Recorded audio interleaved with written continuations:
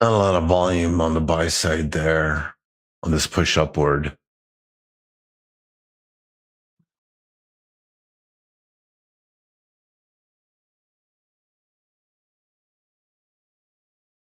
Yeah.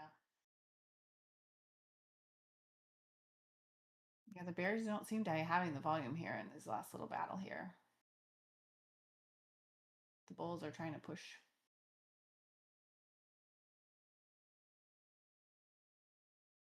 Perfect.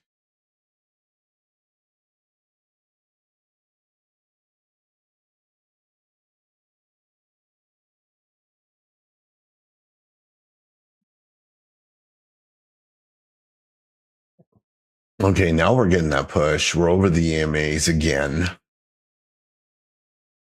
A lot of congestion here to eat through, though. It's like the volume is picking up as well quite nicely. Yeah, this looks good for buys. Pressure.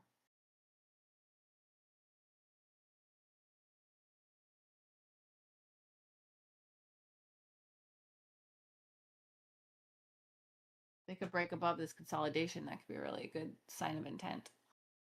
Mm-hmm.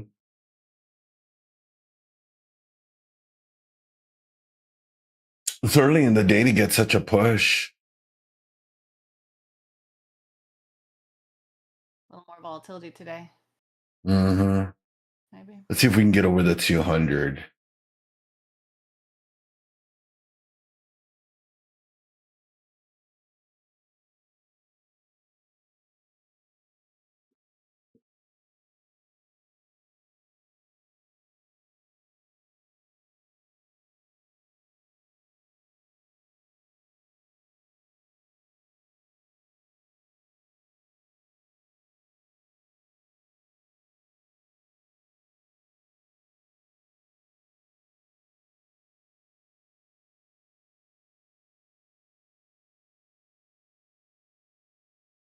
It's interesting. Yesterday was such a small body day, and this morning, like when we traded through almost the entire range of yesterday and double that.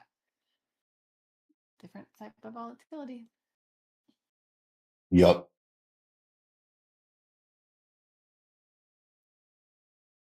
Yeah, I'm here for it. So it makes us money.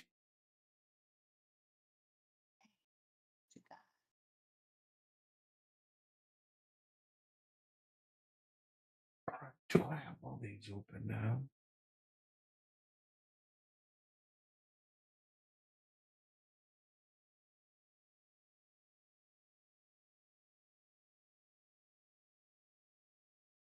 Oh, they're hitting that rejection again here. We'll see.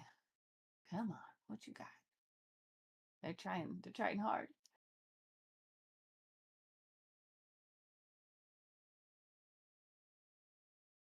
They can do it. Mm-hmm. They can take this, really move it. It was a good like period of pullback and attempts on the Bears to defend, so they had a chance. That's the thing when it gets tight around this area, this center area. I can't remember what Mike called it, but this is the chop zone there. There can be fake outs, draw the bigger level and see if we can get a real clean break here.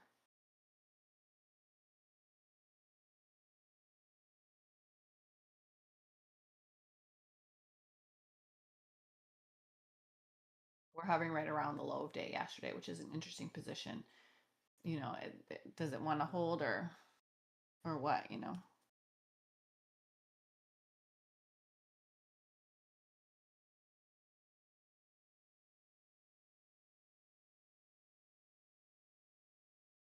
It's my other thing, but bang. 900.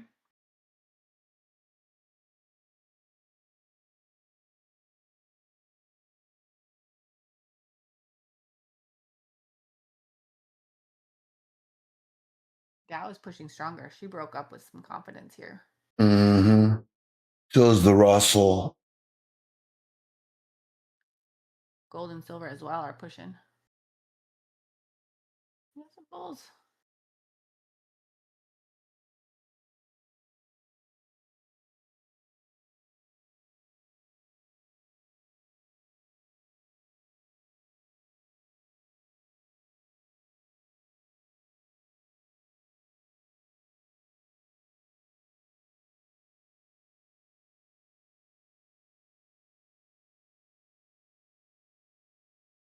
ES is a little stronger than NQ, even two here. Mm-hmm.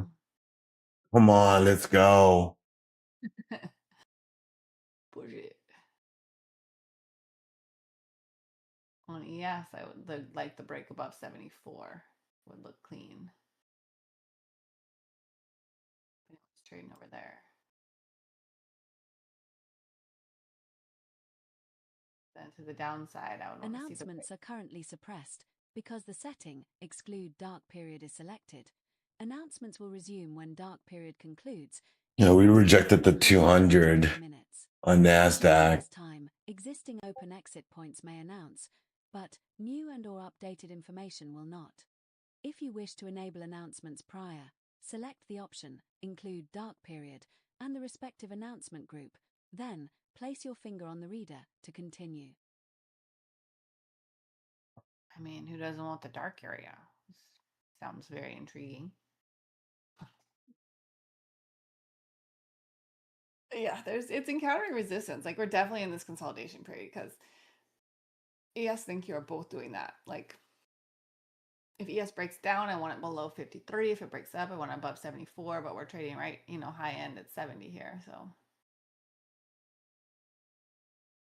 it's pretty similar to NQ.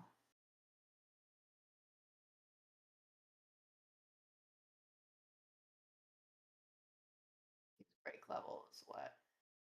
82, 80.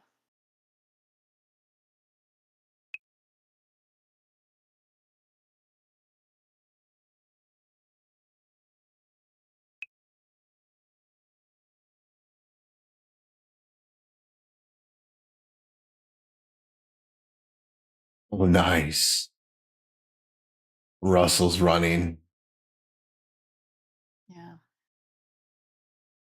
Not the NAS lagging behind. Right. It's still the lagging one though. Dow's strong. ES is pushing a little bit better. So I mean, maybe pull up. That's probably just tech. Let's take a look at the heat map. You still got Tesla recovering.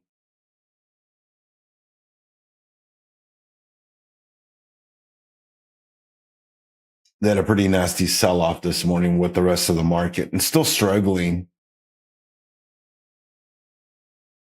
Somebody was asking about SpaceX. Ace, SpaceX already got merged into Tesla. So I believe that's already part of it. And they're trying to do some kind of fast track or something. That's have to, you know what? Let me do a quick search.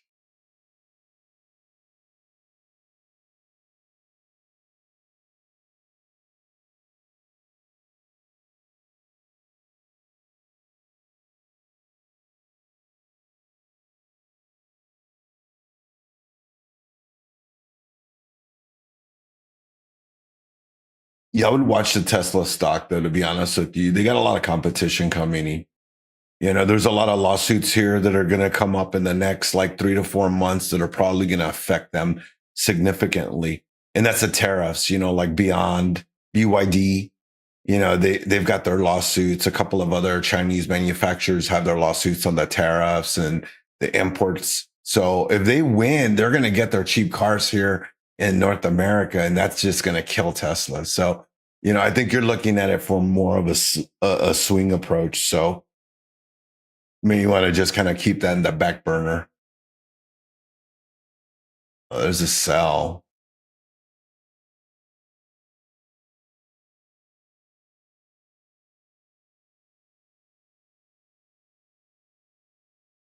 Come on, NQ.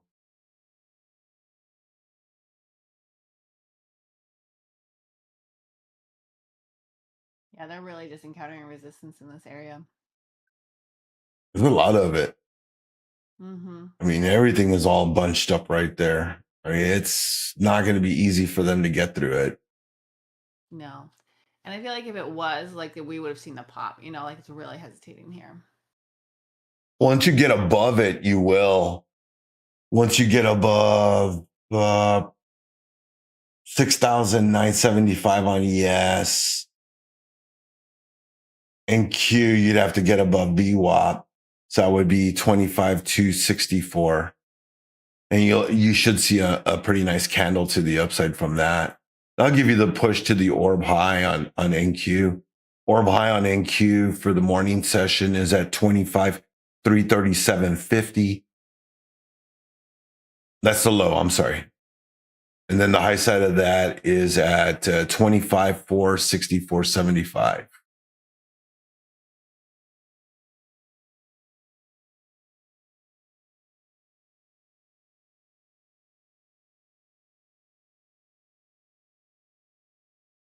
Bears are pushing back here again, though. Mhm. Bears are trying to take it.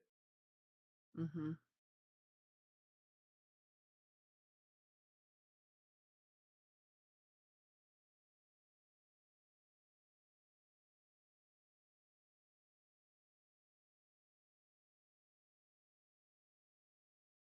Come on, hold it.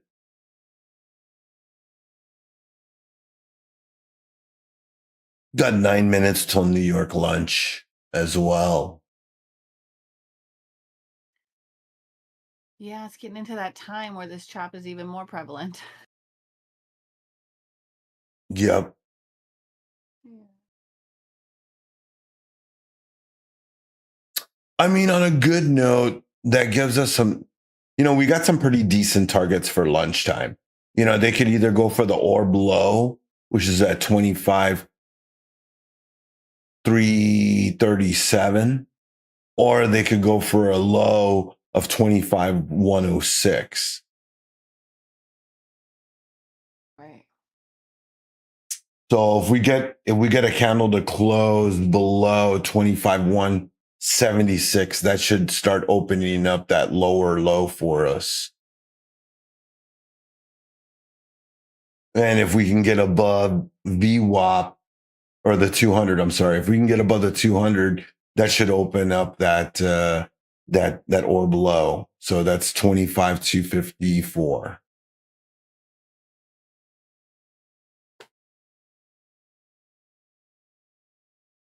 What do you Those make think? sense. Yeah, those make sense as targets. I mean, those levels are everyone looks at those now. I mean, so if we can get a move in that direction, like it should fill that section, fill that gap.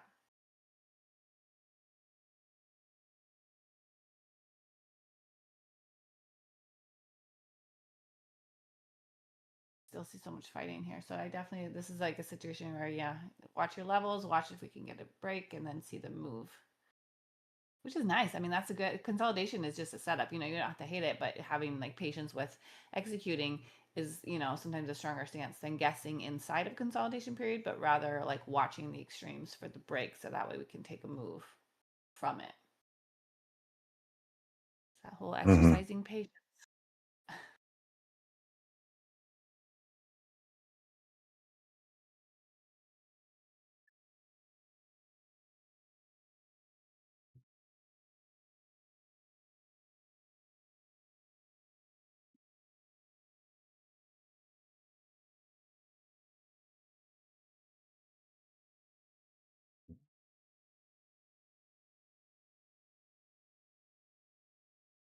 We're testing the EMAs again on NQ.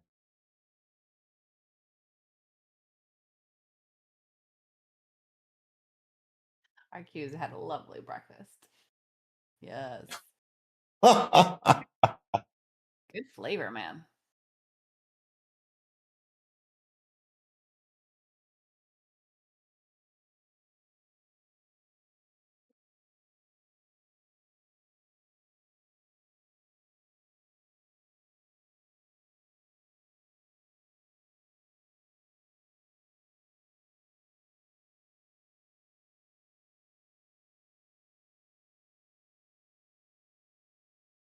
Friday's candle was such a strong bullish engulfing.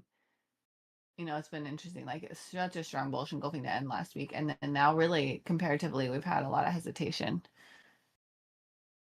So it could be, a bull flag, right? The strong bullish engulfing, and then a few days of hesitation. It's a setup. What's it Mhm. gonna do? It could out for a minute, let everything catch up.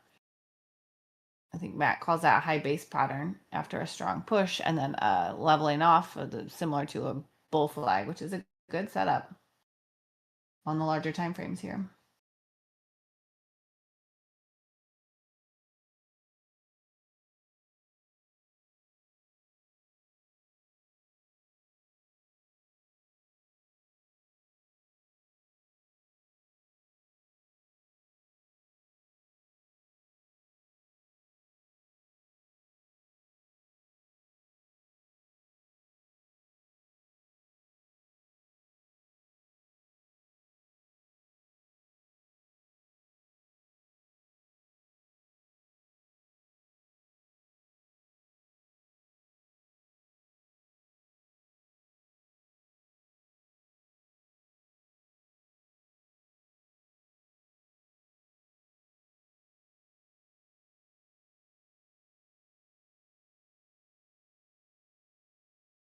So interesting zooming out and looking at on the daily chart, because it's really has been consolidating for months since fall.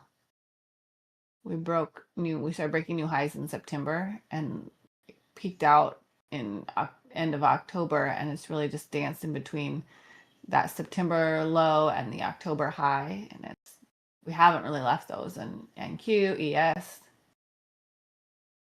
given a little bit of a slow pause here. So again, like on the larger time frame, it could be that consolidation can set up for a move. Watch those extremes.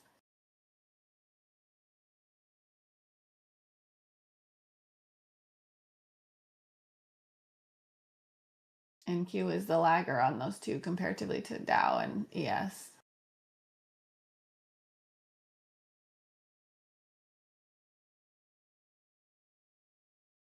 But they get a lot of headline. They get a lot of headline drama in tech. There's a lot more volatility.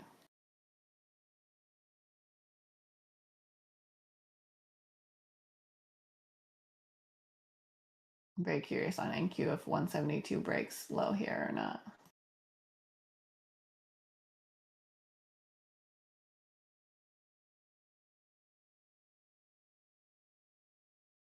Well, that's like a little bull flag.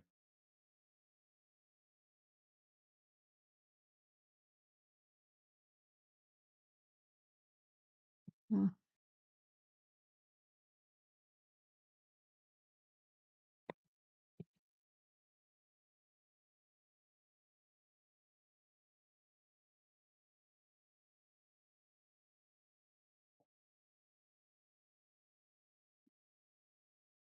So we got another 3 minutes till New York launch.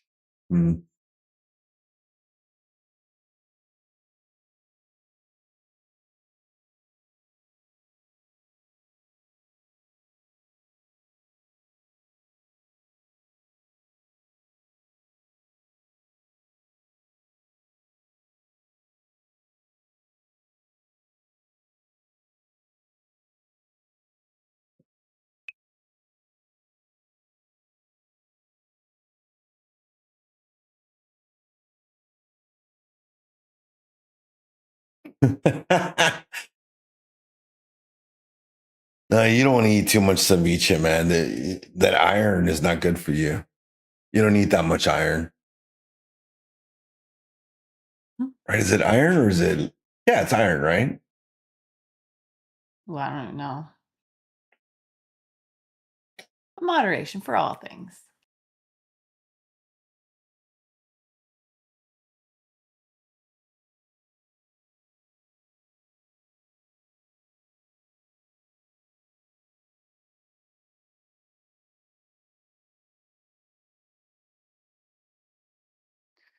Do you ever put regression channels on your chart, Riz?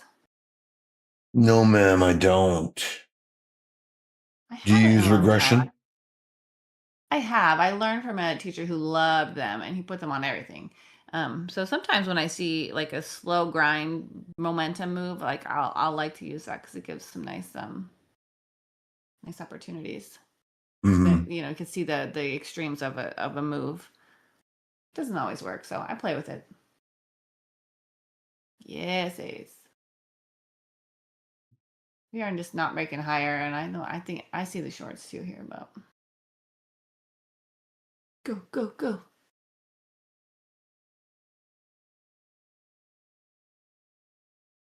And welcome to New York lunch. There's my alert for the break low on NQ. Oh my God. The last Is hour that low consolidation. now? Yeah, there she goes. Mm-hmm. Let's try to take that short now. Get Since we broke it. that level. Mhm. And Eagle let's see up if we can go held. for that low. Yeah.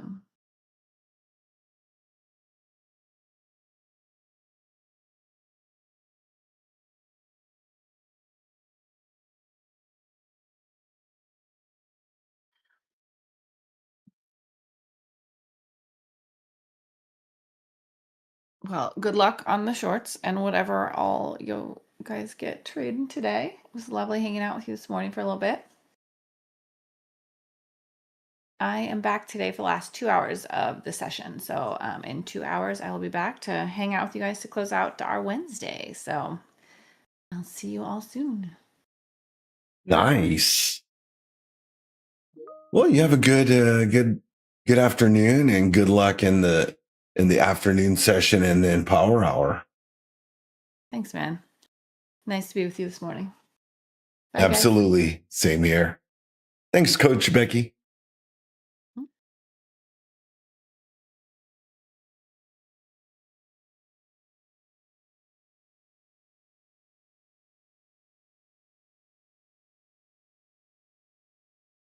And don't forget, guys, if you all enjoy Coach Becky's trade psychology and mentorship, she also offers some fantastic classes here each and every Tuesday after market close.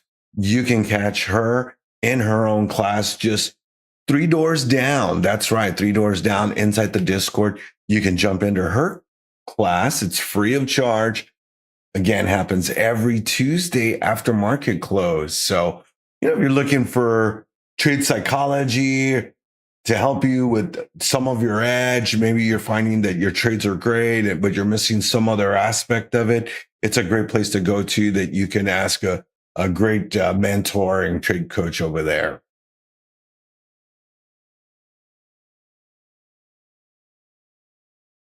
But for our great traders this evening, don't forget, we've got Coach Breezy on at 6 p.m. Eastern. We got Coach Blasky on at 7 p.m. Eastern, and they will be bringing in the evening show. That's right. You can catch those evening trades. Coach Blasky does a mixture of trades as well as he also does some coaching, and he has some classes he goes over and some of his strategies and what has helped him find his edge in the market as well.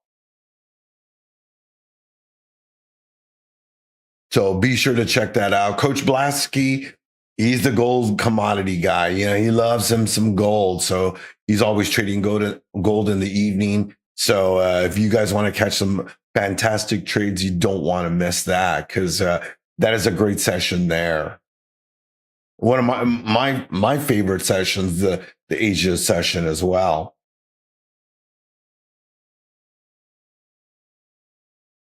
All right, Ace. Well, we're both in it short, so let's see.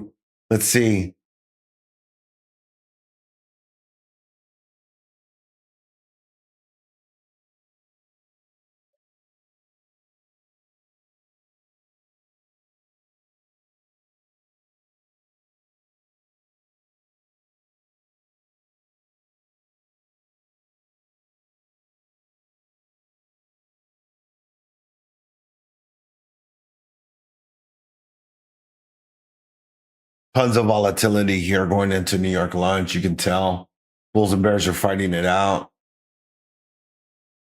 I think the short is in effect though for the lunch hour.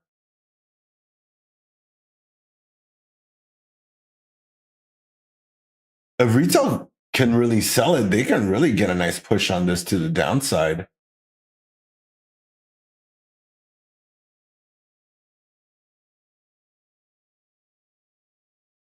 You know what? I didn't take any trades last night. I actually didn't. I had some other stuff I was tending to, and yeah, I didn't. It was a beautiful rip at the Sydney Open, though, right? I saw it. I was like, I didn't have time to sit at the charts and stuff. I should have put some buy orders and some sell orders, and I would have been fine.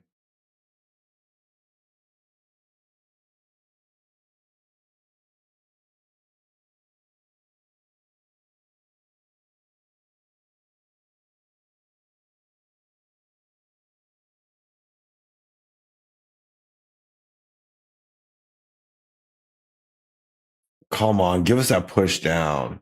Let's do it.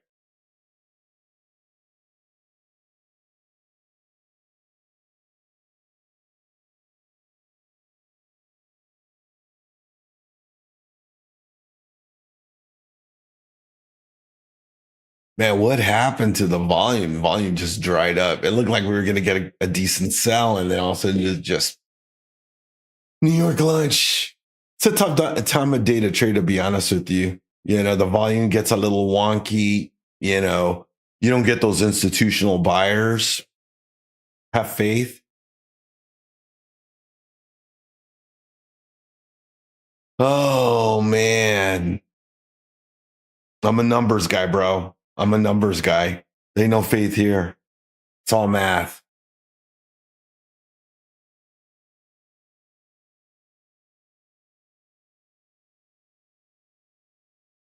Man, if I got to start praying on my trades, I need to stop trading. Hopium now. Now you're talking. Now you're talking, bro. I drink hopium every morning, man. I have like a whopping like 10 cups of hopium every day, bro. That's what brings me here every day, bro. And you guys, you know, and I love working at Blue Sky. Not gonna lie.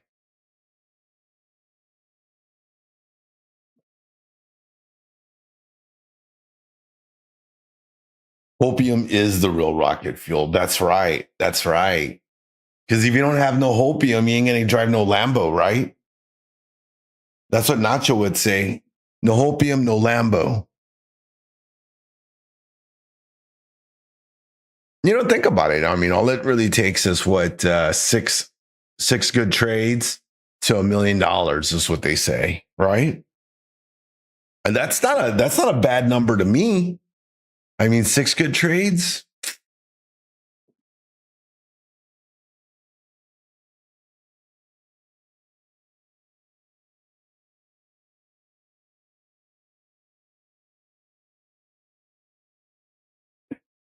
If you don't dream big, you're not going to think big and you're not going to win big, you know?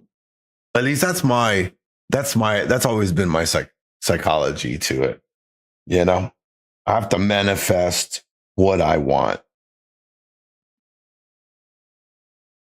You're way overdue on that number. I think we all are, bro. But that's what makes it challenging. But then when you get it, boom, it's even better, right? And then you'll know how to take care of it. That in itself right there, that becomes the cool part about it, is that then you'll know once you attain it and you get there, you'll know how to manage yourself and not lose it in one trade, you know?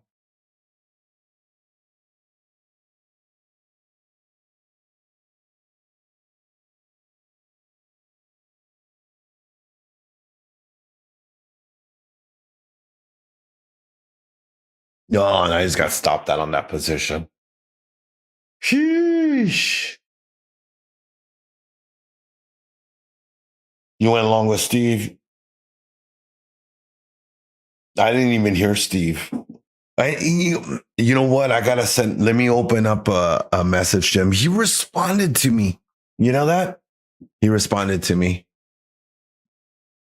It was nice. I'm gonna. No, he didn't. He didn't respond with a meme. It was a very nice comment. It was one of the greatest comments of all time. No, it was good. It was good. We were talking about some zero DTEs.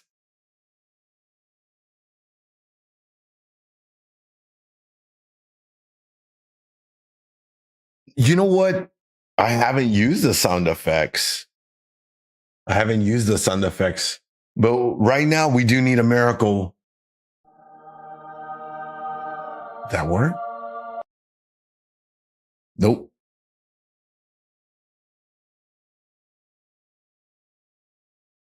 I can't believe this thing didn't work. Why didn't it work?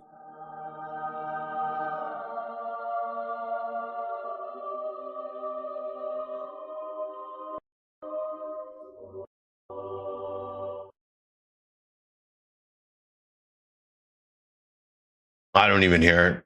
That absolutely did not even come out on my end. You know what? Let me try that again. You guys probably heard it.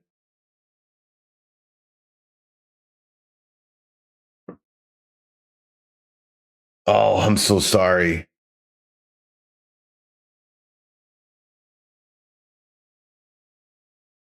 You know what? To be honest with you, Amaro, I struggled the last few days myself, man. I've been, yeah, I gotten chopped up, you know, yeah. Even like today, I missed my fill. I got that good short earlier. I mean, I just got stopped down on that short I was trying right now. We broke below my levels, so I felt like the short was right, and I could have taken profit on it. I just wanted to get down to 130, and I didn't move my stop. That was my fault. That was my fault for not moving my stop. You guys know that was poor trade management on my part.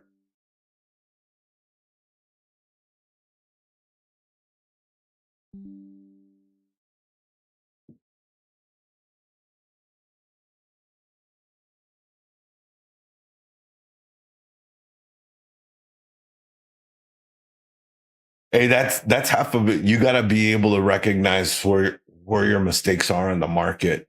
The market is unforgiving, and if you're ignorant to what's happening, or what your faults are, your mistakes are, you'll never be a good trader. So you got to be able to zoom out and journal it, take those notes, be like, why did I do this? Why did I do that? Because that's what fills in the blanks for you, and then when you write it down, you reinforce it. You kind of like lock it into your long-term memory, it's kind of, even if you type it, you type it into a form or like another Discord, that gives you that, long-term memory that you kind of just record it in your mind.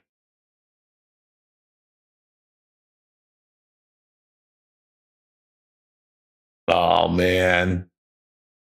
Amaro, it's just one of those things. You just have to stop doing it, we can say it all day long. We can tell you what size lot you should use and all that. But at the end of the day, you're the one clicking that button, that left button on the mouse. You're the one that hits it. It hits that order, to get sent, and it's a hard thing to get over. I remember when I was first trading, I wanted to trade the NAS all the time. And it took me a while to realize that. I was like, no, no, no, no. I need to trade MNQ until I can figure out what I'm doing and how I'm doing it and how I can, you know, repeatedly make money and not just keep blowing evals over and over. Yeah, you're right. 4 micros. I mean, three mini micros. That's like perfect for me. That's like my sweet sizing right there. I like it with 3 because I can make $1,000 in a day with 3 micros.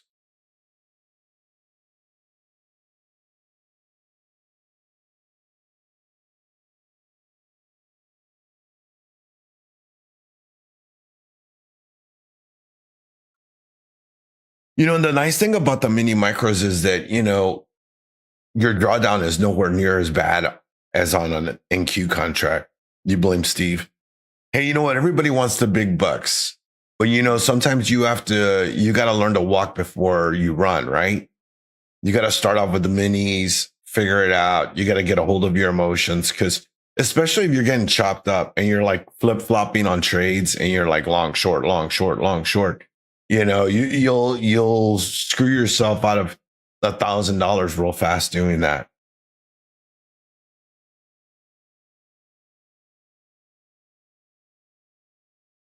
Oh, have you? Well, yeah, I agree.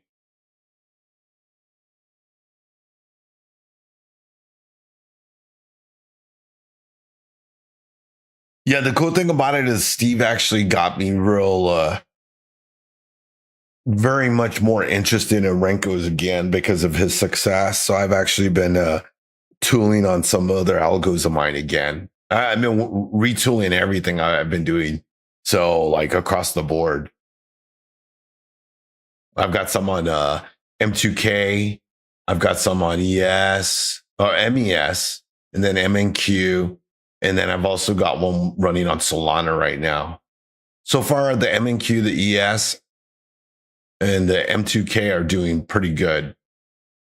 I had a few dozen that, a couple of dozen that, didn't work out of the batches, but I already had some that were like somewhat working. So I've been just tweaking those and stuff.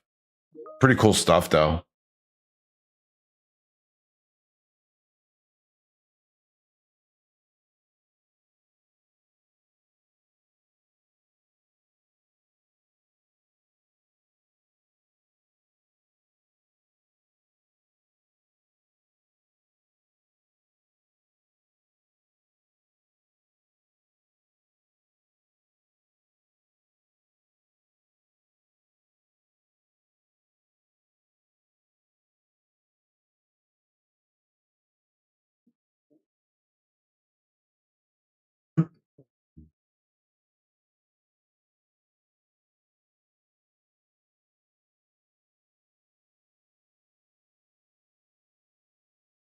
Okay. What are we going to do now? Should get a move right now, though. Should be done with the consolidation. All right, there we go. Can we hold this on NQ, though?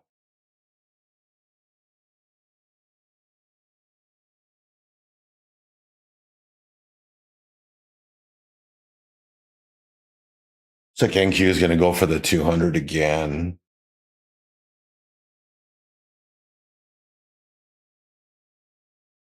Are we going to consolidate or will we actually get a lunchtime move? What do you think, team?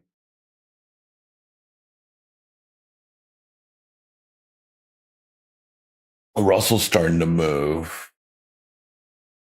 Let's take a look at ES and see what ES is doing right now. Same for ES. Back in the EMAs. Well, it's back at VWAP now, which is really good. Can we get above it though? We got another 2.5 minutes on this 5-minute candle. If we get a close above, we should actually start to get that move to the upside. Look at that. These calls are almost back at live. Back alive. Guess who's back? Might see a little bit of a pullback. We might get a nice little pullback that might even allow us to get in for a long entry. Let's see.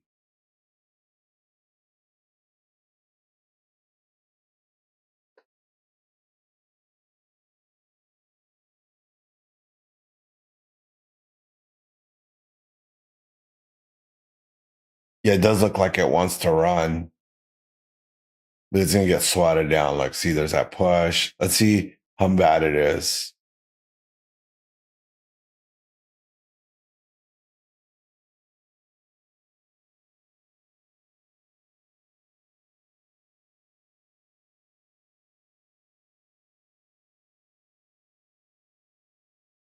There's that sell.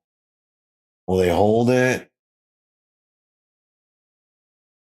No, they're going to push it down. Yeah.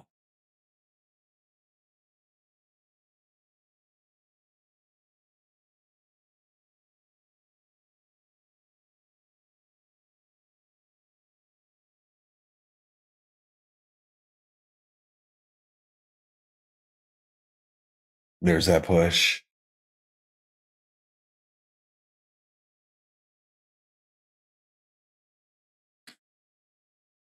All right, let's go down to the 1 and see what's happening there. Oh, nice.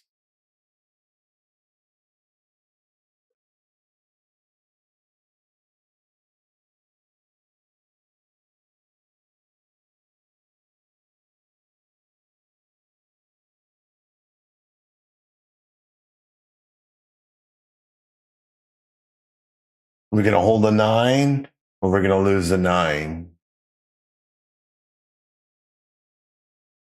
Let's see. What have we been doing today on the... Okay. So it looks like we're respecting the 9 and the 26 pretty well today on the 1 minute. Oh, that's good. That's good, General. Oh, slowly but surely.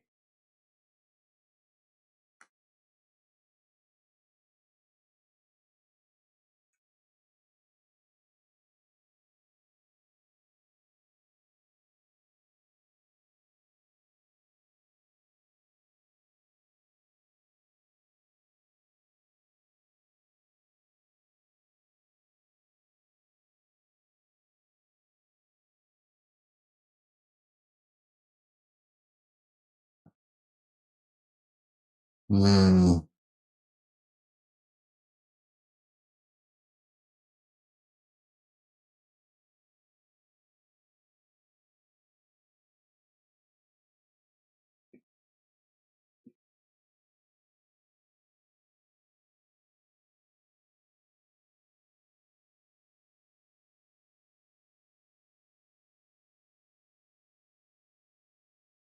Okay, can these bulls hold the 26? Should hold this though. All right, let's see. Let's switch over to M and Q.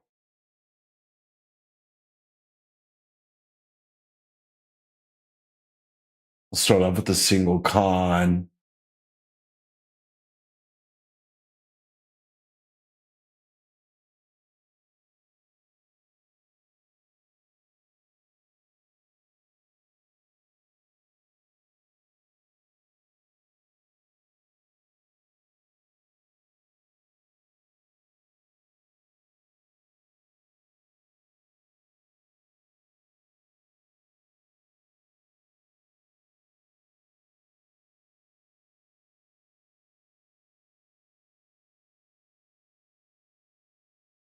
Okay. Nice little move there. That M and Q con.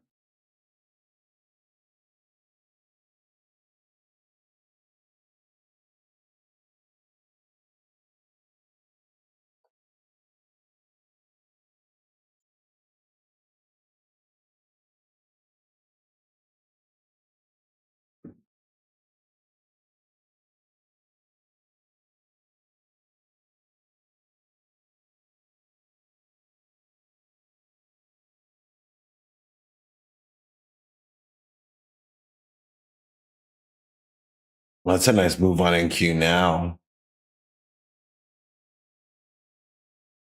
That wasn't a bad entry right off the 26. That's a decent bounce.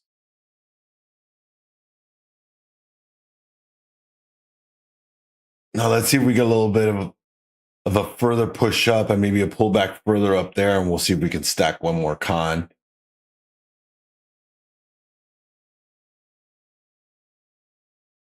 Yeah, let's see if we can get above the 200. Push up maybe a candle higher, maybe that 25,280 mark. We'll get a little bit of a rejection. We'll settle in here at 261-ish, and we'll see if we can add another contract there.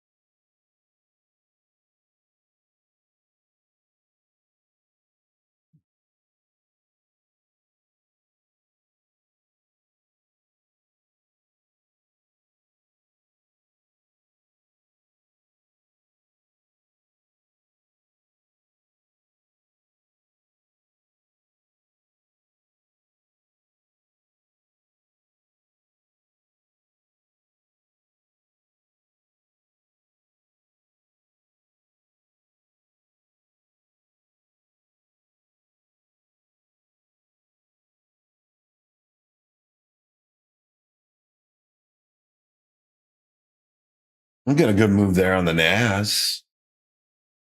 Come on. There's VWAP. Come on. Push. Nice. Okay. All right. Now, can we get over the 200? And there we are. There's that push over the 200. Look at that. A single M and Q con up $105 right there. Psh.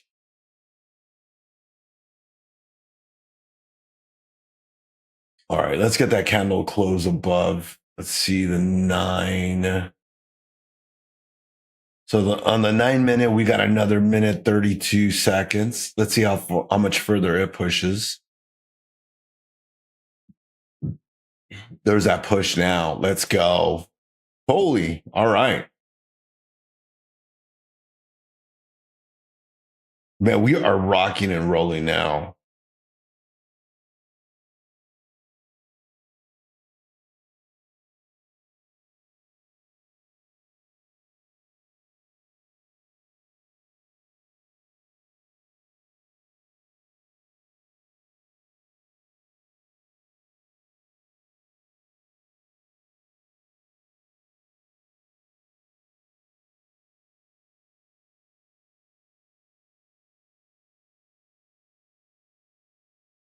Take a look at silver real quick. I just want to see what it's doing.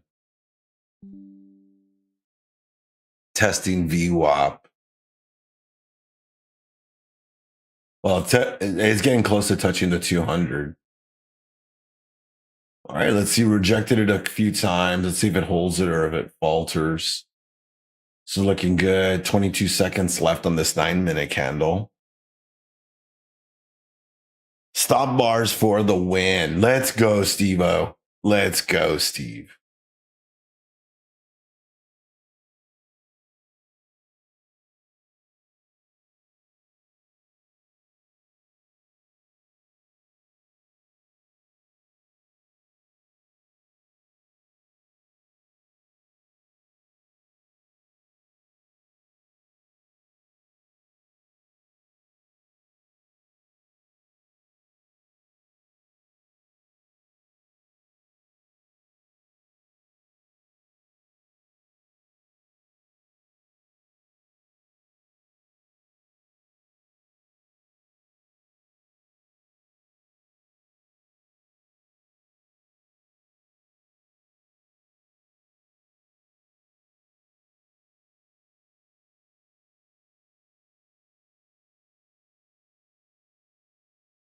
All right, here on the 9 minutes, struggling there at the 200.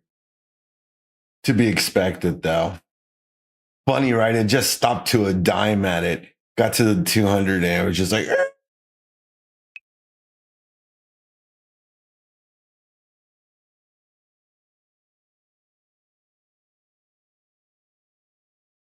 oh, you know what? I know why this is not working. Or why I can't hear it.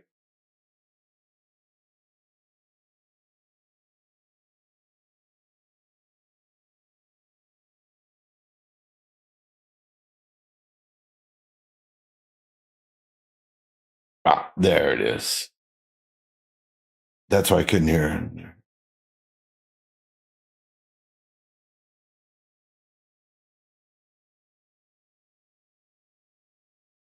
All right, let's roll down to the lower time frame. We're talking about this. We're talking about the 260 mark to see if we could add a con, right? We'll add a buy limit.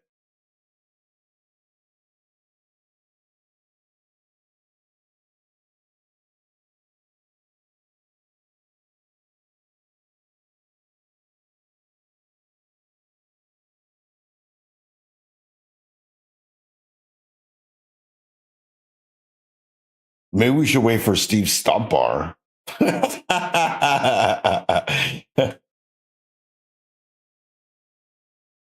Offloading all those longs.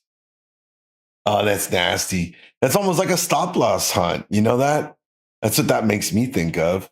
Like looking at that exactly just makes me think of a stop loss hunt.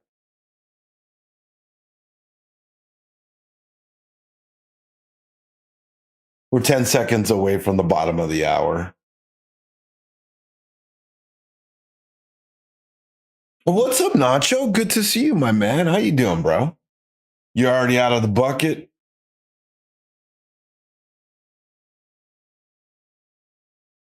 Hmm.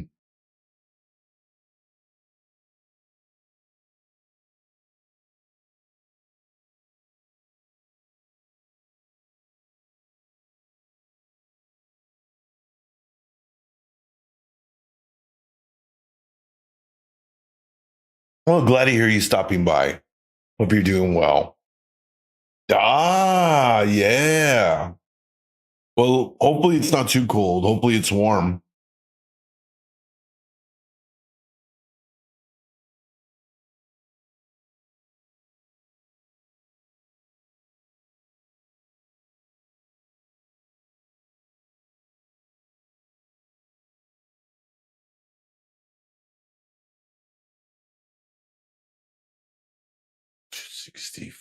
$64.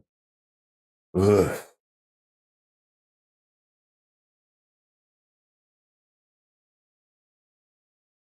It's a slow grind, though. I will say that. Slow grind to the upside. You gonna get a further pullback on this, or is that it? Looks like a little mini bull flag right there.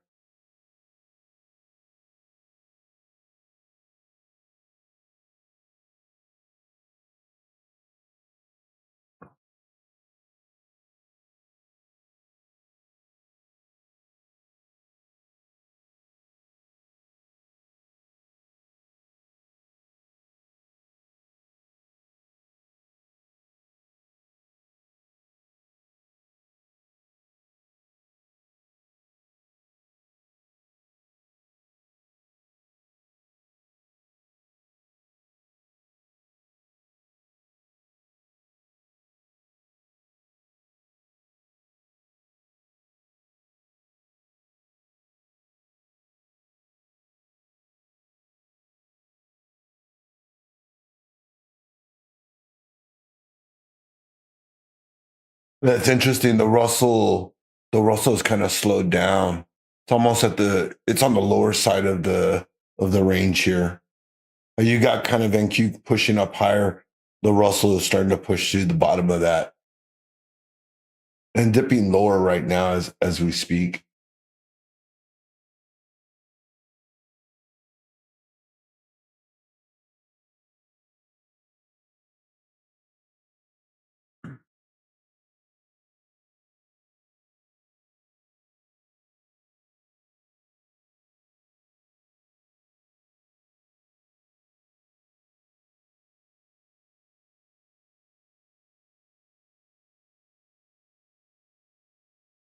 A lot of opportunity here. We could lose momentum here, push into the lower lows of the day, or we could continue the upside bounce and take out the highs of the day. Right in the middle of it all, if you zoom out.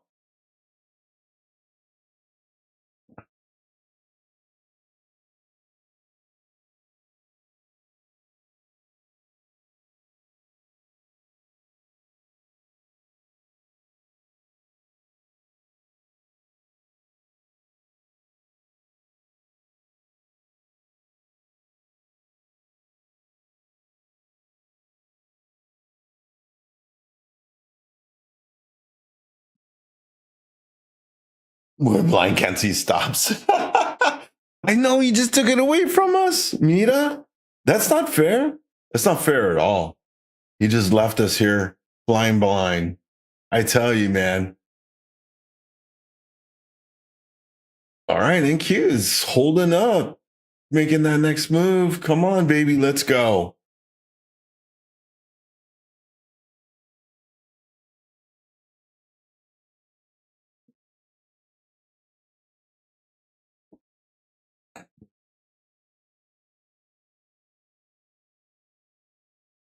A lot of resistance here, though. They're trying to hold it. They don't want to let it go. When do the podcasts drop? Every Monday morning. You should be able to catch that about, I'd say, around 9 a.m. CST. You should see it around that time, maybe even a little earlier. So right around market open, you should see the podcast popping out. Don't forget, you guys can catch that on Spotify. You can catch that on Apple iTunes. We've got it on YouTube. So anywhere that you listen to your podcast, you can definitely check out our podcast there.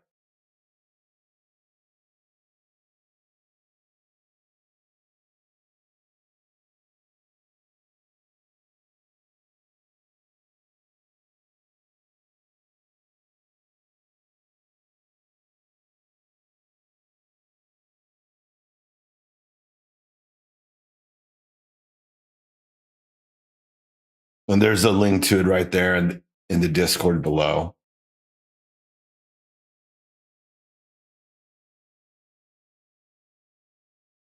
Oh, I'm sure. A little something cool to listen to.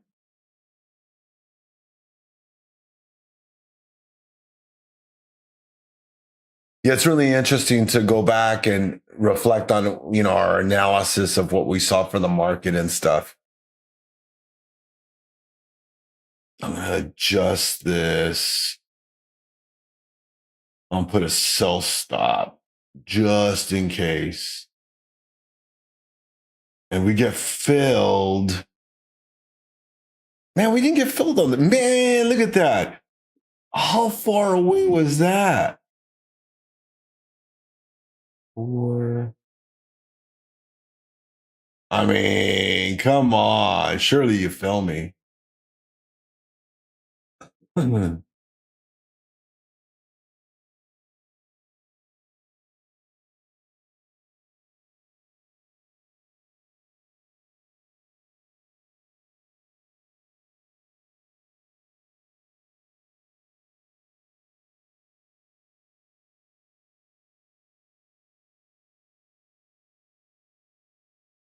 I'm gonna lower my buy. I'm gonna lower my buy to the 26. Maybe even I'm gonna lock that in there at 25,251. I'm gonna put that as my buy.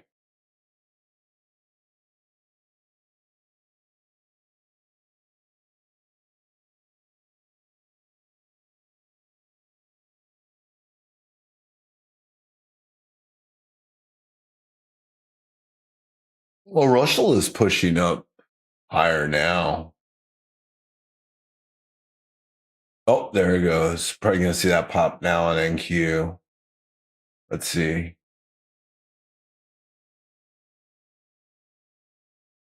Come on. There you go.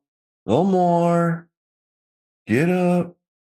Now give us 290. Come on, push up and give us 290. Give it to us real fast. Mm.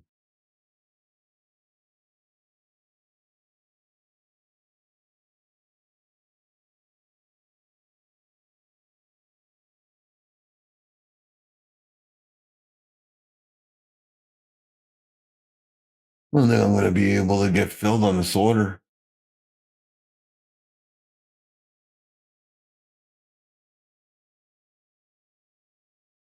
Oh, maybe. Maybe.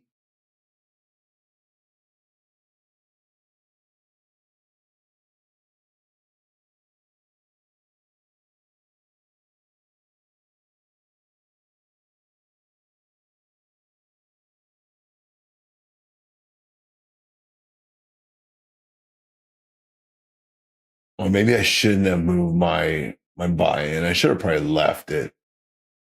I still wouldn't have gotten it though. Still too far away.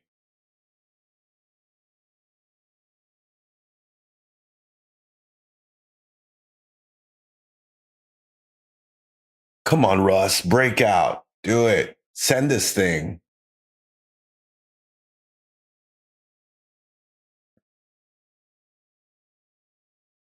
I mean, if worst comes to worst, I'll reload at 25,300. If we get above that, I'll definitely add a contract there because we'll be in the next range then.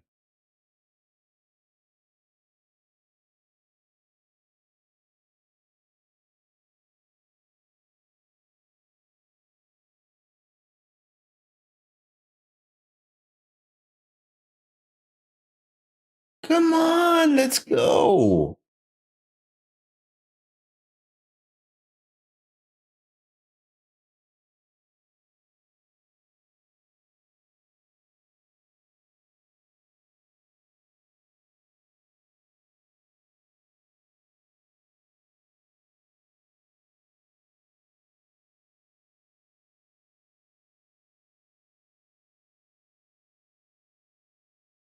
And there she is. Come on.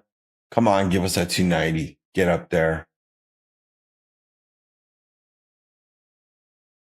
Come on, you know you want it.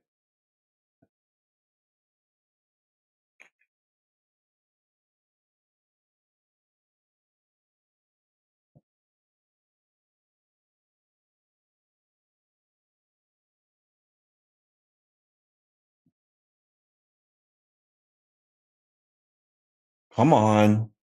Let's go. Almost there. And there's that. Come on.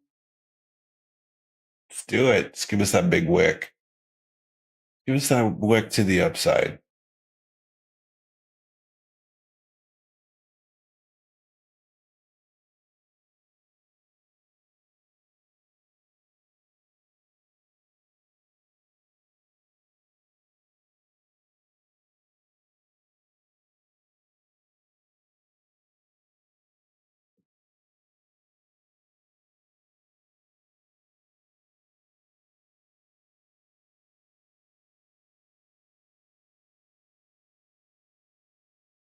It's gonna be interesting to see what ends up happening coming out of New York lunch. You know, will institutions send us further lower, or will they recognize the bounce and just buy it?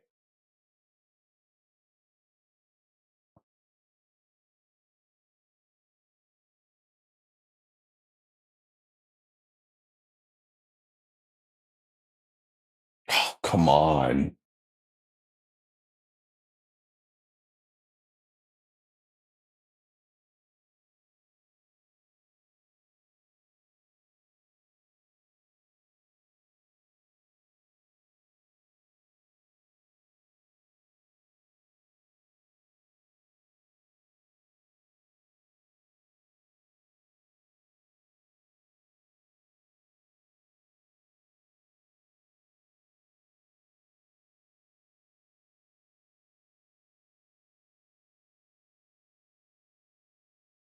Okay, there we go. Just broke above the 290 mark. Got 18 minutes till the end of New York lunch. Making a nice move to the upside now. Been a nice grind up for the last hour.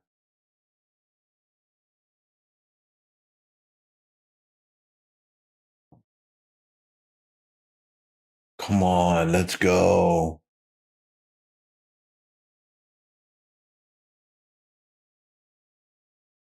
I'm gonna take my buy order out. Justice to a single.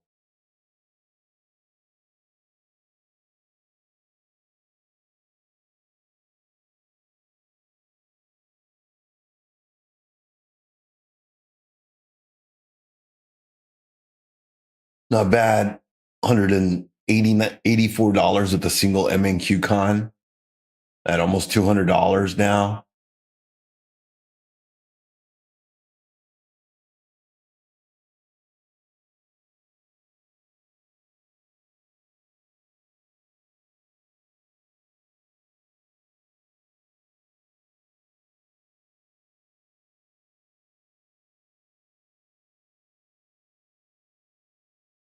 What was that 300 mark? What do you guys think? Should we add a con here? 298.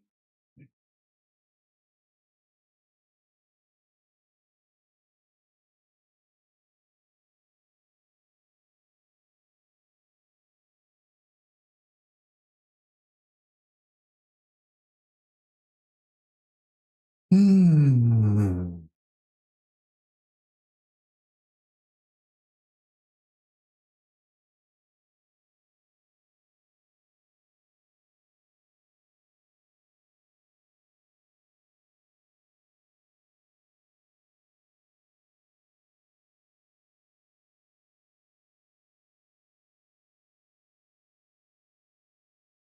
Okay, 15 minutes till the top of the hour.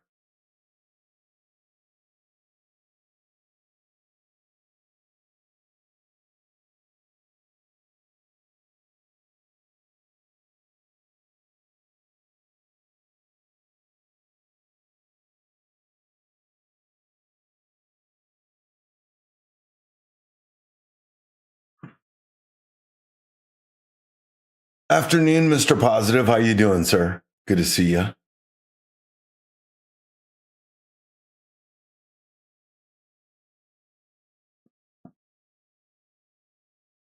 Oh,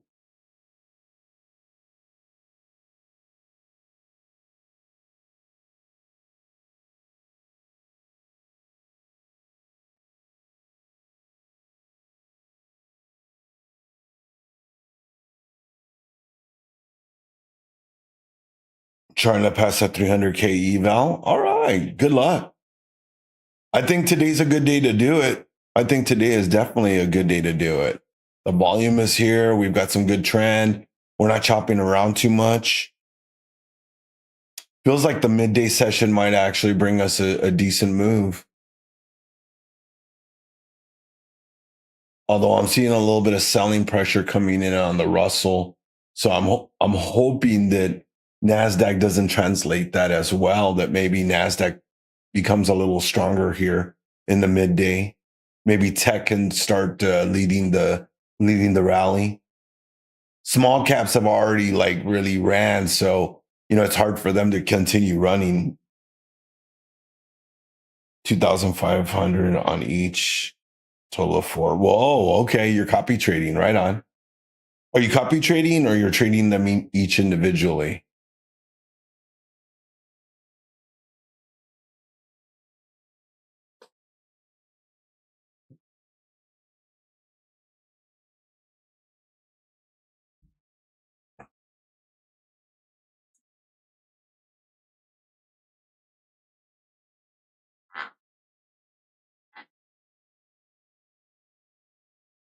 What do you think you hanging out on? This is the current year mid.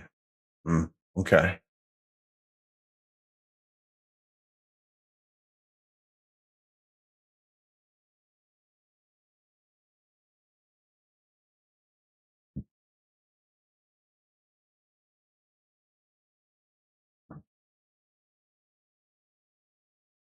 All right, let's see what we can do here. We're gonna hold this. I like where we're at. Let's see on the higher time frames. Okay, so on the 9, we're trying to make that candle close above the 200. Okay.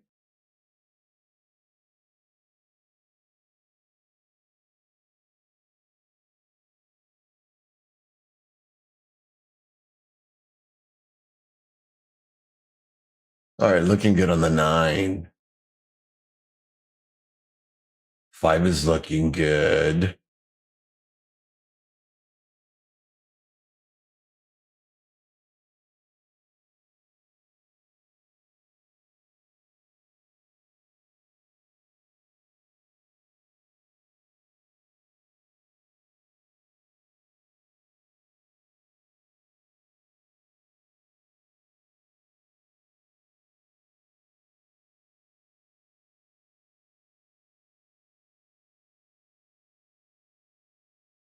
Come on, baby, let's go.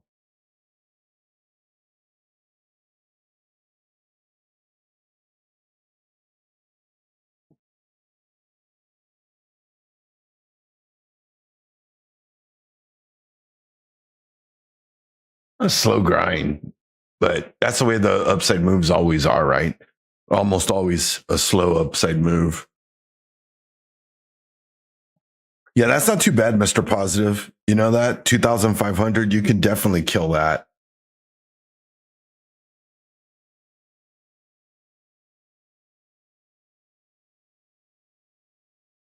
Yeah, good luck on that. Let me know how that goes for you. Hopefully, we can help you get through that today. I'm already long right now. I took my long at 25,208, as you can see on my chart.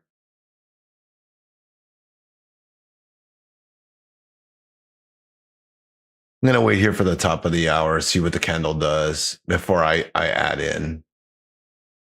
I'm a little concerned going into the top of the hour. I just don't want to add a contract and be up here at the top and then have it pull back on me already. And then you know that this will move up to probably around right here, somewhere in this range when I add a contract in.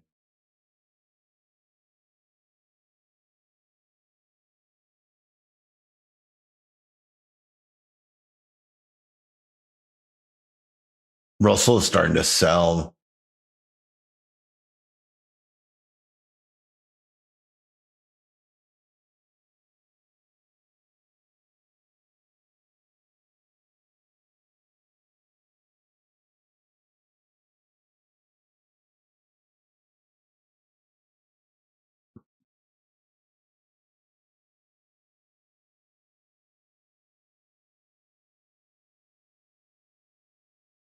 Yeah, pretty interesting for the day because ES is actually green 0.22%, sitting at 6,977.50.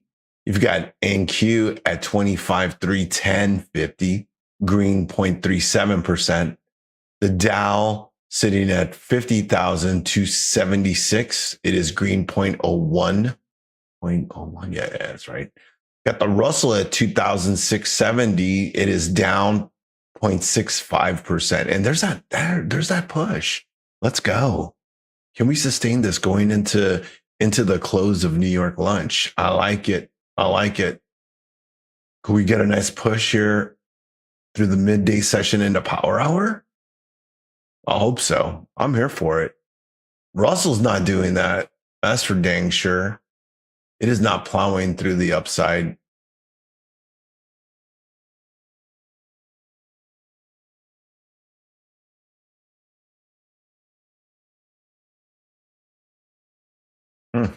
Okay.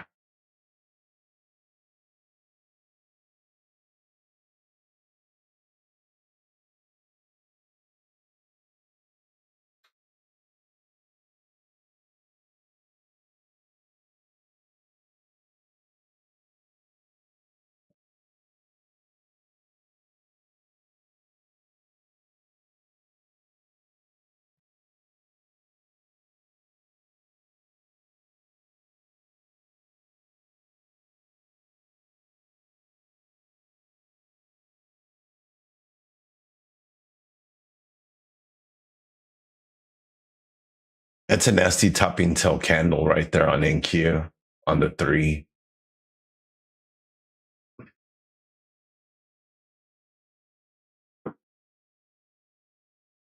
Yeah, I definitely don't like that. That's no bueno.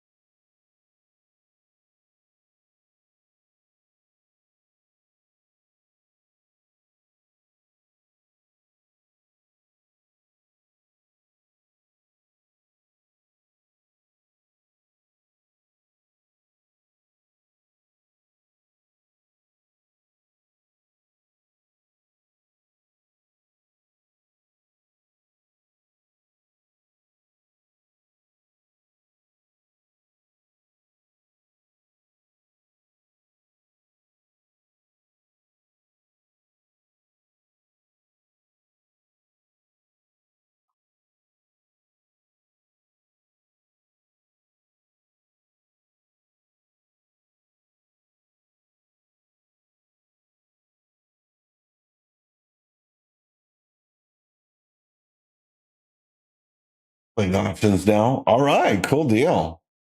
You short or long right now for the afternoon session?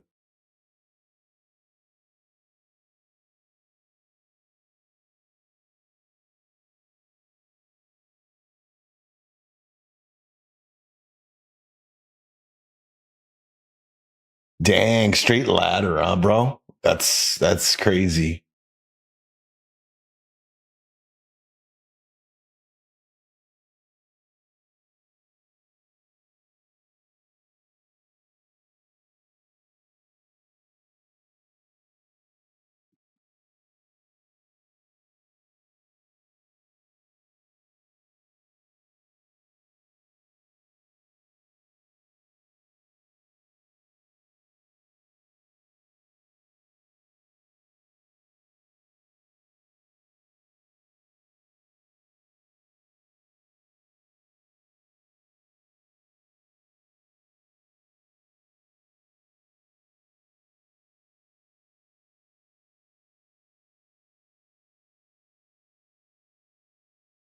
was a big old M on the Russell, like on the 2 and on the 3.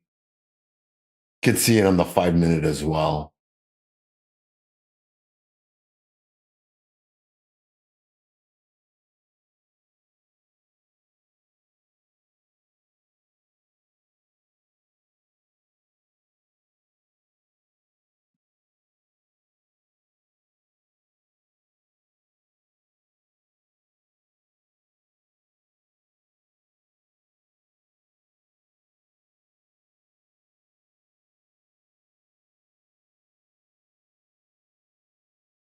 I remember sometimes RQ, I would have to go out and help my guys run Cat 5 cable in buildings and stuff.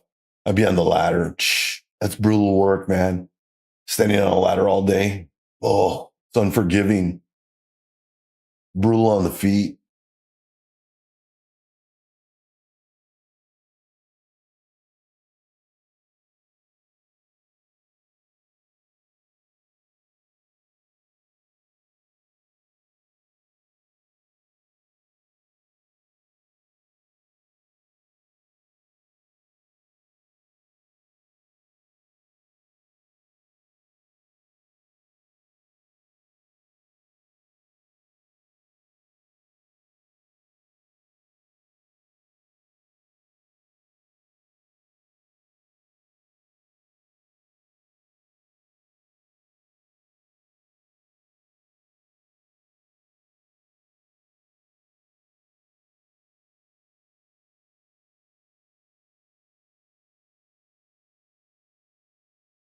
Yeah, we used to do buried cabling and stuff as well. That stuff was a nightmare, bro.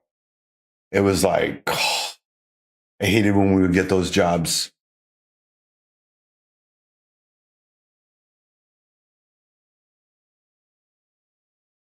Sheesh.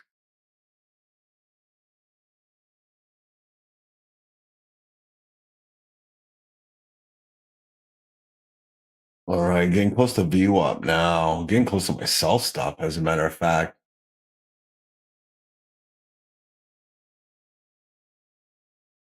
Wow.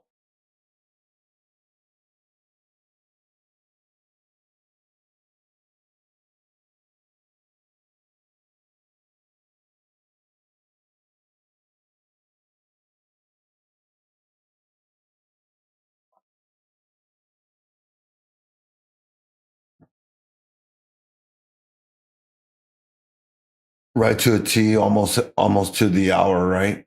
Probably get a little further selling. I'm going to move my sell stop a little further down. I don't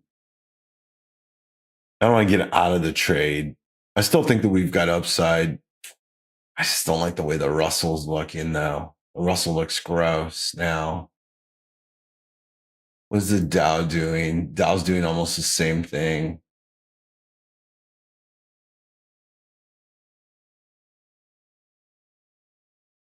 Let's change this. Let's buy one.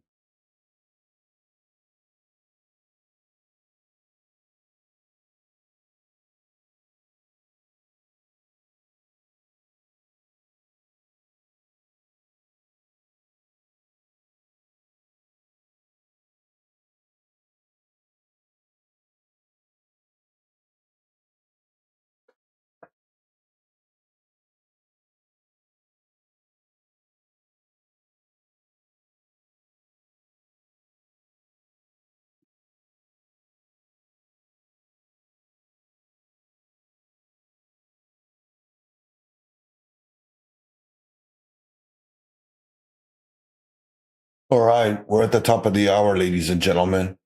We're out of New York lunch now. See what retail, but let's see what institutions do for us here.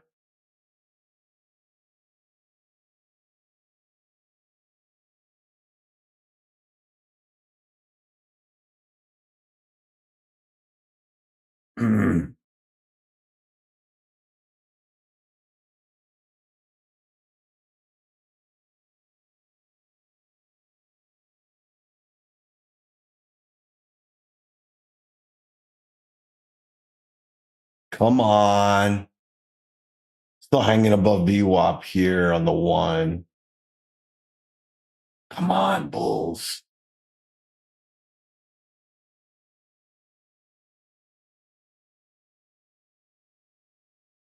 Come on, hold it. Okay, good, good, good, good, good, good. Now, can we get back over the EMAs? This is gonna be the tough part here.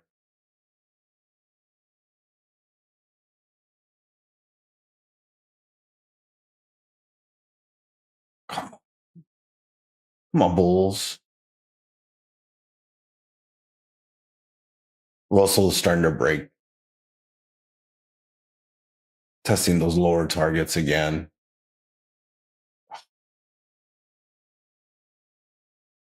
Mm-mm-mm.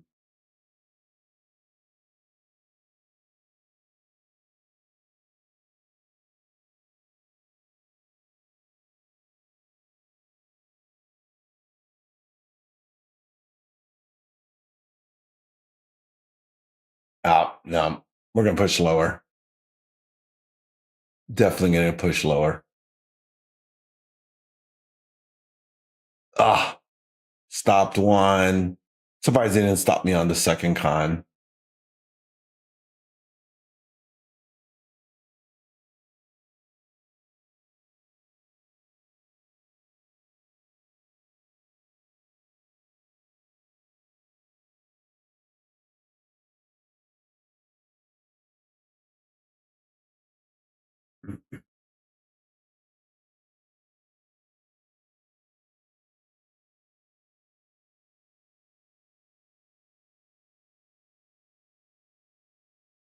See you tomorrow.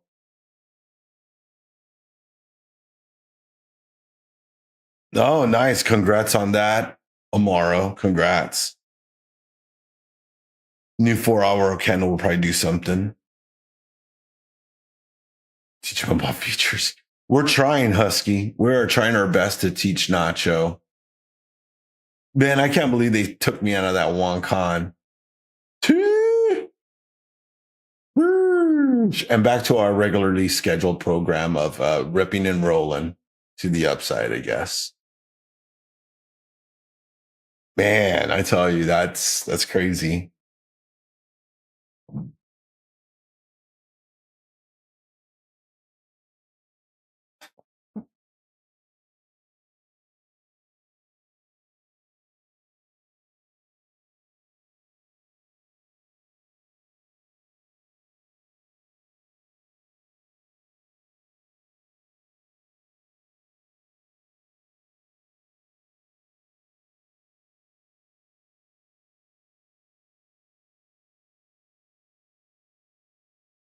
Oh, wow.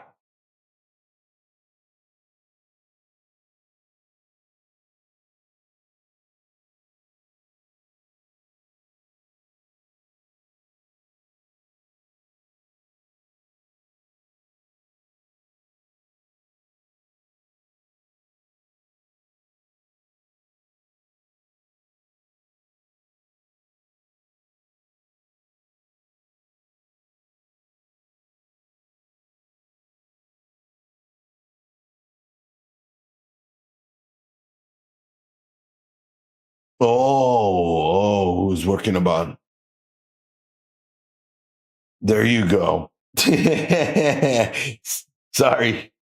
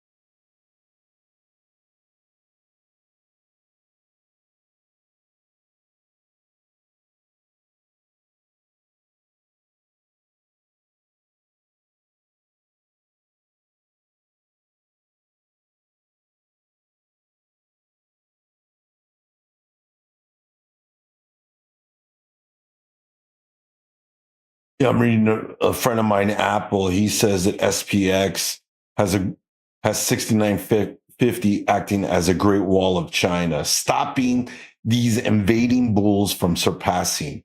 Once this delta collapses, however, we should see a squeeze into the close.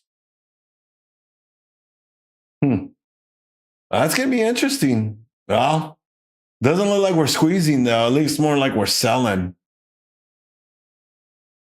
The Russell also dipping below. I just got stopped out on my position. I'm so sad.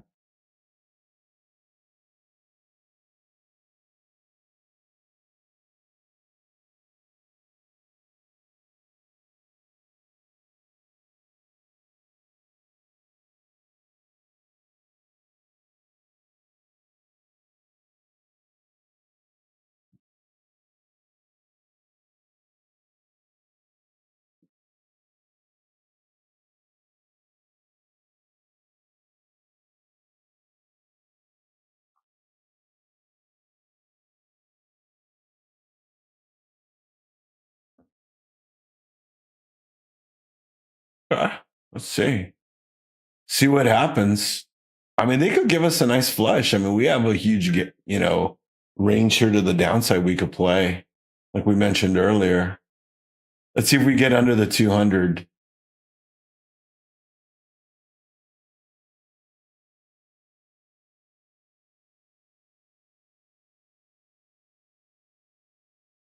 That was pretty late in the day to stop us out, though, for them to let us above the 200.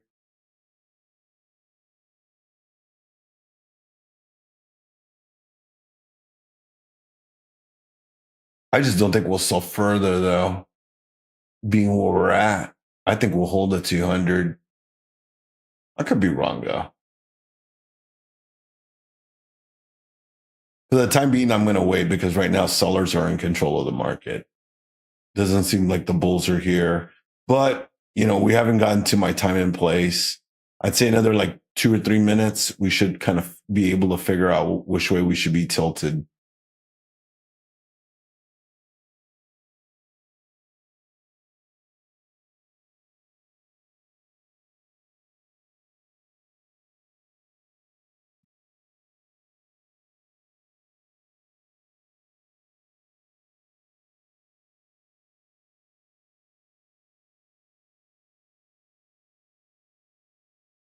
Probably could see us dip down to 25 199 if we continue selling. If that's what they're going to do, they're going to sell us down that low.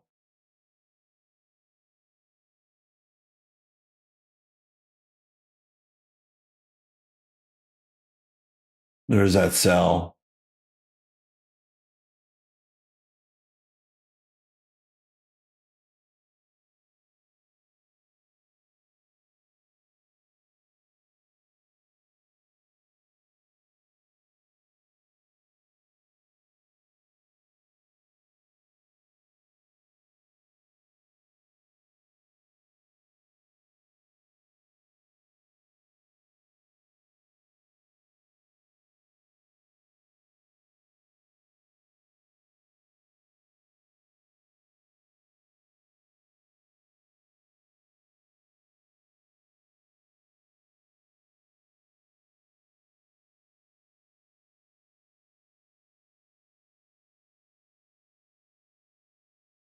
There she goes. Now she's really breaking through.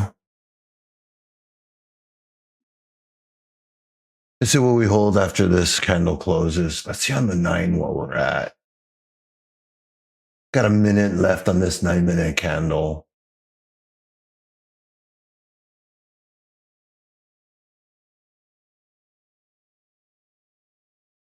This isn't right. The orb level on this chart is not correct. That should be right over here.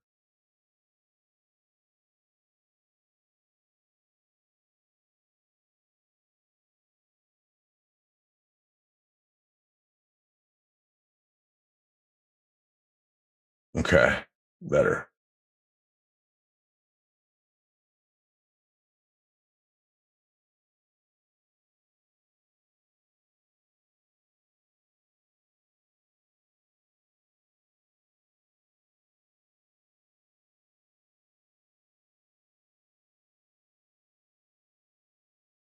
Take a look at what precious metals are doing. Starting to sell a little, rolled over as well. Bitcoin just dumping.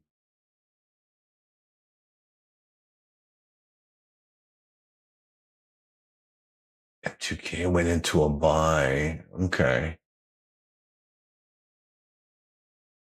Hmm.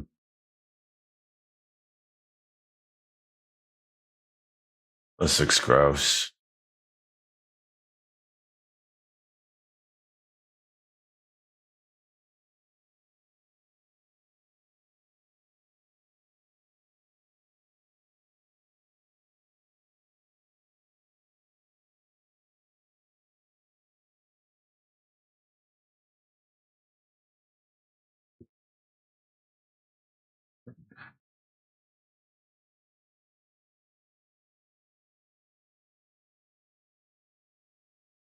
Well, if it's going to be like this, and it'll go back to what my original thesis was, is that we won't see that roll bounce happen for another hour.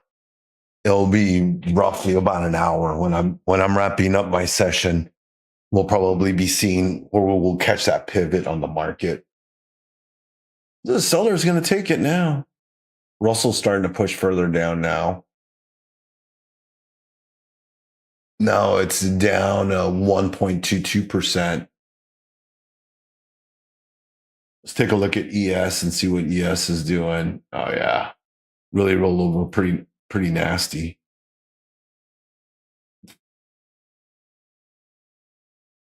Sheesh.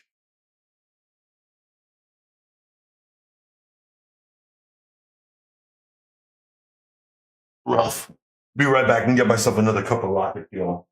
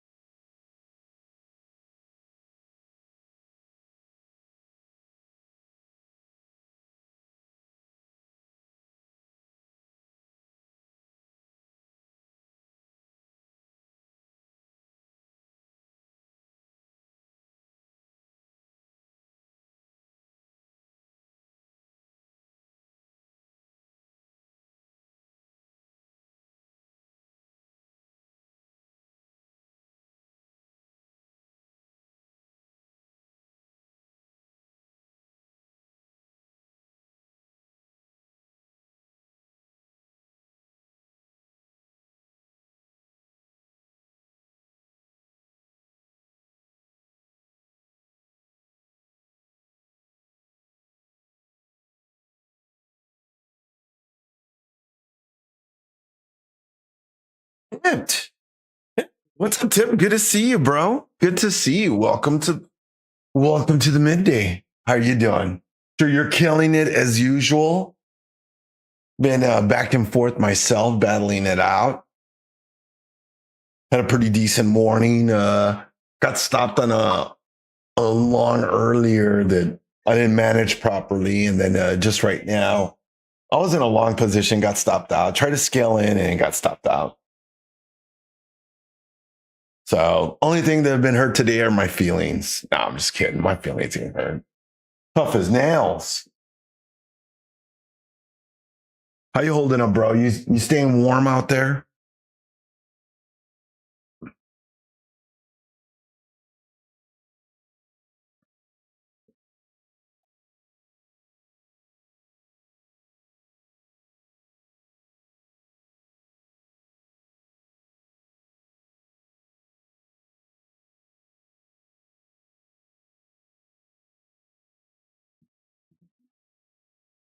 Should be able to type.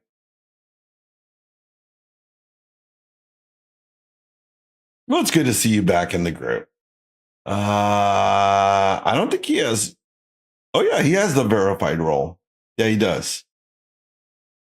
Frozen solid, my man. Oh man, don't tell me that. Sweet, thank you for that, RQ. I got one of my trading buddies hanging out with us today. I haven't seen you in a minute. Hope you and the fam are well. Stay warm.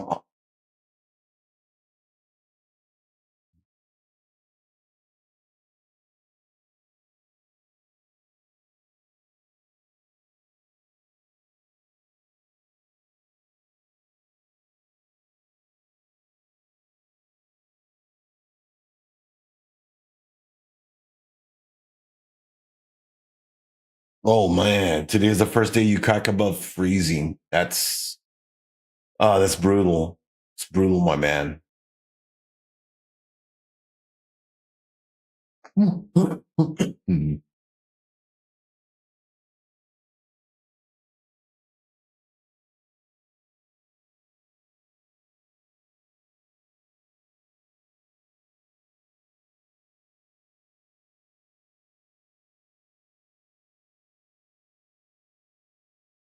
No, we don't know that kind of cold, and I don't care to want to know what that cold is like. That's one I can live without, my friend.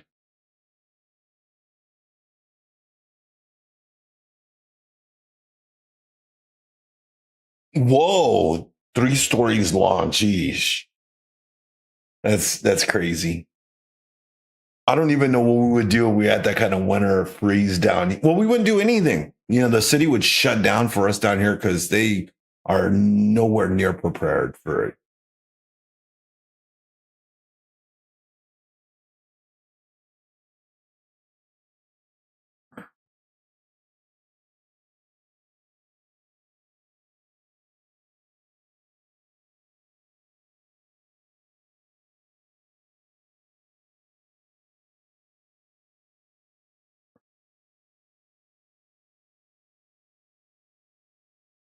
Yeah. My wife was in shorts yesterday.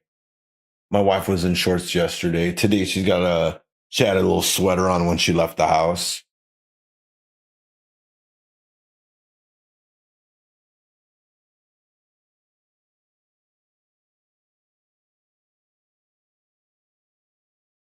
I don't know what the temperature is today. 65. 65 here in SATX. But yeah, Tipped is right. We don't know anything about that kind of cold weather.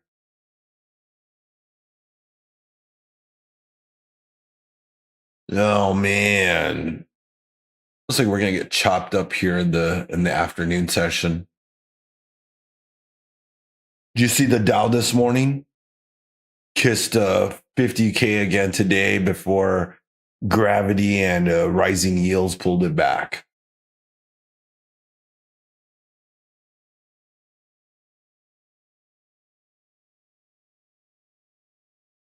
But right now, it's sitting all right though. Still sitting at what 50,130.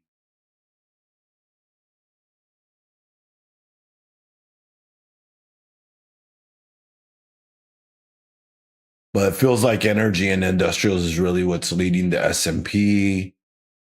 NASDAQ, we still have a software sell-off weighing it down. And we got hawkish pressure building on 10-year bonds.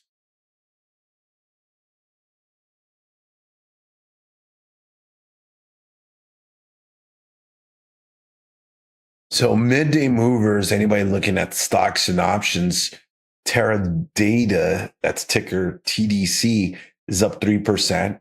It's had a monster move. They crush their Q4 earnings and public cloud revenues surged 15%. Verdi, VRT, is up 23%, holding massive gains as AI data center cooling narrative stays undefeated.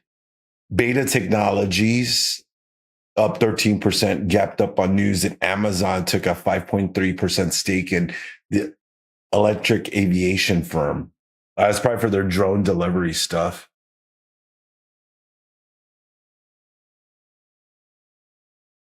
Dragging the market, looks like Unity Software, that's ticker U, down 32%. Had a dismal week after a Q1 outlook. So if you're looking for a knife catch, that one looks kind of ugly. I wouldn't try to knife catch that one. Mattel, that's MAT, down 26%. Toys aren't trending. Massive guidance miss that has the market at multi-months low. Might be a swing, but it's too early in the year, I would assume. App earnings. Moderna is down 9%. FDA refusal to fast track their new mRNA flu vaccine. It's hitting them hard, with analysts citing increased regulatory scrutiny under the current health administration. If you're looking for speculative side, Bitcoin is sliding towards 66,000, down 3%, dragging Robinhood down 11%. You know, they're warning. Robinhood is warning about cooling in crypto volume. And like Mr. Positive stated, software is bleeding. Salesforce and Adobe are taking hits after the market worries that AI automation might actually replace existing software seats rather than just helping them. Hope you guys don't mind. Midday, it's kind of a tough time to trade. We're in a kind of a range now coming out of New York lunch. So this is a super difficult time to trade. You know, I just got stopped out. So I'm just kind of going over some other news segments affecting the market, you know, things like that. If you guys have questions, folks on the internet, you know, we got Twitch, we got Kick, we got X, we got YouTube, we got YouTube Live. So, you know, drop a question in chat. If you want me to take a look at a chart, would love to do that for you guys.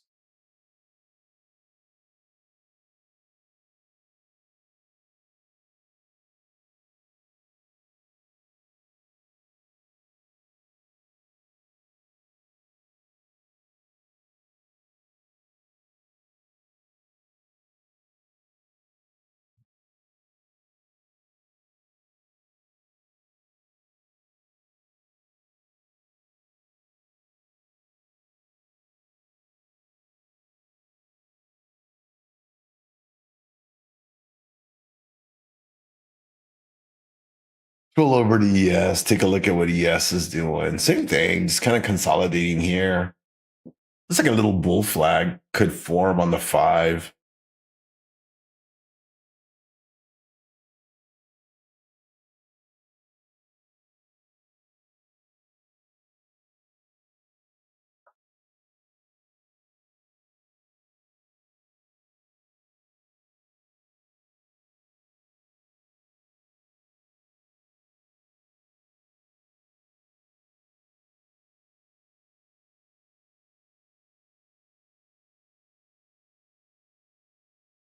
Okay.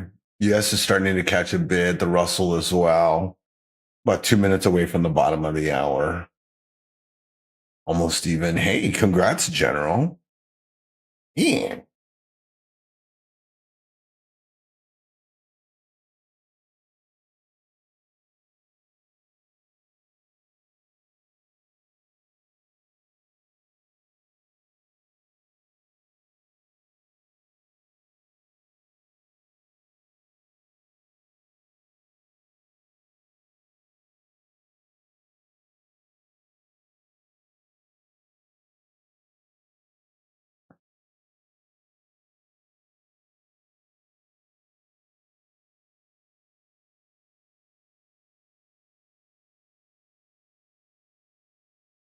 Bitcoin breaking 67,000. The alert I just got.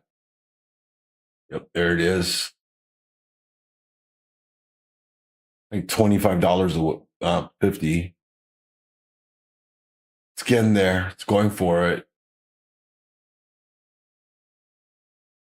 Oh, it's trying to test VWAP in the 200. They're both right there for it.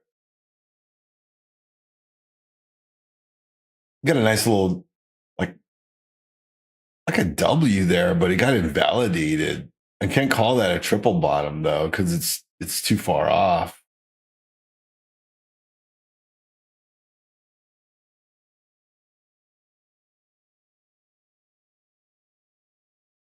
Well, maybe.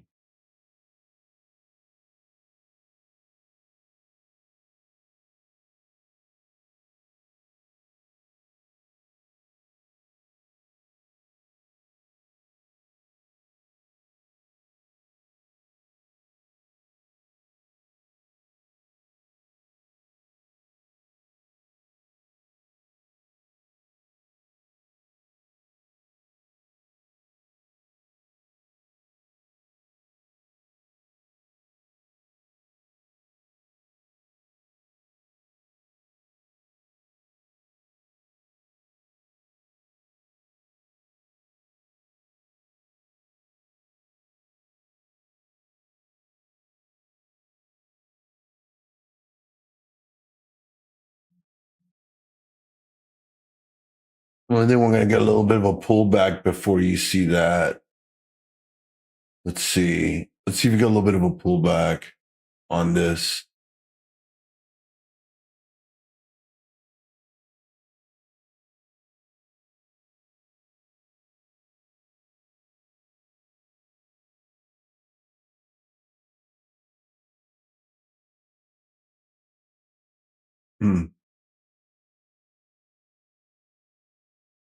Everything is trying right now, though. Even the Russell's trying to roll over. All right, there's that rejection. Let's see how far back they pull this back before they let it go. That'd be my only thing on it. One of my wrinkles went off, and when it does that, you'll get a pretty hard rejection. But then the question is will it go after? Because sometimes you'll get that.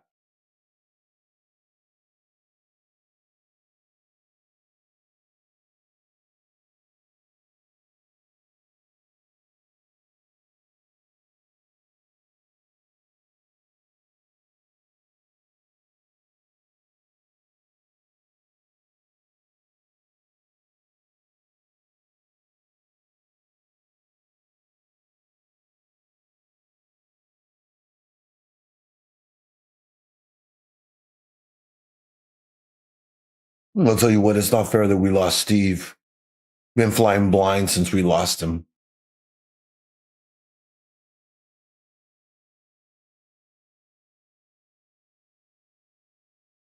Well, one thing I was looking at, we were talking about stocks. I was looking at Ford. Ford has my interest. It's a little down for the day, but I think there's some opportunity in it for a decent bounce. Actually, it's flat for the day right now. Had a nice high of the day of 1388, sitting at 1358 right now. But I think we could see that thing bounce significantly. Their earnings weren't too bad. Then a solid beat. So their EPS was 13 cents, beat against a 0.06 cent consensus. Revenue was 45.89 billion. Catalyst, while EV division Model E is still bleeding cash, the Ford Pro commercial and Ford Blue gas hybrid are an absolute cash cow. The 2026 guidance, the real needle mover, management just put their chips on the table with the $8 billion to $10 billion EBIT guidance for 2026. Wall Street is cheering the pivot away from pure EV towards high margin hybrids. They are slashing capex on electrics and doubling down on what actually sells, trucks and work vans.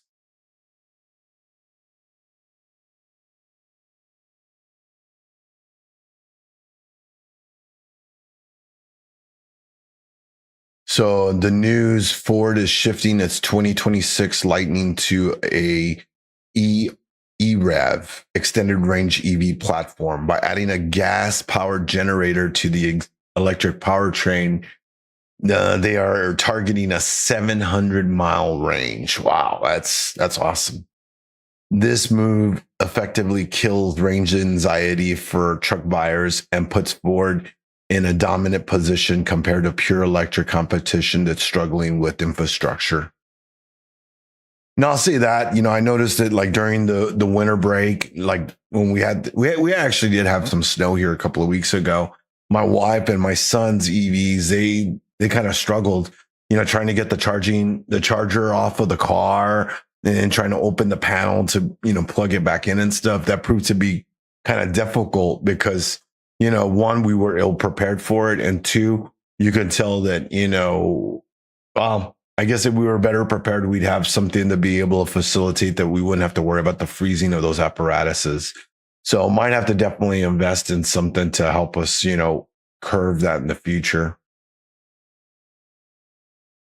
But I don't think it's something that you couldn't just, figure out.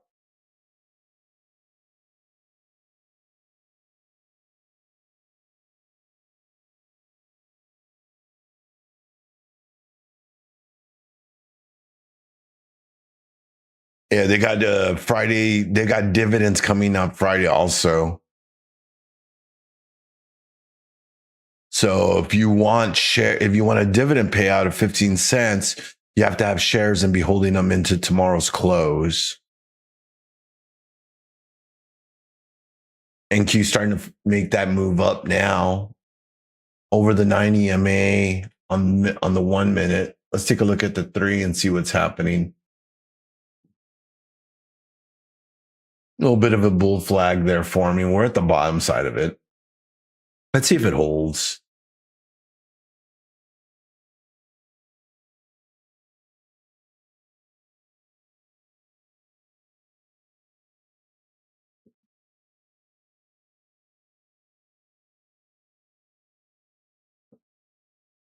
Yes, I do charge the EVs outside. So both of the EVs are sitting outside the house. We don't have them inside. I've offered to bring them inside. We have like 3 garages. But yeah, we don't bring them inside. I told my son to do that before the freeze came. I was like, you should bring your car inside. And he was like, whatever. So he kind of dealt with that on his own. Oh, Wen Moon asking for a friend. Tip says 16 and a half minutes. Wow, 16 and a half minutes. Okay. I like it. Said stopwatch for 16 and a half minutes.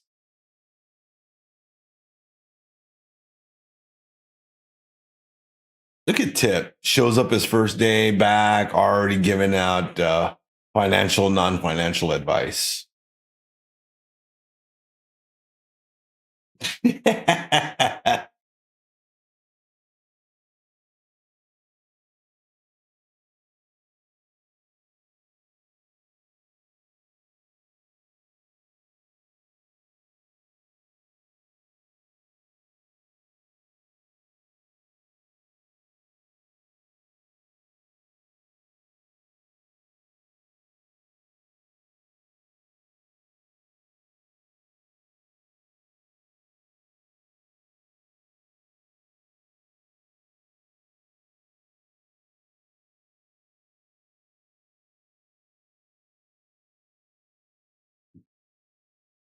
Is anybody longing this already? Still holding along?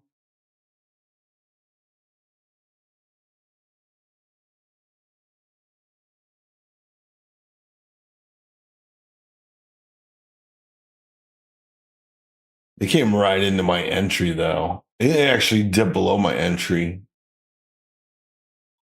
It,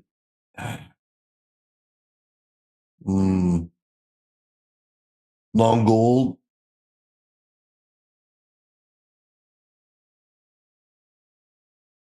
Short. All right. All right. I like it.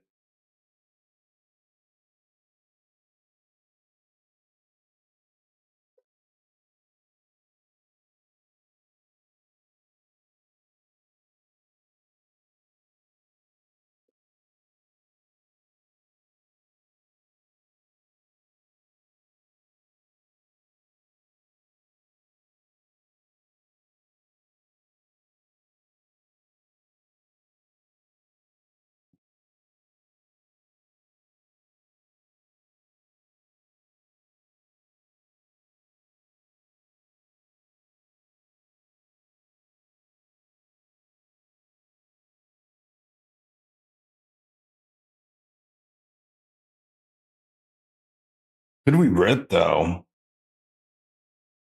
You're short 25, 140. Okay. Good luck to you.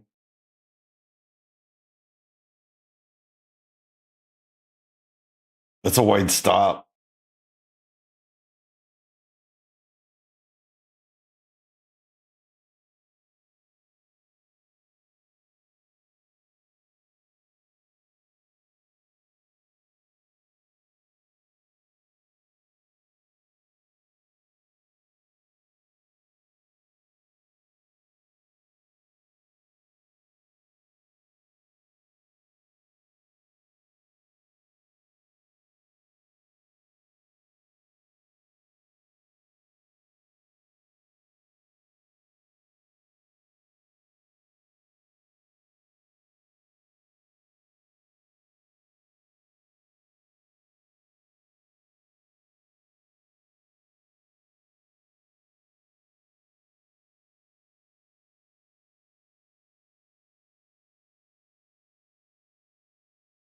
That's- oh, the Bears just stomped on that thing.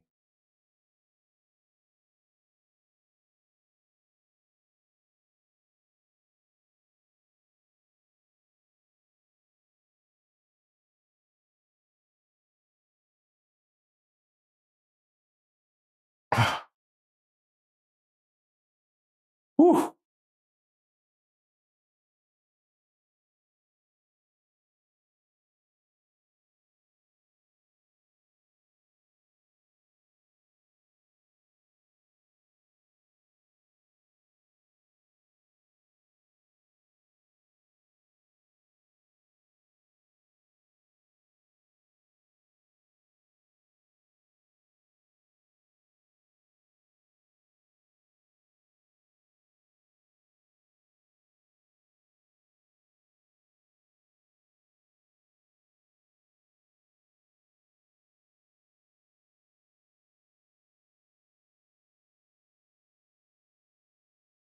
Just for you. Uh oh. Uh oh.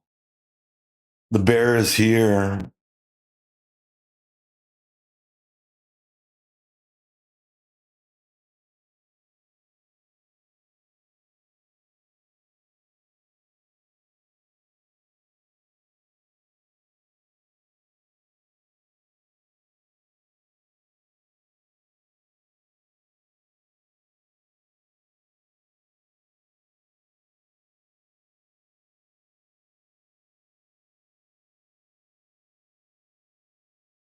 Hmm. Not a bear. Not a bear, a beer.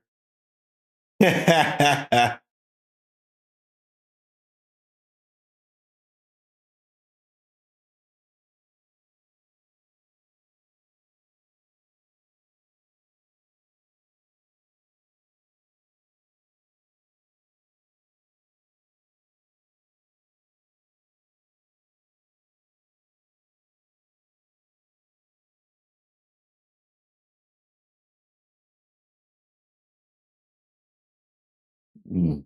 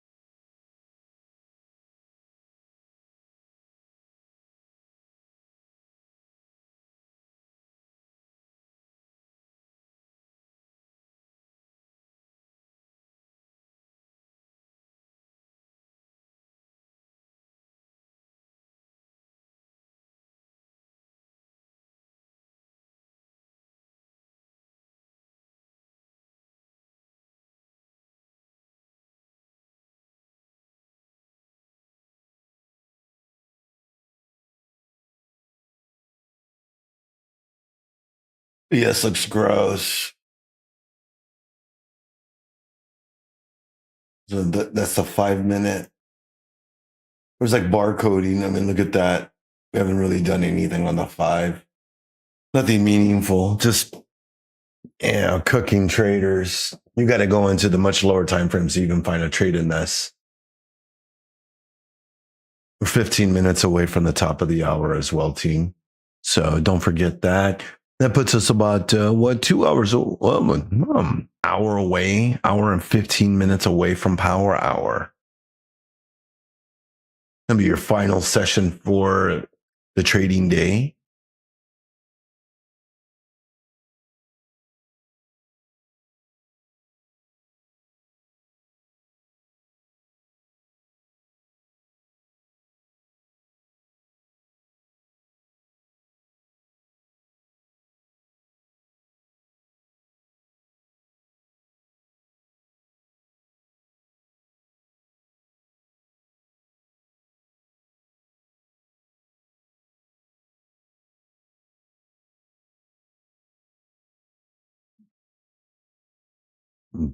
Okay.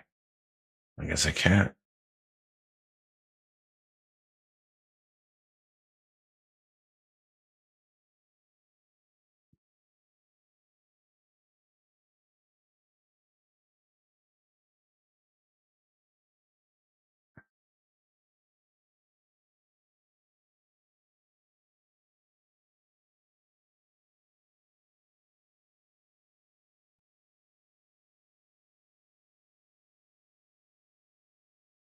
The gold is rejecting. Woo! That is some steep. Yeah, you're talking about it. Yep. Those are some serious gold numbers right there, my friend. Congrats to you on that. I'm short on gold right now. I got some 2-day out positions short on gold. We'll see.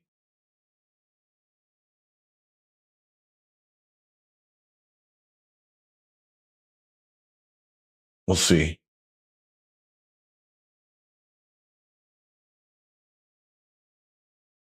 Russell's starting to get a little pampy. So is ES. Catching a little bit of that bid.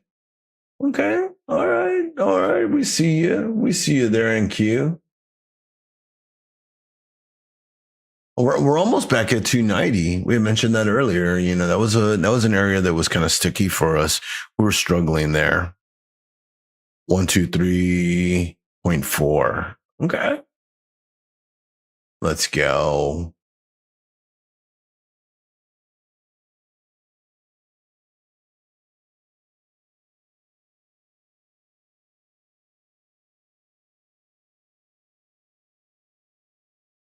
Oh, let's see what we're going to do here.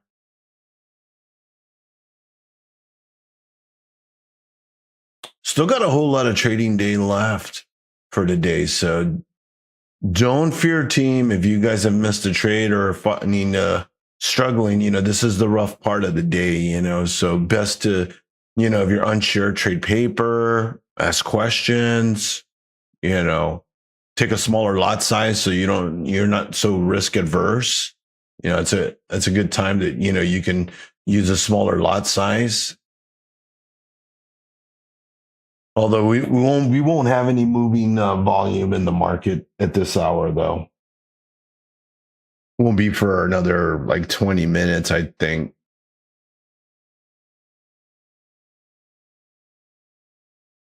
That'll be like the 115, 112, right around there, CST that I'm looking for. I think that's when we'll actually see something really happen.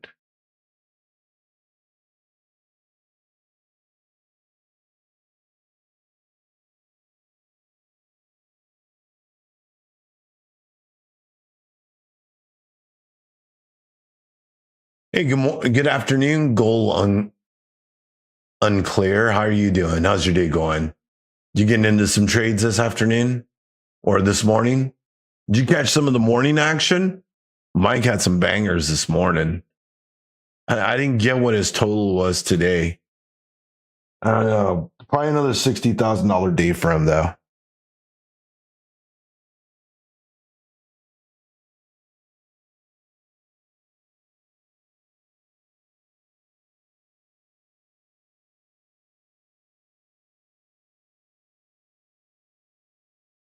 Sheesh.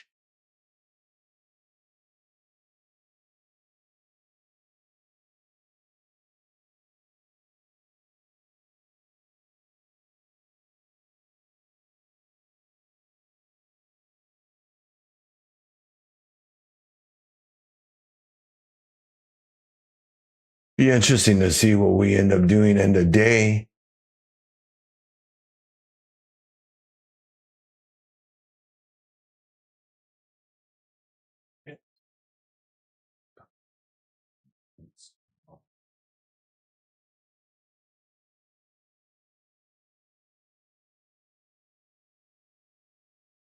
Hmm.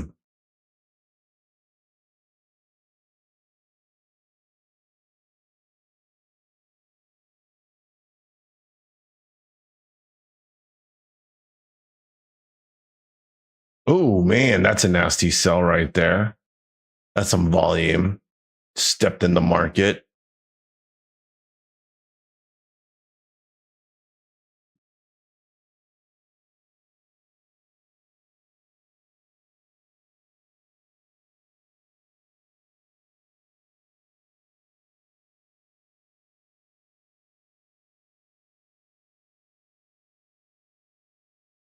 Oh, dang. 300 days on those. Sheesh. Okay, General.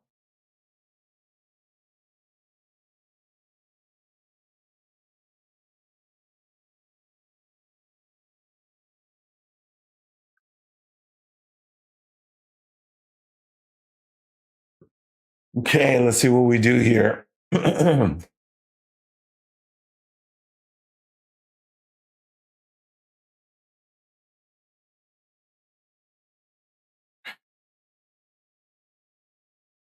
Will we get the sell or we get that push here going into the top of the hour?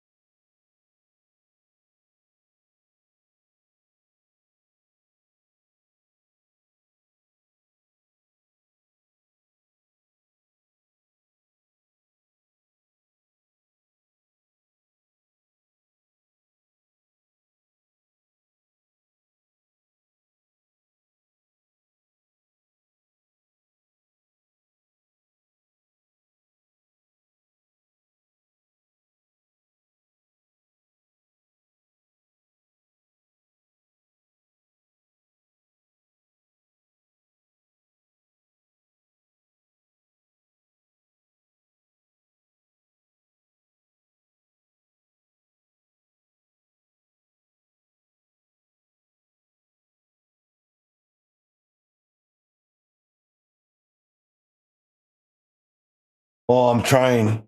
I'm trying to make it go up. Call somebody. Tell them to buy.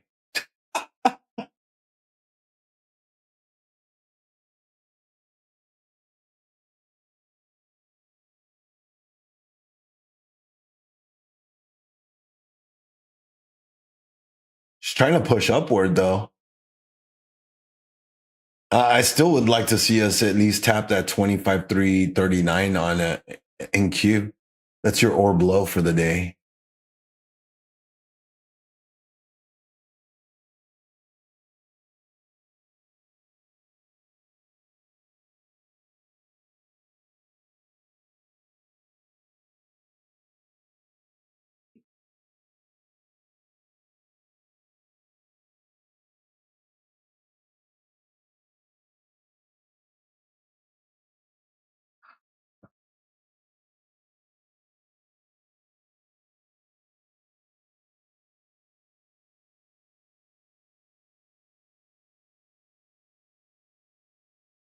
It looks like we're getting that push now, pushing to 25,301 now.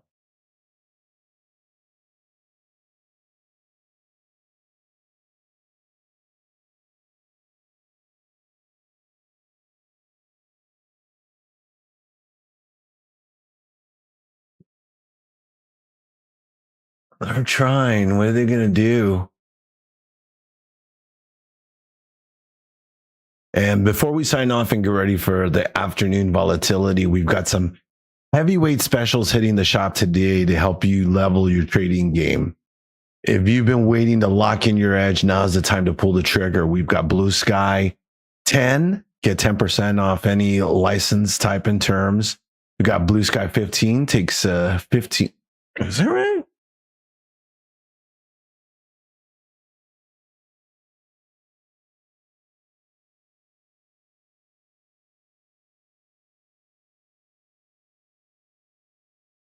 Yep. This is for Quant Tower. So if you want a Quant Tower discount, you can use Blue Sky 15 for 15% off all in one for 6 months, or Blue Sky 20 for 20% off all in one for 1 year, or Blue Sky 25 for 25% off an all in one lifetime license for Quant Tower. For Quant Tower. So make sure you check that out. Papa just dropped that in the announcements channel this morning. And I believe we still got our launch plans on sale. That's right. 200K statics on sale for $100. 300K statics on sale for $200. I believe a few traders have already taken advantage of that. You do not want to miss those specials, and the grind doesn't stop when the bell closes, because before the bell, we've got Coach Becky and Coach Matt coming in. I think Coach Becky will be coming in here in just a minute, and we'll have Coach Matt in for Power Hour. So the Power Hour team will be here to guide you through the end of day. Then at 6 p.m. Eastern, we've got Coach Breezy is live. That's right. Expect deep dives into price action and the Breezy bias for the overnight session. Followed at 7 p.m. Eastern, we got Coach Blasky taking the mic. He'll be dissecting those gold moves and providing you guys with some high probability setups in the futures markets in the overnight Asia. So stay disciplined, watch those levels.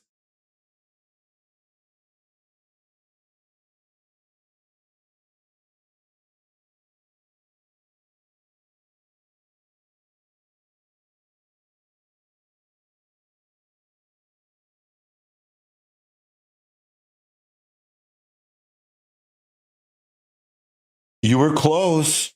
You were close on the 16 and a half minutes, weren't you? Let's see. Down wants to nuke. Let's see. You said it at 12:36, and that's like 20 minutes. 20 minutes, bro. You were off like 3.5 minutes. 3.5 minutes, and you would have been locked in. You would have been right there, bro. I would have been like, your guru. Where can I sign up for your course?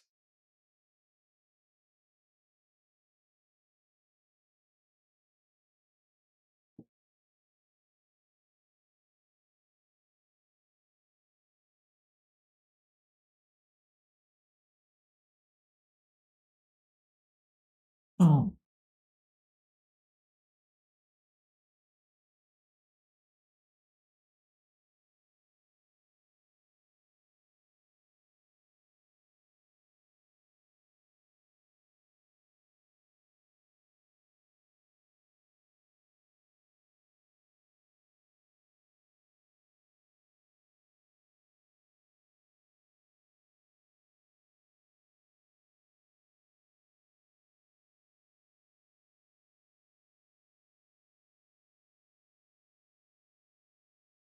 When the house of Venus transitions into its moon phase, the markets go up. I am also just making up random stuff.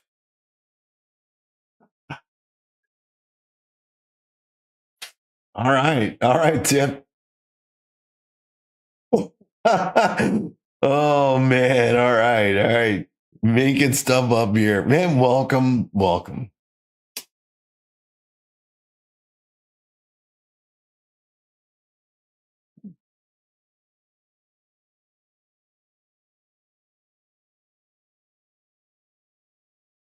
Yeah, I'll drop in my key areas for today for the afternoon session.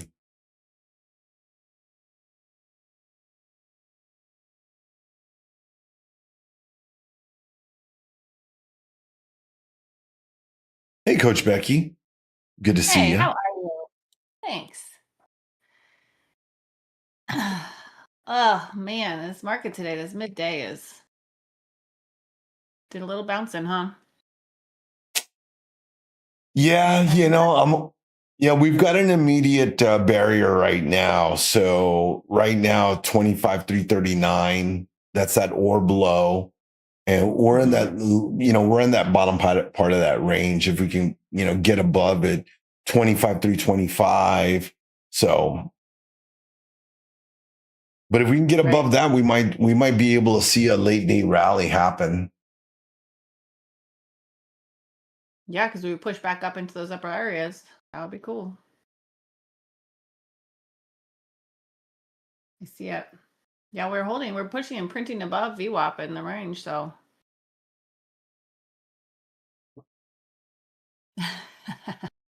IQ says, Becky the Bear, let's go.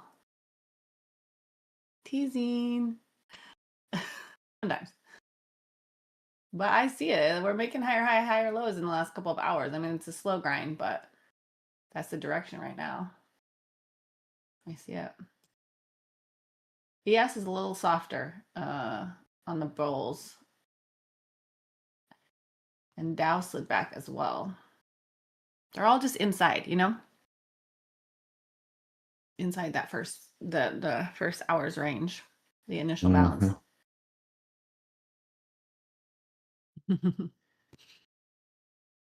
Wait, is Tip to bear too? Well, Tipped is a purple bear. Okay. Ain't Well, we're nobody I friends. know more bearish than him. I mean, it's because the elevator, It's just so fun. Hey, my short this morning was slick. Yeah, she does. Yeah, all within their rightful place, right? Within their rightful place is where we want to get those shorts.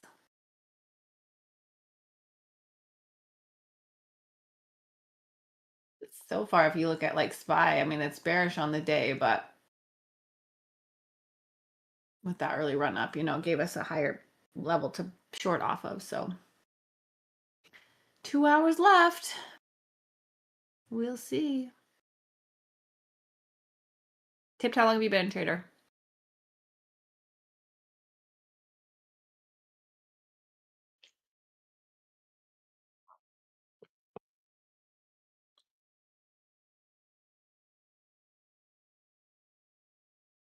Welcome back. I think that's very natural and very healthy to recognize when something's going on personally or health-wise or with our important people, to take the space to manage those needs, those relationships, your body, what have you, because it's hard to function in such a high performance activity as day trading when something is subpar and it might be pulling your attention or your energy, your focus.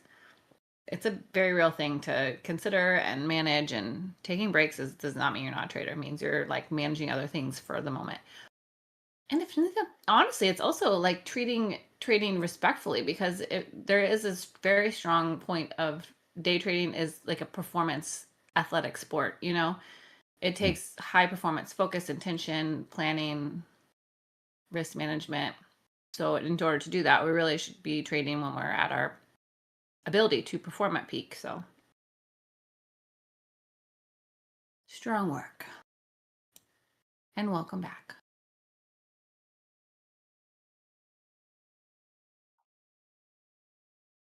I tried that short earlier, right at the end of right at the beginning of New York session. That did not work out. Mm. Oh, wah, wah. This is in that tight range. I usually don't trade in that tight range, you know, but I just kept watching. We kept projecting view up, but it stayed tight range bound. I don't know if anyone else had trouble in this mid range, but after that, I was like, went and did other things.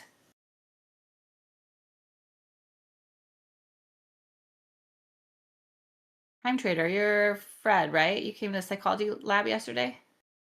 Welcome back. It's kind of nice to have a community to hang out with during the day, during trading hours. We got coaches on most of the days, and there's a couple hours here and there where we don't have someone, but pretty much we're always here for you guys.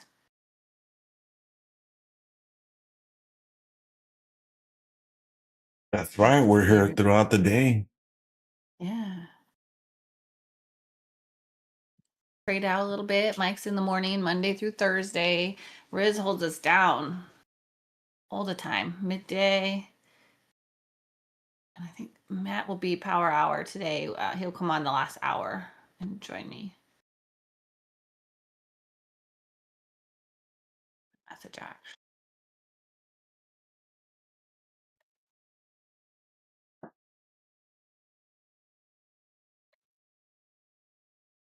Well, Russell's trying to break to the upside again.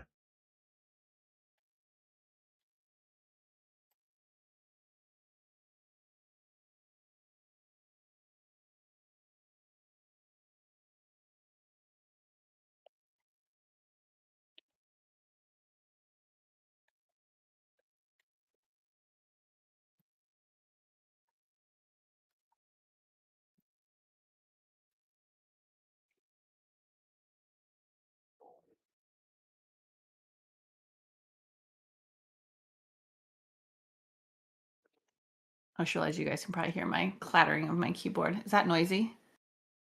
Can't hear it. Okay, good. I was typing this Can't hear it message at and all.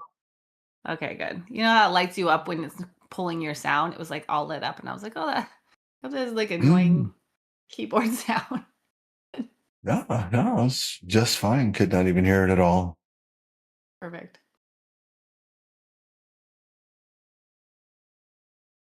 Yeah, they are trying.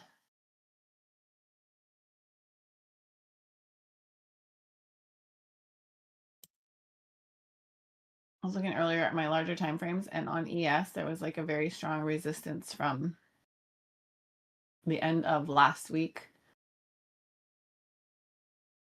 well, mid last week, and then today too, and that's that 7,005 level. Anything really in the low 7,000s, right? That's where we've encountered the resistance for months now. Got up just above that this morning again. Mm-hmm.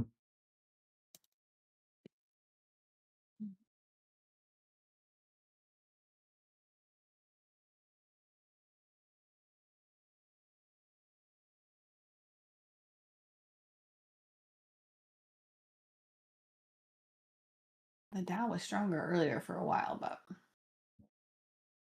kind of petered out.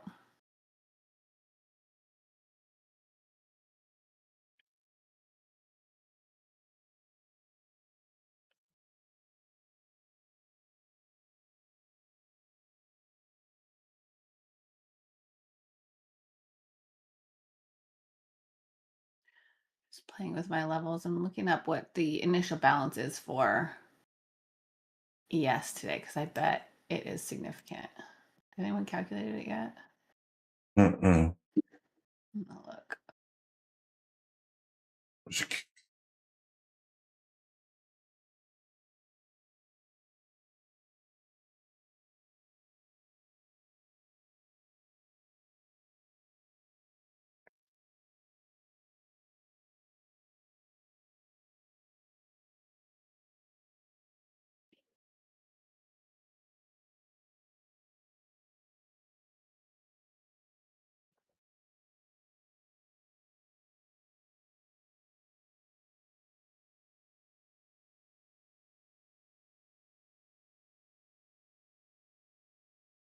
It was, yeah.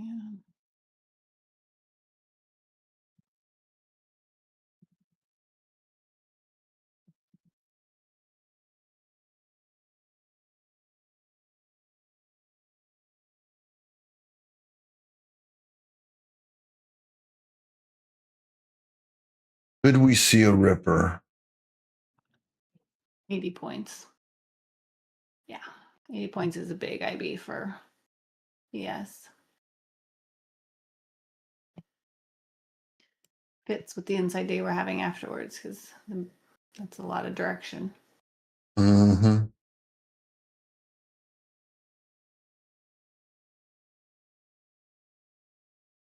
There's always potential, but the later it gets in the day, the less appealing it is to hunt that.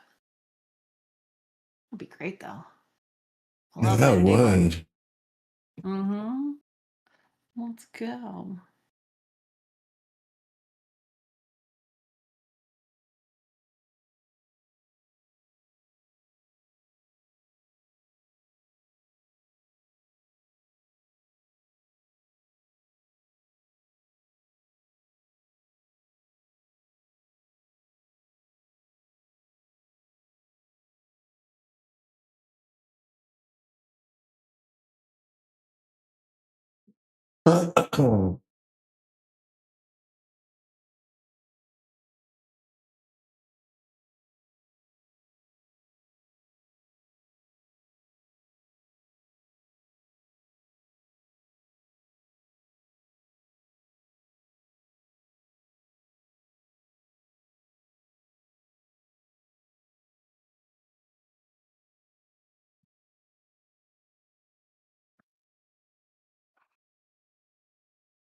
Gosh, all right. What are they doing? Is the gold and silver any better? Have you been watching those? A little bit more bullish. A little bit better. Yeah, a little bit more Maybe. bullish on gold right now. Yeah. Yeah, they had a nice pullback last hour. Mm-hmm. Now they're back up. Kind Been of like that. holding. Mm-hmm. Put a trend line on that. 15-minute. Looks not bad.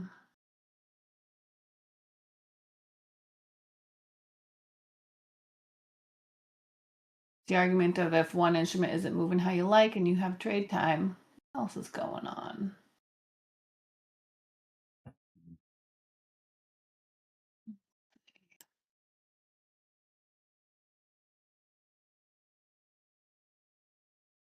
Yeah, she's kind of lining up there.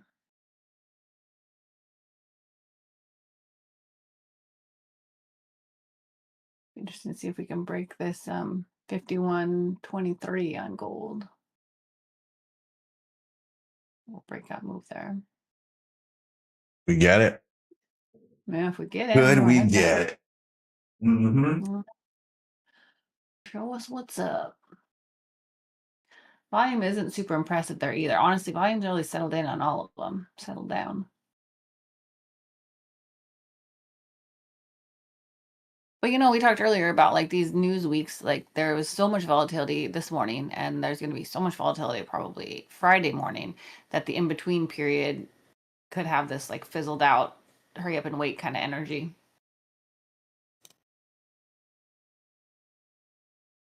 Kind of looks like what it's looking like.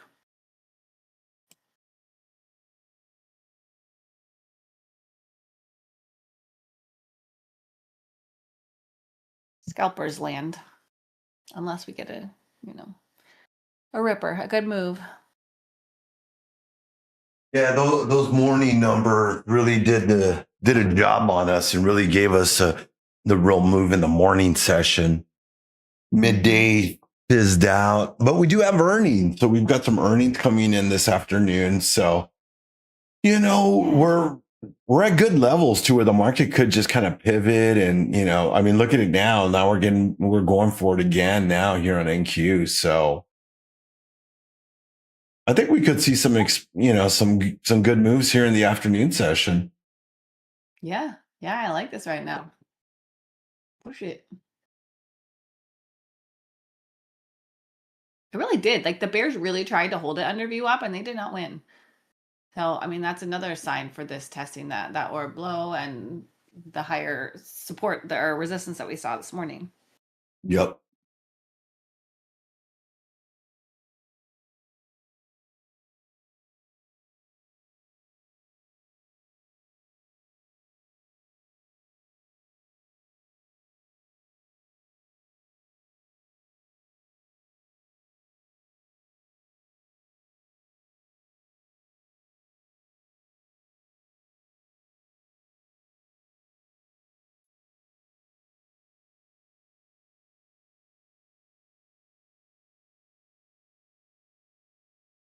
All right.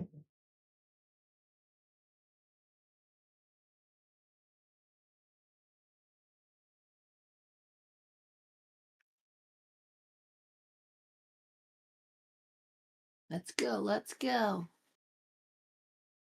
See, this is the stairs. We're getting some stairs action, which is great. Totally works. Definitely.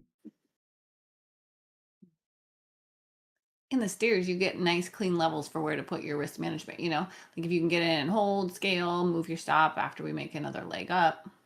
It's a nice opportunity for writing a trend and managing your risk along the way. And we can get these like Yep. grinding moves. Like it.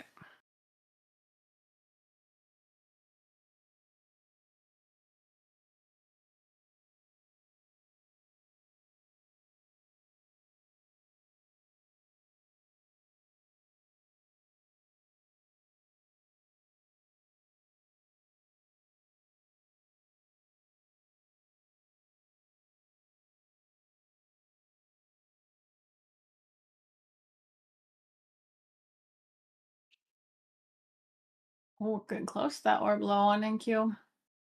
Mm-hmm. Yes, it's not, but that's okay.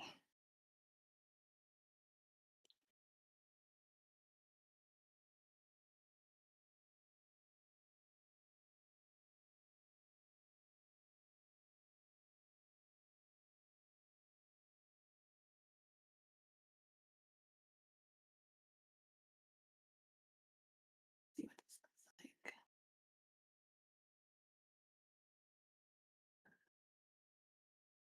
Orb low on ES is 6991.5, looks like. It's a ways from here. We have to take out the high of this last couple hours, which would be 79.5. But it's heading that direction. Yep.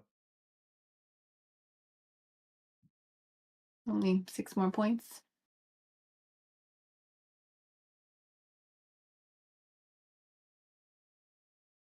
This last 50-minute candle that just closed on ES had some nice bullish volume. Mm-hmm. I like it.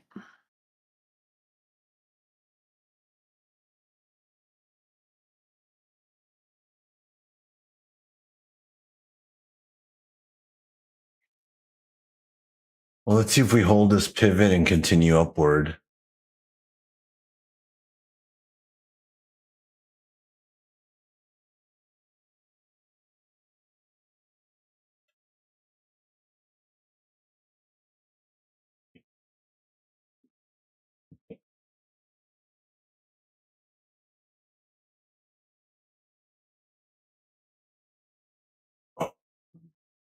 So far, it looks like it is.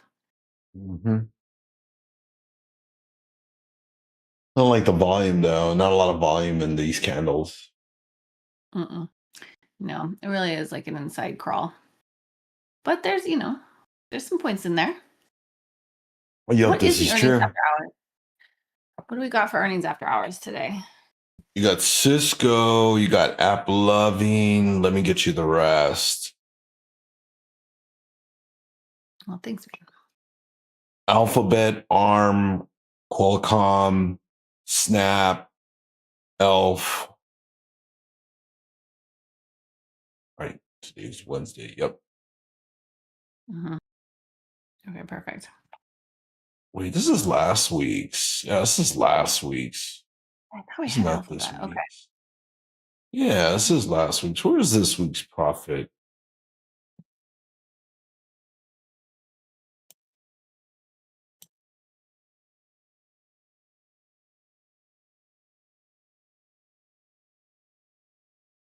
Let's see if I can grab it.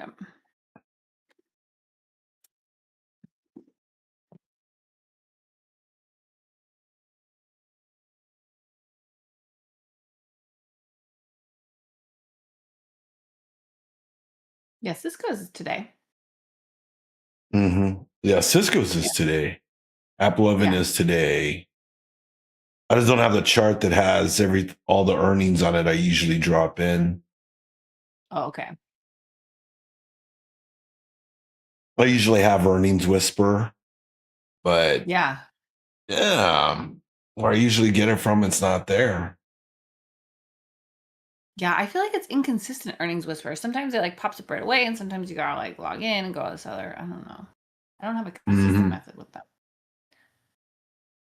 But McDonald's, Cisco, App Loving, Vertiv, Equinox, Hilton. None of the biggies. At least not jumping out at me. In our podcast that came out this week, Matt was on point with the earnings, and he was mentioning too. This week is a quieter week in terms of the big name that we see. So, those still earnings to count, and there's still trades to have within the earnings there, but not as much of the ones that can cause the bigger moves in the bigger indices. Sometimes we consider those, I mean, just like as big of events as anything on Forex calendar when it's, Apple or Tesla or whatever earnings, those can cause those moves for sure. Oh, there's the Mm-hmm. listing. Yeah, no worries. Yeah, tomorrow mornings is kind of quiet as well. Mm-hmm. But we do have applied materials tomorrow, so that'll be interesting. Rivian, Pinterest, Coinbase. Yeah, Coinbase fame's in that one. DraftKings is, I know people trade that. Moderna DraftKings Friday. ought to be good. Yeah, right? They sometimes get some Mm-hmm. moves. What do they look like right now?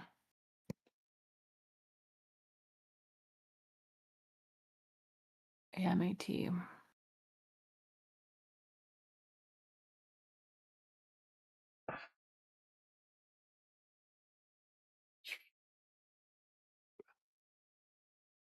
Come on, baby. Let's go. Let's push this thing. And now we're at the word blow. Let's go. Hey, I like that. Mm-hmm. How can we get above it and get into it? Push, push. It'll be interesting to see if it acts as resistance or not. People are going to be targeting that. Yeah, Applied Materials, I just looked, is pushing at their high, so that's an interesting position to come into earnings tomorrow. Could be the catalyst to Nice break the job. high or hey. Ooh, beautiful. Wait, Perma Bear. Has been on a long. Nice. That would be a call, I would imagine. Yeah. Yeah. We all trade both sides. I'm a trick. Nice work.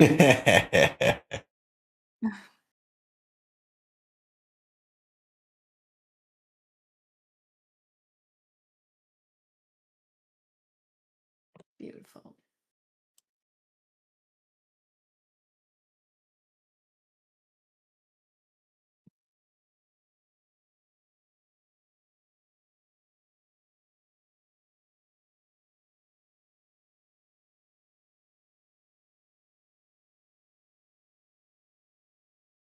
Now what's she gonna do? Yes, is trying to chase it up.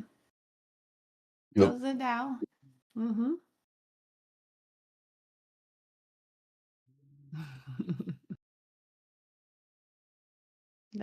Definitely a double-edged sword. That's right. Multifaceted.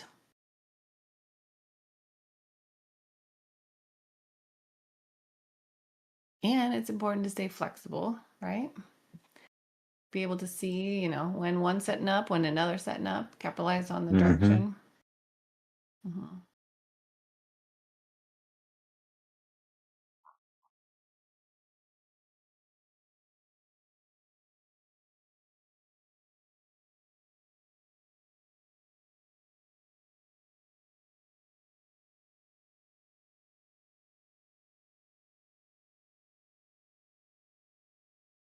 That was a nice set. When it hit that orb low, it made a new high for like this intraday action, anyways, not on the day, but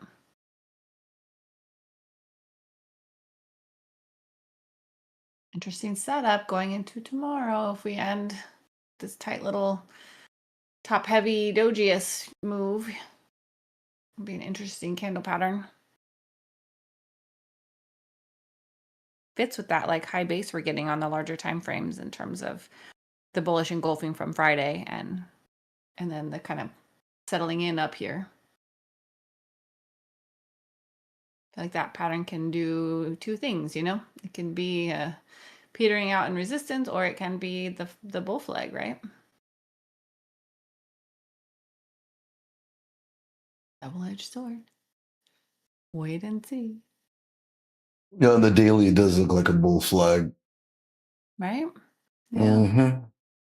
We're all turned around already. Yeah. Yes, looks bull flaggy too, but is higher in their daily range. They're both doing this flag pattern. Well, let's go. We got a good range to go. Mm-hmm. Definitely targets. Oh, she's pushing in. She's pushing into that range. Let's go. Mm-hmm. Yes, is going too. Could we have a ripper of a power hour? That would be nice. We haven't had a. Yeah, we could have like a ripper into the power hour. That would be sweet. Ooh, I'm into it. Let's go. ES has got some strength this last half hour here. She's pumping. Just 1 point away from breaking that high, just like following NQ's lead. Mm-hmm. It is.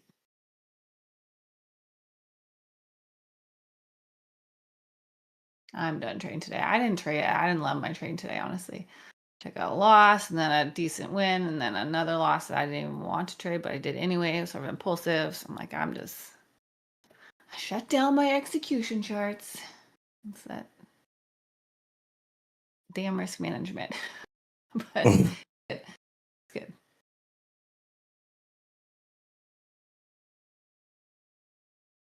Happens sometimes.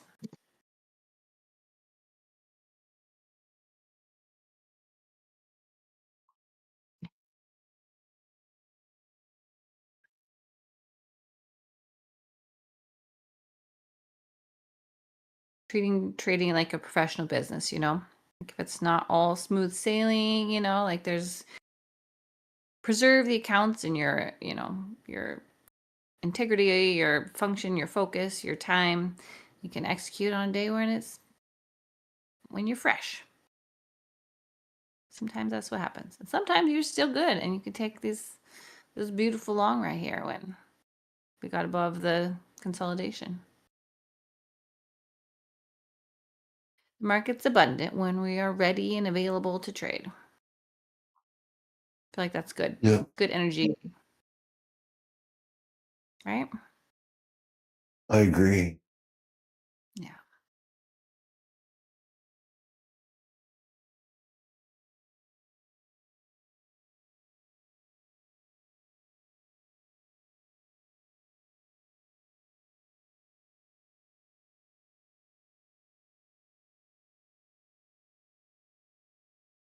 Man, I don't know where everybody lives, but I'm in the Pacific Northwest and it's so nice out. I'm like, what is happening? We're having the mildest winter in like a really long time.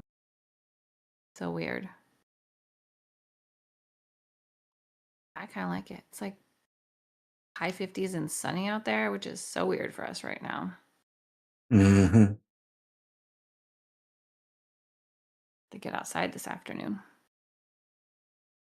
Which is another benefit of West Coast life. Market closes at 1 in the afternoon, so you can have like the whole afternoon and still like have a very productive trading day. Oh, tick season. Yeah, it's true. It changes everything. Like the different, you know, you worry about flooding when it's like a really heavy snow winter because then all that's going to melt off and we won't have that concern. But, people, we have Mount Hood here in my, I'm like an hour from Mount Hood.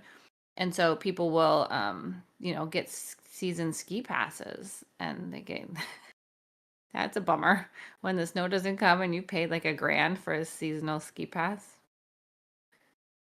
Wah, wah. You never know. That's it, right? You can predict, and then what's going to happen is going to happen. In the weather, on the charts. Just got to roll with it.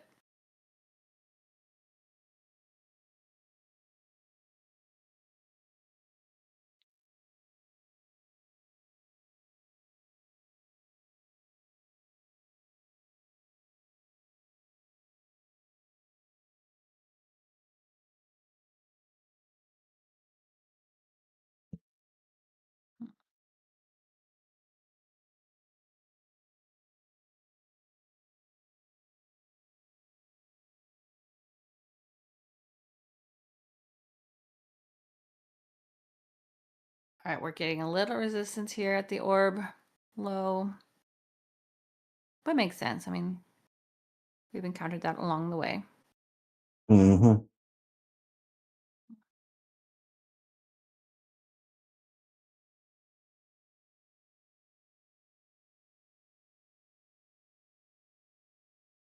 Give it a little time, see if she's going to hold or push. Continue pushing.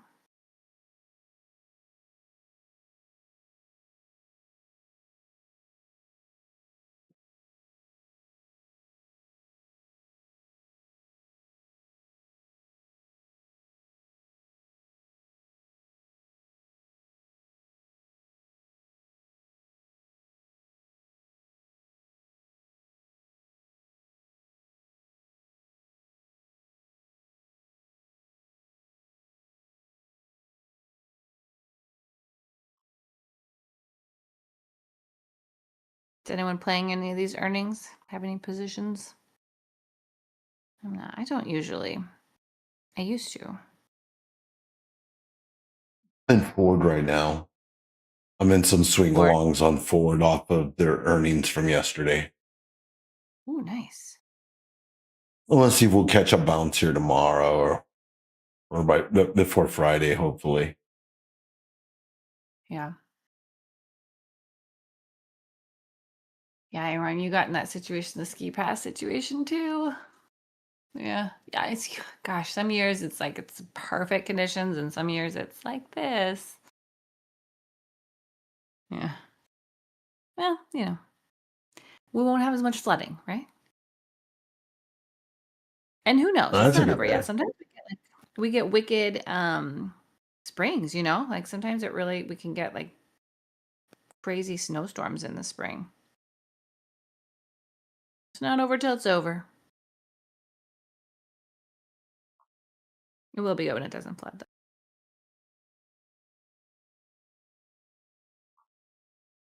We'll see.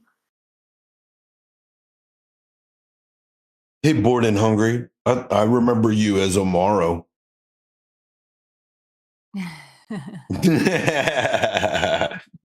You're bored and hungry. I'm hungry. I haven't had no breakfast, nothing. Oh, you make me want to mom at you because I'm like, I'm you've got terrible. I have your like the favorite worst eating habits. my friend. It's funny. Waji's not in here right now, but she's in here sometimes. She's my accountability partner and longtime friend. and when she knows I have these busy schedules where I'm like streaming and trying to catch this other class and doing, and she'll message me like around this time, like, "Did you eat?" Because I'm great with it, but I'm like, yeah. I don't think I'm as bad as you, Riz, but sometimes I do that too. Why am I so frustrated? Oh yeah, I need to Haven't cheat. eaten. Yeah, it's a Yep, part pretty of much. like brain function, right? It's it's a little better to eat. We can get you to set an alert on your phone. No? What about office snacks? Does anyone have office snacks for when you're hungry? Or wherever you trade at anyway? I used to. Sometimes I do. It just depends if the wife has re-upped me on snacks. Mm. If you're loaded or not. Yeah, Good wife. pistachios, what almonds. I like to eat almonds. That's good for like headaches. It's a natural aspirin. Almonds are good for a lot of things. Like they're just really good. They got protein and oh, Moro. Trail like mix and sorry. it's gonna be tricky to get to a payout when you're not eating though, Amaro. You gotta look at all this good advice for snacks. Coffee is not considered food. Well, okay. Do you put protein powder or collagen powder in your coffee? Because I'm not gonna lie, I do that, and it's been a game changer for me. It's I don't know if everyone shops at Costco, but they have a collagen powder, and it has some protein in it and collagen, obviously, and like I could go like hours after just having like my cup and a half of morning coffee with the collagen powder and a little almond cream or something. No. Yeah, dude. No, you don't taste it. It doesn't have flavor. It literally it's flavorless powder. You just dump in your coffee and it tastes exactly the same. It really does because you mix it when it's hot. It stirs in really well. I think they're getting better with like making these things blendable, like blending and not being like chalky or whatever. Because you don't even know it's there, but you feel different. I feel different because it like tides me over better longer. I feel like That's the older cool. I get, I'm getting these hacks. Where I'm like I need to make my life work better and feel Mhm. better or, yeah. Little success hack there for you. But then I get in a situation where I don't eat real food because the coffee will tide me over enough that all of a sudden it's like lunchtime. Meh.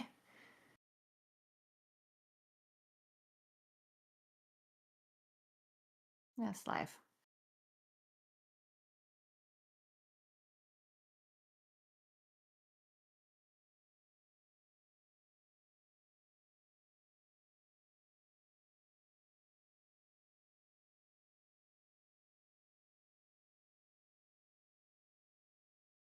We don't punish ourselves for auto liquidation though. We gotta fuel and reset and be patient and recognize that it was the day and we gotta have the best setup for our next trading opportunity, right? Like get back in Yep. sync.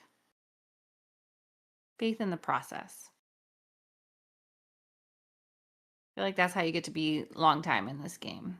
Of like letting the days come and go. Not all of them are going to be as pretty as we like. They can all teach us in big picture, comes along. We're all coming along. Plus we get to hang out while we grow as traders, which is even better. Absolutely. Right? Community and feeling the experience of other traders too, like knowing you're not alone and all the experiences. Ooh, tilapia ceviche.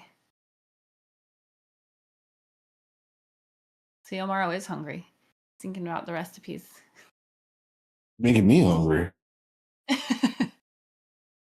This We're is talking about ceviche kind of good. ceviche and tilapia. Jeez Louise. Come on, guys. Come on, guys. Pistachios are also a very solid office snack. That's a good point. Yeah, pistachios are good. The salt and pepper ones. Mm.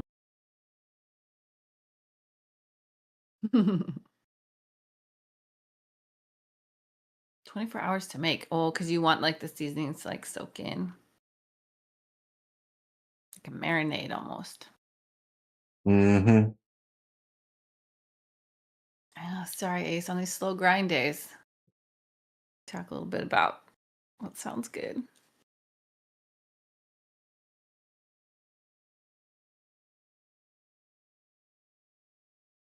Well, we're both back in the orb now.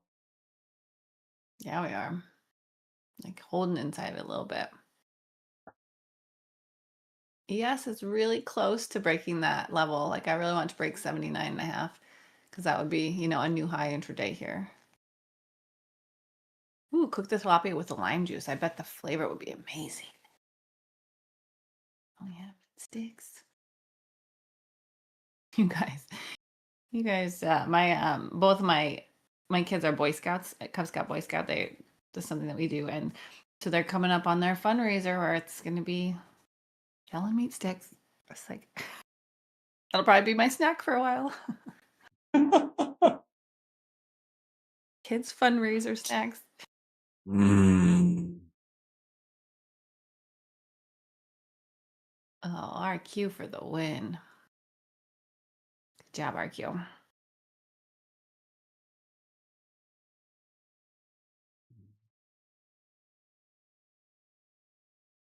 Good team. Ask questions, get answers.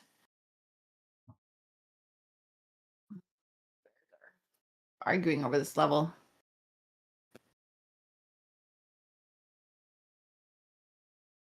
Get out of The the way. meat box. Man, Is that even snacks. real meat? Is that even real meat? I feel like in meat sticks, there's not really a great way to know. Unless you're involved with the butcher, I guess.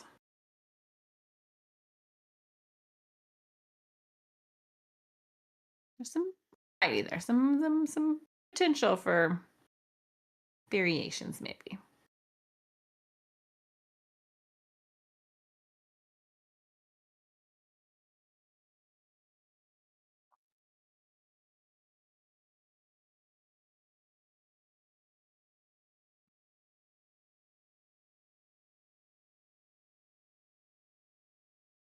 What about fruit? No one mentioned fruit.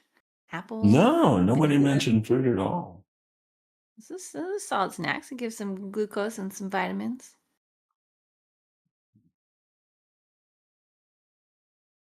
That's my go-to.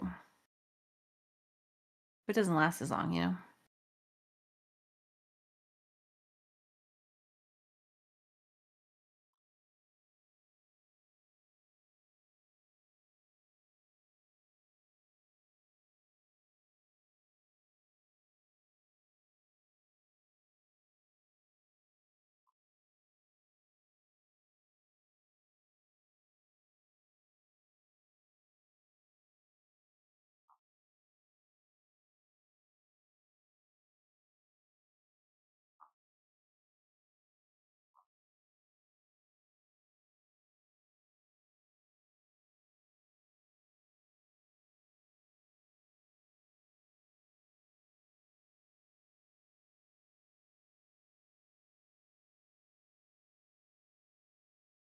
All right, what do the Bears got? What are they going to do? Mm-hmm. The 5ES is coming down to VWAP. Oh, man.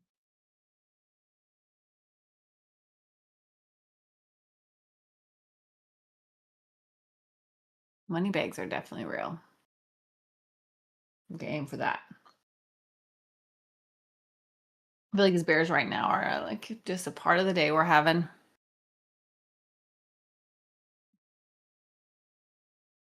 That's how it goes. A little pushback.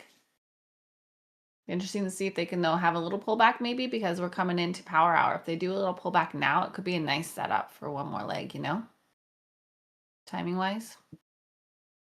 Could be. The worst, We'll get the sell over with early. That way we get the push into power hour. right? That's what I'm saying.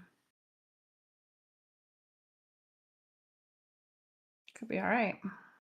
I mean, now NASDAQ is green 0.47 for the day. ES is green 0.2%. There we go. Mm-hmm.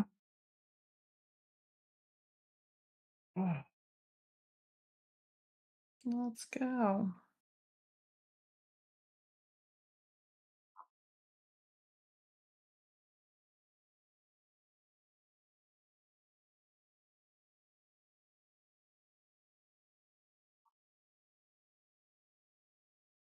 Oh.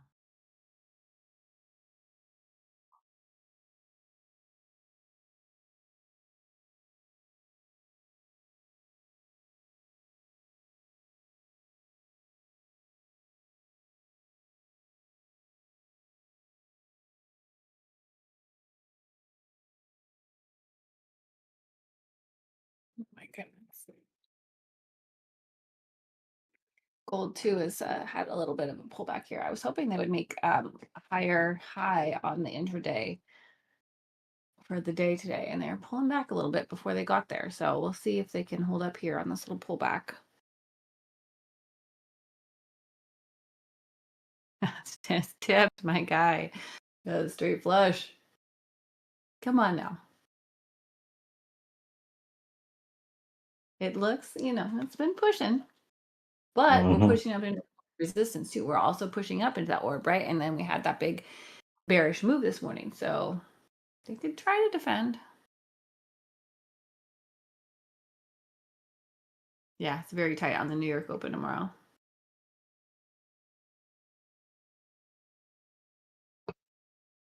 Came back to that orb, opening range. So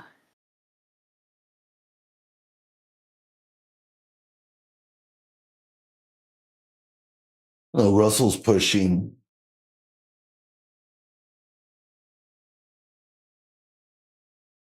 go. It hasn't been a big response by the Bears, really. Just a little one. Uh-uh. Yeah, playing games.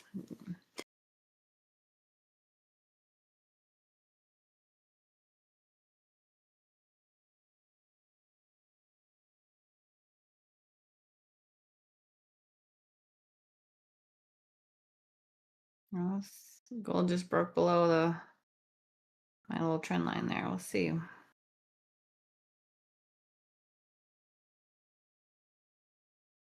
are you gonna do, lady?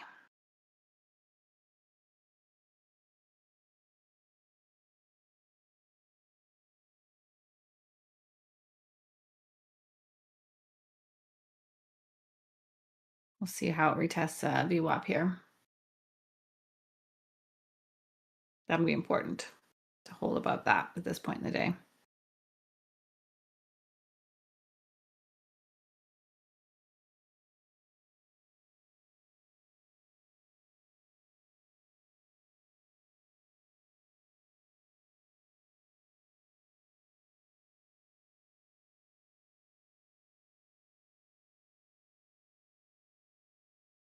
Come on. Hold it together. Mm-hmm. Hmm. The volatility. Mm-hmm. It's been decent. I get to get out of the chop zone, like it's trying here.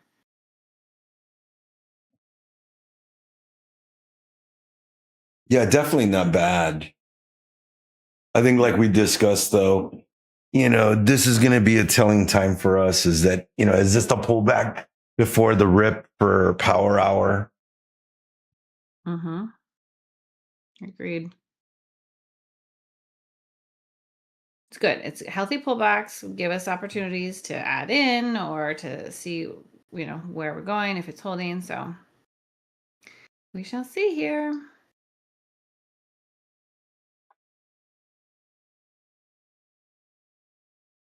Tomorrow, thanks for hanging with us, even if you're not still throwing contracts around.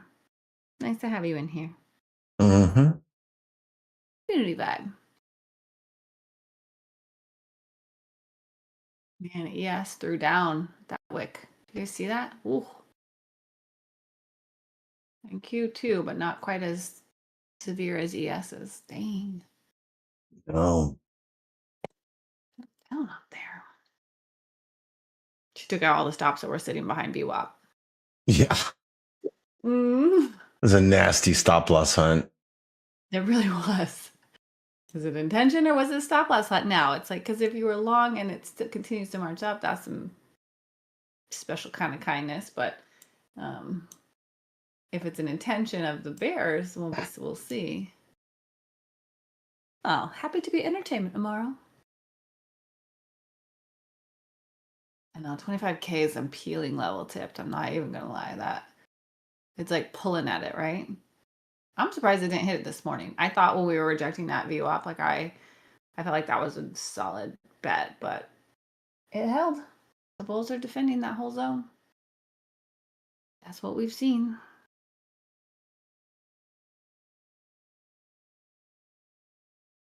All right, then keep defending, right? Hold it together.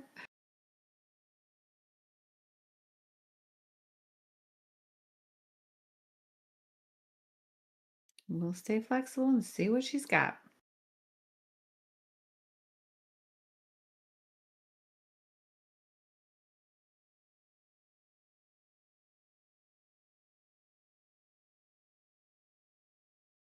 Yeah, I think the bulls are really trying today to hold up here. So for me, it feels like this is going to be an inside day. Like it's kind of like the writing's on the wall. And I could absolutely be incorrect on that. But there's a large IB, a nice strong move, the volume petering out, everything else been inside that initial balance. At this late in the day, it's less common, I think, for initial bounce break. Not that it can't happen, and especially power hour can do ridiculous things. That's why we lovingly refer to it as power hour. Sometimes there's some energy. Or a well-placed tweet. Could be. A well-placed tweet. Yeah, that's about it. Yeah. It's a real point. In this day and age, these are facts.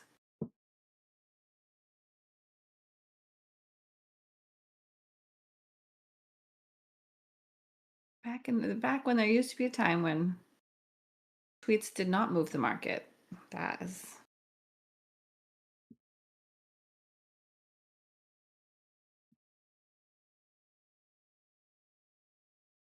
we're staying flexible and fluid with the world that we live in, which means X matters.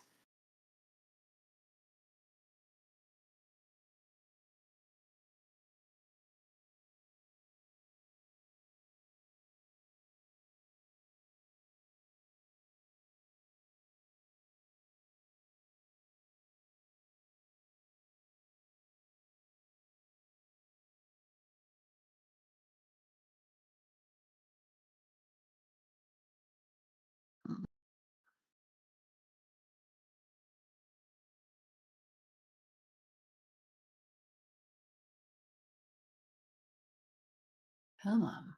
See if they're going to defend. Ooh.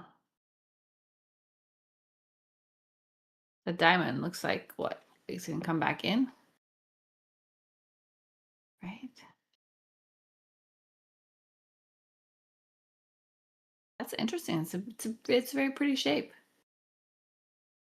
Because it could look like just like an opening wedge, but diamond is interesting.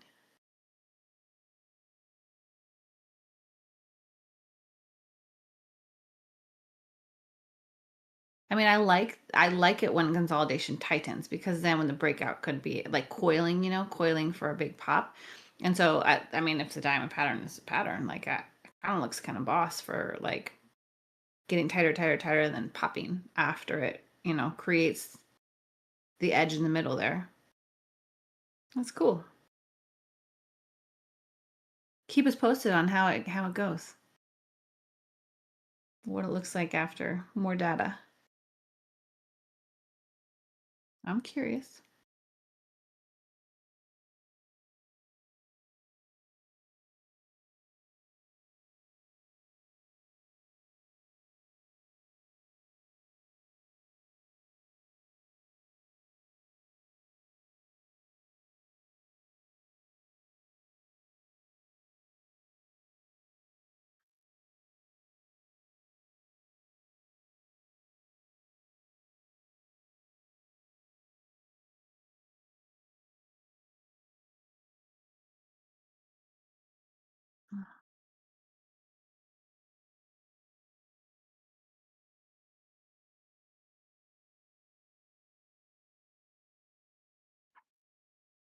Come on, what you gonna do? This fits, you know, coming into power hour, it's holding.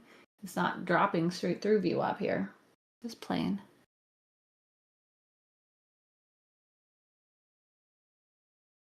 It's pretty. So in this candle pattern that you're showing, it looks like the bearish pattern tomorrow from that screenshot. So we pushed up and now we're consolidating. So if, I mean, I suppose the thing would be which way does it break, you know? In that picture, it breaks lower, so. Because it also could, it's like flaggish, you know what I mean? It's a variety of flag. It's nice. I love patterns.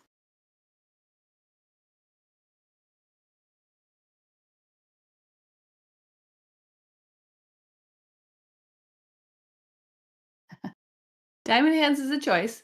I love diamond hands, but with active stop management, which generally means my diamond hands are paper hands. I gotta sort that out because I gotta just not, I don't know. I think it's my size. I think I need to improve my diamond handing with size control. Like just entering with whatever normal size, but then having at least one micro to play with, to diamond hand, right? Even one micro that you hold. But every time I try, I will end up squeezing it and how to work past it. We each have little things that we do a certain kind of way that we recognize there's room for improvement. And I think that's different for everybody because we're just different people, different experiences, different tendencies. And so when you come to the market, like certain things will be harder for one person and easier for another and vice versa, right? Mm-hmm. It's good to know what we're good at and work on the rest. I can scalp the crap out of it and make points on little trades, but to hold longer, I want to get better with that this year. See, and I'm saying it out loud to a group of friends so you guys can pick on me about it and help encourage me. What family's for?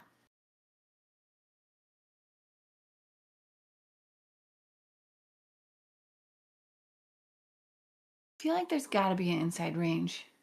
What is it like? I mean, maybe cardboard hands. Maybe I'm in between paper and cardboard hands, but I'm not to diamond hands. There should be a scale.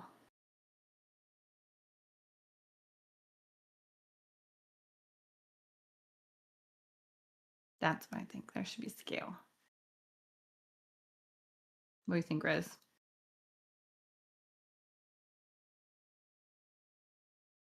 We still got 4 minutes till the top of the hour.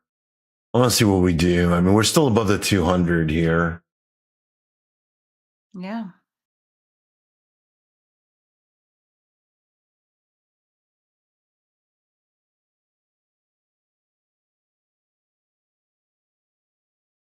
Russell is looking like it wants to reject, maybe sell a little.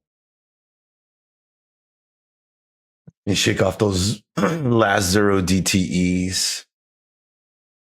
Yeah.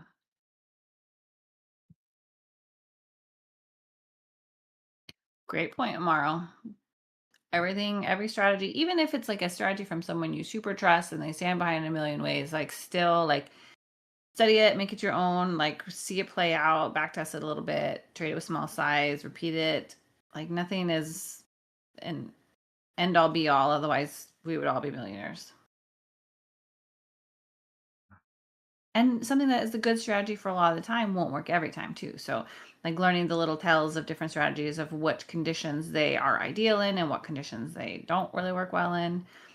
There's a lot of things to like figure out with every pattern and strategy, and certain market conditions, certain patterns are more reliable versus less. Always a lot to consider, I think.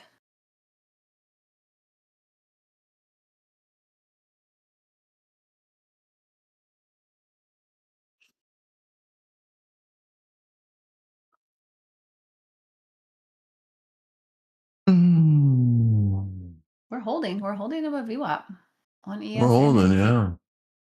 We're in a good spot. Yeah. Kind of like it as a setup Intraday for power. highs. Yeah, yeah. I mean, we're fairly situated well to take out the morning open if we wanted to. Yeah.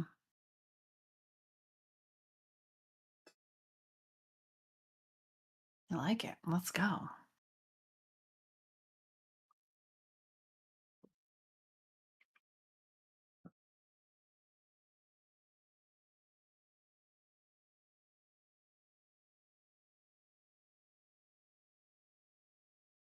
Morning low, our way to 25K. All right. So Tipped is looking for those lower lows. He wants to see those lows taken out. It could happen. It could happen. It could turn it around right here. Mm-hmm. I mean, the Russell is not over the 200. It stayed below. Mm-hmm. I have It not seen pushed a us loss, back right? under the low. Yeah, they pushed us right under the orb low again as well. So that would put us for more downside. A 359 dump candle. Yeah, we probably could see that. See if the volume certainly does. Yesterday ended bearish too, right? Yeah. Yes. Yesterday dumped into the close. Mm-hmm. Mm-hmm. And welcome to Power Hour, team. Good luck in the last hour of the New York cash session today. See what she's got. It's been an interesting session, Yes, it has. through the labor and the big swings early. What's up, Matt? Welcome. Now we're positioned. We'll see. Right mid-range here with an hour left. Mm-hmm. Hey, Coach Matt.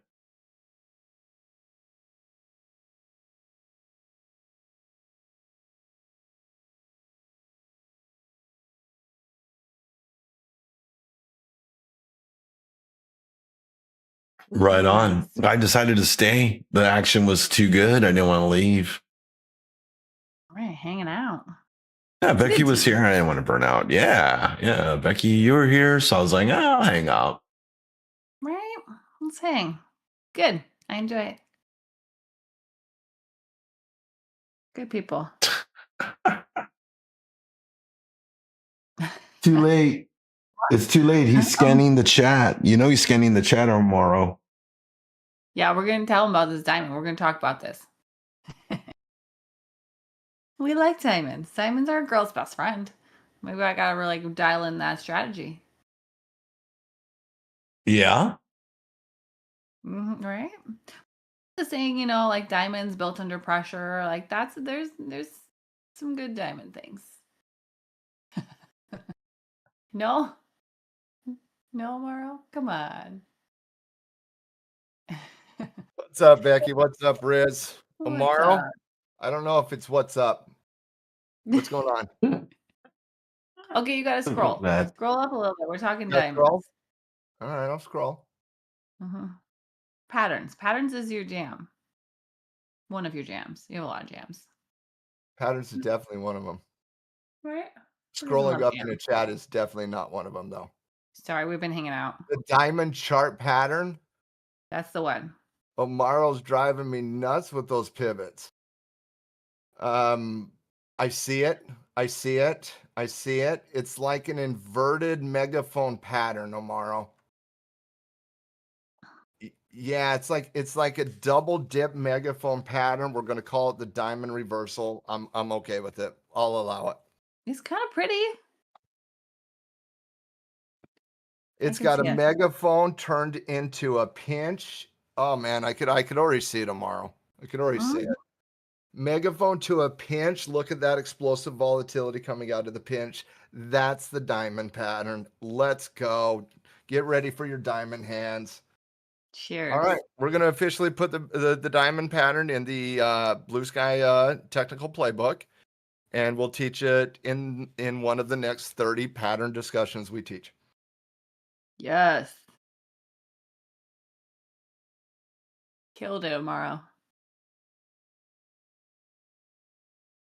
What'd you guys think of labor data today?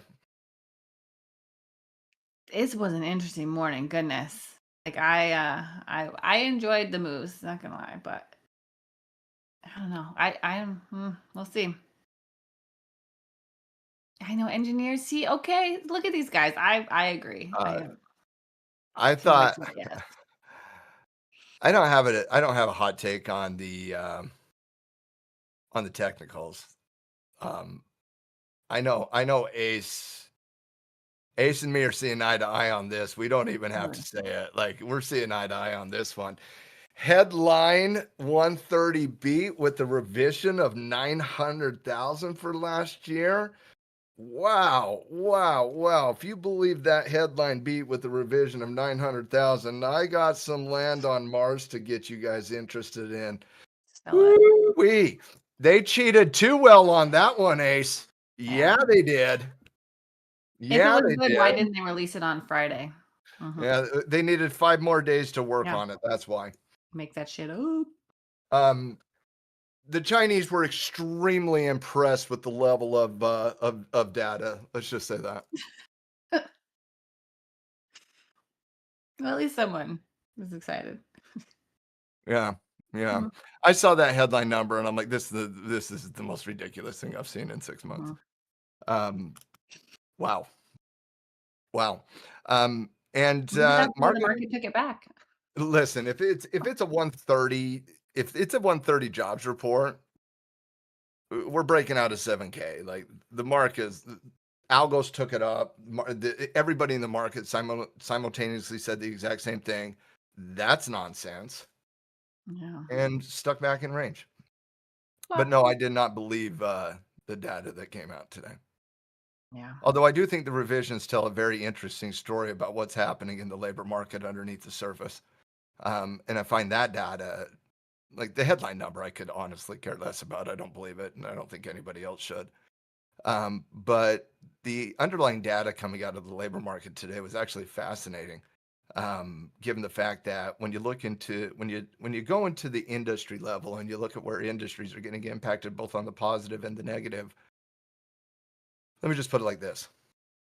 Human beings that need other human beings are seeing job creation. Anybody else is seeing a loss in jobs.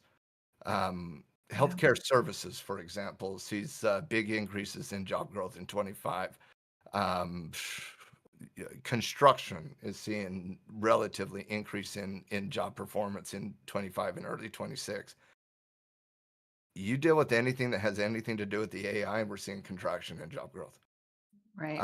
And it stands out to me. And by the way, I think the financial services industry is next on the list to get absolutely shellacked from the AI side of the equation.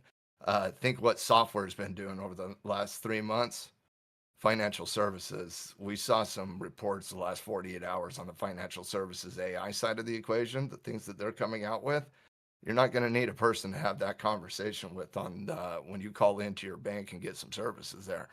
And so it's been the backdrop on the labor side of the equation is fascinating. The headline nonsense is, in my opinion, headline nonsense. Yeah. More interested in the actual real numbers that are giving information about our literal country and humans. Yeah. And, The only thing I care about in jobs data is the revisions. The revisions tell truth. The headline numbers are fairy tales. Like, headlines. the headline numbers are literally fairy tales. Like, Yeah. they're not even sniffing accuracy. Not sniffing accuracy. And this isn't just a current situation. This goes back about 2 years now, where the headline numbers create liquidity events, but they don't have any lasting power. Biden's last year in office, we had an 840,000 revision to the downside in 24. I saw a lot of people on the right spill a lot of ink talking about how the job performance in 24 was not nearly as good. Last year, we had an 897,000 revision to the downside from March to March. In fiscal year 25, we had, 410,000 revision to the downside. The last 2 months got revised by 17,000 jobs. And I guarantee when we look back at this jobs number 2 months from now, this jobs number is probably going to be in the, I would say it's probably going to have a 40,000 revision to the downside. And so revisions tell truth, in my opinion. And you know, I think it's easy to blame political forces on this. I think it was easy to blame Biden in 24, and I think it's easy to point to, you know, the BLS in 25 and say it's an administration problem. And I would agree with both of those points to a certain extent. But I think moving into the future, the headline numbers are going to become less and less important on the labor side because it's also extremely difficult to get an accurate number in this day and age in the labor force. Think Yeah. about what we were 30 years ago, the numbers were extremely accurate because people had traditional jobs, 9 to 5s. They went to their Easy to job, track. came home, went to their job, came home. Company reported it. Didn't have a lot Mhm. of, you know, changes all the time. Now we live in an AI world where we live in a gig economy where contracting work is as popular as employment work. And so most people on the contracting side have multiple different contract jobs. Most people on the labor side have a contract job outside of that. That's what a gig economy kind of does. Prefer And not to report any of it. yeah, well, some of it, yeah, at a minimum, some of it. And Yeah. so it's very hard, in my opinion, to even get. Like, if you put me in charge of the BLS, I'm certain we would have a more accurate number, but it would not be the all end, all be all truth of the labor market environment because of the difficulty of the reporting structure and the environment in general. Yeah. But I think the underlying story is absolutely AI is crushing certain industries from a job growth, and AI is absolutely crushing certain demographics as well. Recent college graduates, my goodness, the things that we have told that generation to do, go to school, get a job, and now AI takes all of it. Like, Yeah. oh man, I feel bad for that generation. It's a different, it's a big changing of everything. And Right now, tips more than one. Like, that's why it's again, it's you know, it's a different economic system than what our hell. It's a different economic system than when I was going through college. You know, back in the late '90s and early 2000s. You know, coming out of college, like unemployment was like 8%. Oh, we'll all have robots eventually, and we'll all have UBI and universal basic income and all of that, but we're going to have to go through Terminator 2 first. And so get excited for that. Yeah, we got to wait for Skynet. Yeah, it's called Sam Altman. TBD.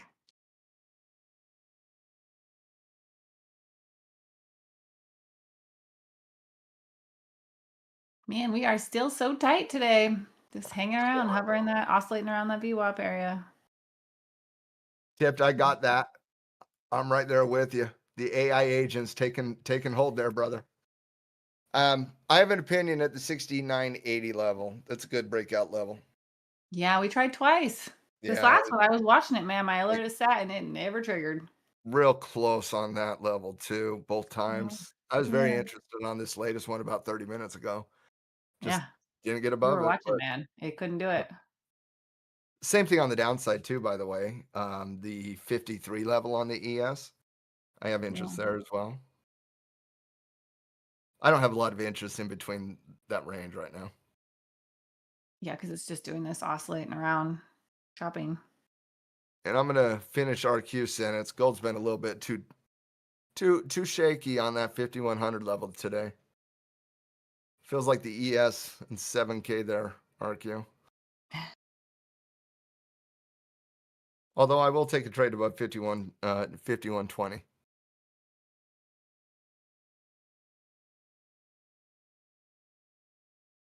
It's currently at 5110. Yeah, I thought earlier potentially it could break that 51, 20, 30, but it slid back.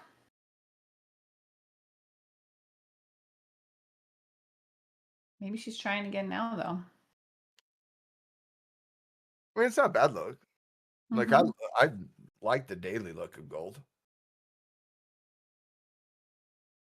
Hasn't done anything wrong. And it hasn't even been volatile today. It's just been shaky price action. Mm. That's a good way of putting it. Shaky price action. By the way, can anybody tell me off the top of their head how many days out of the last 25 this S&P 500 has attempted to break out of 7K? How many times out of the last 25 trading sessions has the S&P 500, without counting cheaters? I'm going 4. 4. Without counting. It's 17. 17 out of 25. Where it's poked it and fell on back in? Mm-hmm. Where it's tested on the daily chart. Yeah, it's 17. Dang, you're right. I mean, of course you're right. Obviously you had that number, but Well, I did it earlier today. I cheated. yeah, it's a lot. Because we've been Well, flirting with it for like 3 months. Well, like when we saw the initial response to the labor today, obviously we saw that pump above 7K come right back down, after it closed underneath the orb. But like it just sparked the thought. How many times have we done this? 'Cause it And feels it's like a 17 million. out of 25 we've done this. Mm. Well, ES is running sideways, but like to me, it's pretty simple to understand. Cyclical is running hot, and software is as horrific as it's been in a long time. And so you got cyclicals running amazingly well right now. And energy is just sexy right now. I said this about specialty chemical companies yesterday. Specialty chemical companies out of the basic material space are absolutely just flying, probably the most aggressive area of the entire market. I'm seeing trends in cyclical that reminds me of trends in AI 2.5 years ago.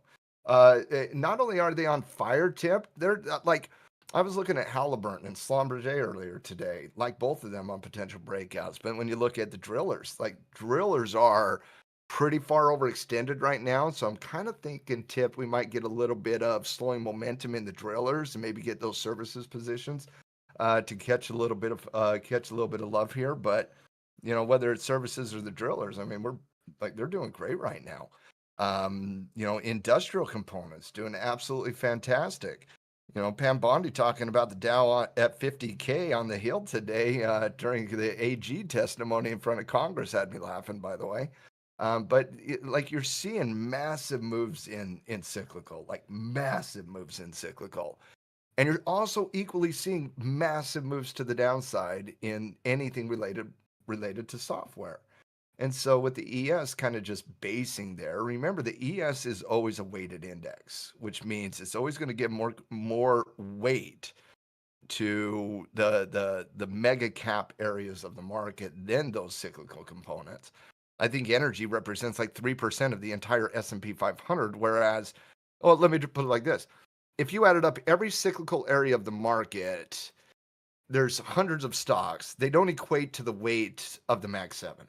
And so when Mag 7 is basically flat to down and software is getting slaughtered, but cyclical's firing, that equates to basically a neutral trend. But it's not telling the truth behind the surface. Like we've seen massive rotation from software to cyclical over the last couple months. And ultimately, when you think back to the ultimate best bull markets, and I do believe we're in a bull market, but when you go back and you look at the price response from a sector rotation perspective within the backdrop of a bull market, hot areas get overextended, profit taking occurs, and that profit taking rotates into areas of the market that have not been participating. And so that's what I'm interested in here. I'm let the momentum play out in the cyclicals. Once we start to see profit taking there, I'm willing to bet we start to see a little bit more love on the tech side. Do you know who didn't short Meta tipped? I saw this one today. Uh-oh. What's the guy's name? I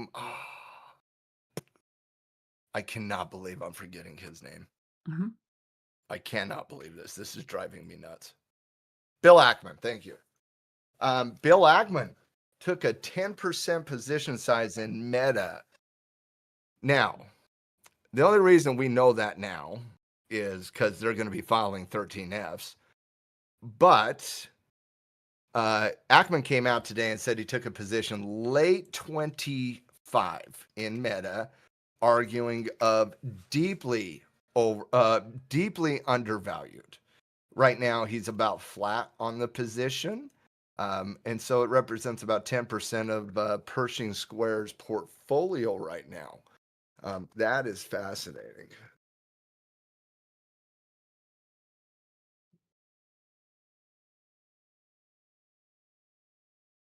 Yeah, Ace, 100%. Now do it on the S&P.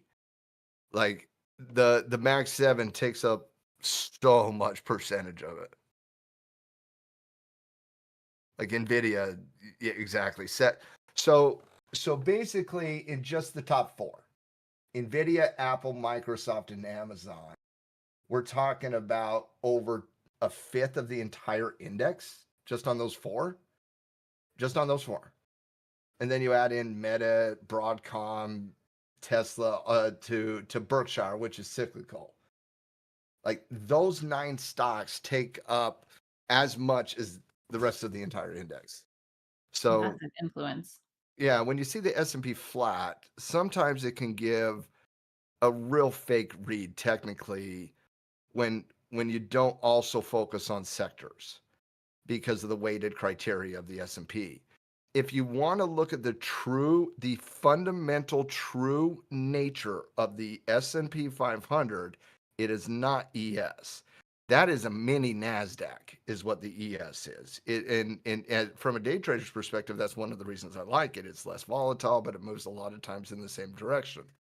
If you want to look at the truth of the market, look at RSP. RSP is the equal weighted S&P 500, and that thing isn't slowing down. Maybe a little bit. It is overextended right now. Great point.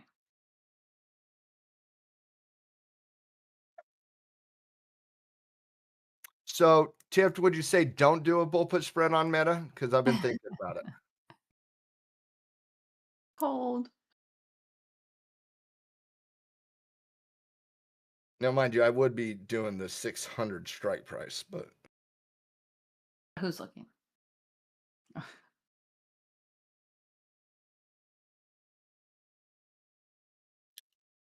Man, I wonder how it's going to end here. We got 40 minutes left, and it's like just flirting right around the way we opened today. Mm-hmm. Wait and see. But we're GS literally wants to stuck break. in the middle of a range. Mm-hmm. She couldn't break higher, so she's sliding back.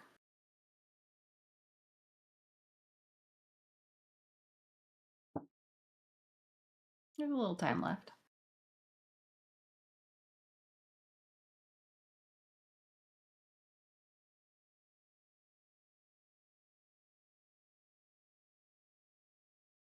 Kathy getting smoked. That's not new, right?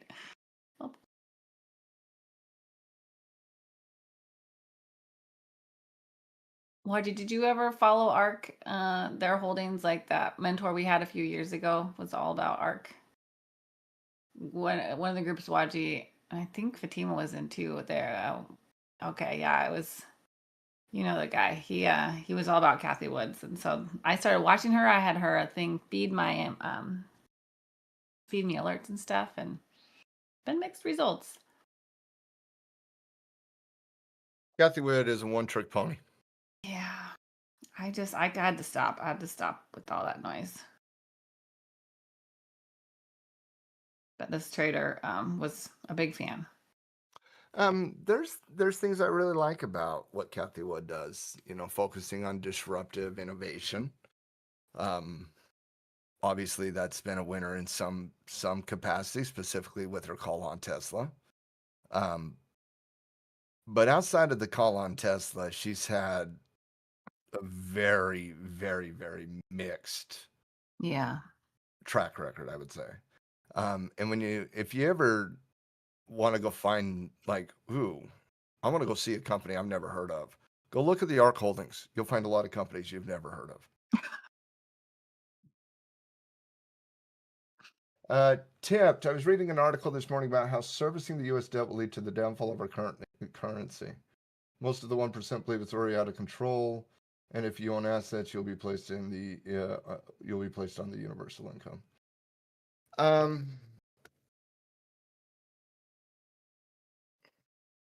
How do I answer that, Tipped?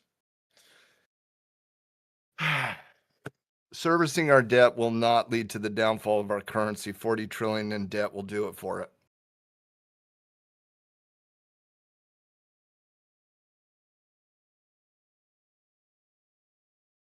And no, a 200 basis point reduction in the interest rate as proposed yesterday by the president will not fix the problem. It will compound the problem and make it worse. It will help short term, be disastrous long term. There is no easy solution to our issue with debt, spiraling debt. And so brewing for decades. if you want to know exactly what's going to happen, the central bank over the next 3-5 years will be creating centralized digital currencies, and they will shield the U.S. debt within those central digital currencies and devalue the debt over time through CDEs. And so there's very creative ways to get out of the type of inflation or debt that nations have went through over time. And all of them typically result in massively devaluing the underlying currency or killing the underlying currency associated to the debt or the inflationary problem in general. Think back Weimar Republic, 1919 through 1923. 1919 German mark to US dollar ratio was 4-1. By 1923, it was like 4 trillion to 1. At that point, there's no solution to saving the currency. And remember, debt is just an association of currency. Currency is just an association of debt. They're one and the same. Both debt and currency can be utilized to purchase. They can both be utilized in every single capacity. One is you have already made it. The other one is you promise to make it in the future. But they're very similar. And so the only way to get out of these situations is either one, you have to figure out creative ways to devalue the debt and thus put that debt on others over time, or two, you kill the currency associated to the inflation. So debt versus inflation in the macro answers to both of those problems are different. So if it's debt, you try to basically devalue the debt over time by hyperinflating your currency to allow you to pay down the debt. That's been used 100 times in the last 100 years by major countries out there. With the central banks creating digital currencies, they'll hide the debt and devalue the debt within the backdrop of the central digital currencies. The other way is if you have hyperinflation, is to kill the currency and issue a new currency. And so, typically speaking, when you're running the debt to GDP ratios that we can have some degree of sustainability for say another decade or so. But in between now and then, you could probably expect a tremendous amount of devaluation of anything you own outside of asset classes. Aaron, they're the exact same. The only difference is how we as people think about them, because our relationship to money leads us to false assumptions about currency.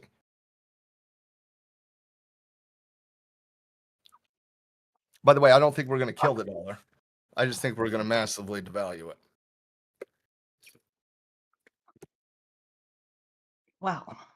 Goodness. Oh, you don't want the end conclusion of that. Such a ray of sunshine today, Matt.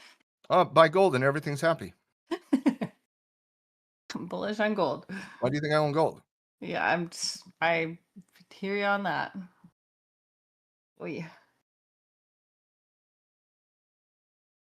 When you understand what your country and governments, and specifically the central banks through the Bank of International Settlements, does when it comes to currency, you'll have a belief in gold too.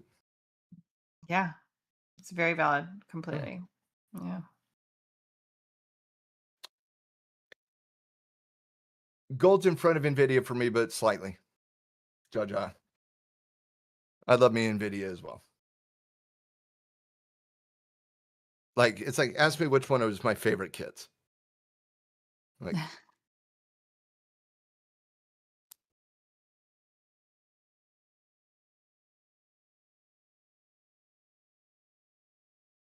Right now, it's got to be Nora. Right? she melts me. She has me wrapped. There's no doubt. Oh, such a love. Mm-hmm. She smacks me in the face. I'm like, what do you need, baby? Do no wrong.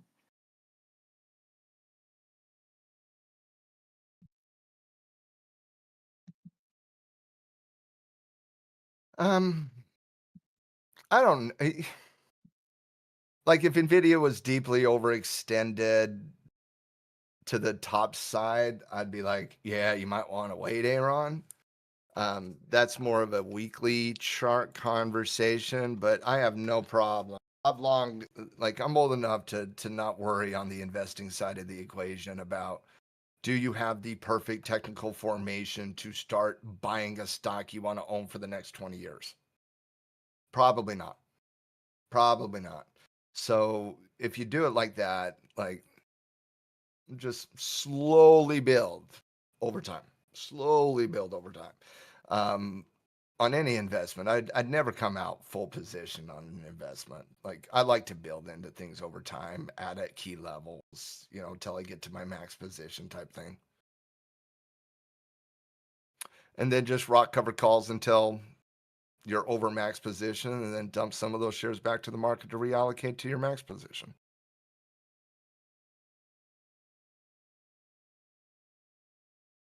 By the way, that's investing covered calls 101. Mhm. Oh yeah. Oh yeah. I honestly do. Aaron, I don't know how old anybody is here, but it is never a bad thing to start building cash flow philosophies in your long-term portfolio.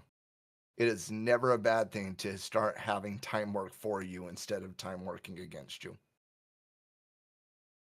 I don't care if you're 20, 40, 60, 80, doesn't matter to me. Time can either work for you or time can work against you. You get to choose. Gonna pass anyway. Might as well capitalize. I always say it. 10 years is Right. going to happen anyways. You might as well have some assets you can stare at. Right. That phrase, just because, when's the perfect time to plant a tree? 20 years ago or today? Like, you got one option. So, Exactly. mhm. But I mean, there's obviously discussions to had about tactically how do you want to go about that? Do you want, but yeah, I mean, Nvidia hasn't done a thing for 6 months. Like, we're not talking about overextension here.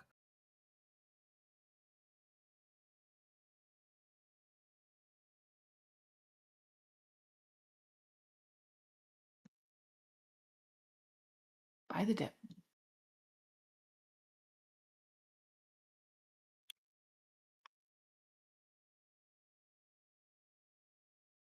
Oh, the ES. Do something.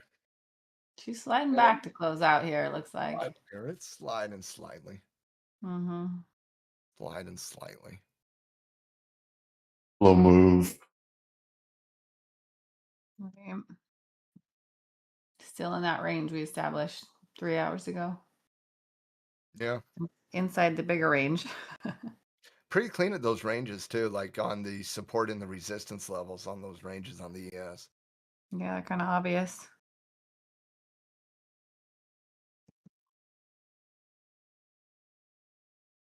Well, maybe it's setting up for a strong end of the week, Some doji day up at resistance again.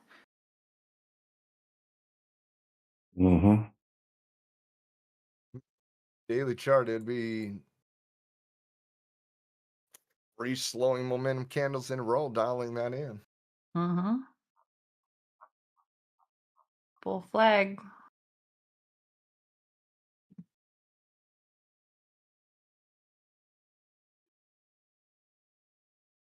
Maybe number 20 is the charm, huh? Maybe lucky 21. Maybe we'll push it till Friday. Lucky Lucky 21, right? Let's hit that blackjack number. Let's go. Hey, I love blackjack. Let's hit that blackjack number. I'm terrible at blackjack. I love blackjack. That's my fave. Like, I always think about the probabilities, and the guy next to me always does something stupid, and I always get frustrated and leave. Because you get the people who have no idea, and then you're like, Listen, if third base doesn't hit or not when they're supposed to, I'm out. Like done. Can't do this table. Can't handle it. Mm-mm. I think it's just a fun game to me, and I never go in with like size, you know what I mean, or like massive intentions, and so I can just smile and nod and talk about it later. I was one time at a blackjack table and I had I can't remember, this like 10 years ago, but like a dealer was showing 6. I had it like a 13 or 14. So what are you supposed to do if you're showing 13, 14, dealer's showing 6? Like, what do you do? Hit. Okay. You're hitting, Becky. What are you doing, Riz? He's trading right now. He's busy. Riz is like, No, I'm going to hit no. this short. Can you repeat that question again? I'm sorry. No, you're good. You're good, bro. You let the dealer bust, right? You hold, let the dealer bust. I agree, Aaron. So guy on third has 16. Okay, 16. Guy on third has 16. Dealer showing 6. What does the guy on third do? I have $50 down in a bet. What does the guy on third do? He hits. He hits. What card do you have? Okay. I had like a 13. I was waiting on the dealer to bust. Yeah. Okay. Now, Aaron, I didn't even wait to see the card he had. I got up and left. I left my $50 on the table. I was so mad that he hit. I just left the $50. Aw. Not kidding. I was like, it ain't worth it. You have it. Dude, Here, I meant you obviously need it. Go. That's like the best. Nonsense. Aw. And you know what I did? I went down, sat down at a 5 nickel slot for like an hour. I felt good about it too. Funny. It was RQ sitting on third base, by the way. It was, Becky not paying attention. Yeah, that's right, RQ. You never hit on video 13. poker at the bar. Yeah. Not The when rule dealer's is- showing 6. Yeah, you don't hit on 13. When the dealer shows a 6, you're like solid because they have to hit if they have, yeah. Yeah. Yeah. You And they double probably down? Ted, no, you do not. You do not double down. Yeah, that's right. Double down 7 times in a row, Ted. Never goes wrong, right? Squad like, uh-huh. Mm-hmm. Split 8s, even better. Seems fine. Actually, 6s are the worst, I think. Yeah. If you ever want to be universally hated by the casino, just go be the don't come bet on craps. Bet against the entire table. They'll hate you in a heartbeat.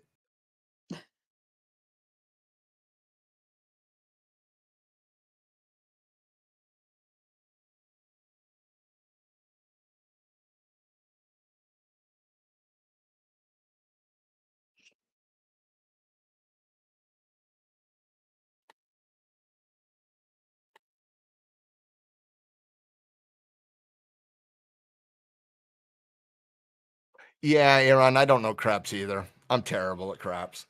I don't either. I just go splash some down, lose some money, have some fun. Like, yeah. I'm terrible at craps. That's the best approach to all the gambling games anyway. Agreed. Keep it light. You agreed. Mhm. My brother was a professional poker player for 10 straight years. Ooh. Literally. Oh, that's cool. Got paid parents' fees, everything to show up just to hotels, just to drive poker rooms. Yeah. He was so good at poker, but how good he was at poker, he lost everything at craps. They're very different games. Everything. Like he would run 12 straight hours playing poker, and all of a sudden, an hour session in craps, he's got. When I was trying to pay him a compliment. Come on. Yeah. Brotherly love. Yeah. Yeah. Mm-hmm. Have you guys ever read the book Thinking in Bets by Annie Duke? I haven't. It is What's it called? Excellent. Thinking in Bets. She's a world-class poker player, and she's written several books and does educations internationally, but it's really good about probabilities and weighting bets and thinking about your strategy, and it's excellent. The professional gambler mindset is actually a fairly similar one to the professional trader one. It really is. From a mindset, risk, probability. Oh, yeah. Yeah. I'm not talking about me at a poker table. That's not what I'm talking about. I'm talking about the other dudes at a poker table. Yeah. It's very much similar. Risk management, not getting tilted, things like that. Mm-hmm. Yeah.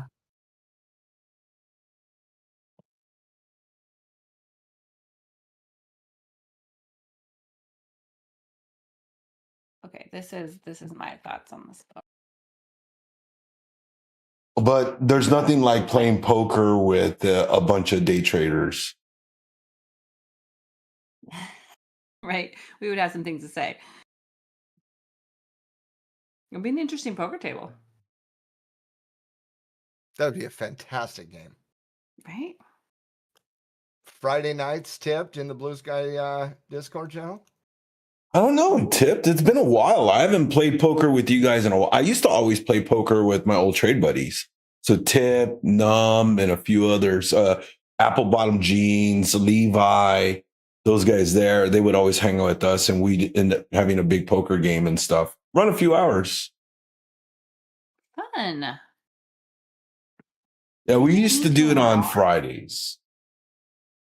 Right, because the market's closed. It's hangout time. Yep.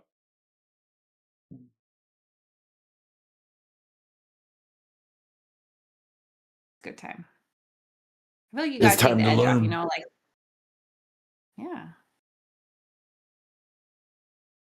Well, if we ever get poker up and running here and we do a little poker room, don't assume I ever bluff, guys, because I don't bluff. I play strength and I'm patient. Play strength, never bet. Yeah. Yeah. Your Just gotta trading would come through in your gotta poker throw style. them off the trail there, Becky. Gotta keep them guessing here. What's gonna happen? Nobody knows. Mm-hmm. I mean, it's got to be easier to bluff in a virtual game. I never come in over the top on a 2-7 offsuit. I never do it. Ever. Excuse me. Big Al, yeah, we need to hang out. We can all learn. I'm rusty, not even gonna lie. I haven't played poker in any sort of a real capacity in years. It's like college life. It was a minute ago. I think it'd be fun to re-engage. Oh, I love playing poker. I think it's fun. Just casually, you know, just right. Hang out. Especially if you're hanging out with a group, you know, and you just have cool conversations. Right.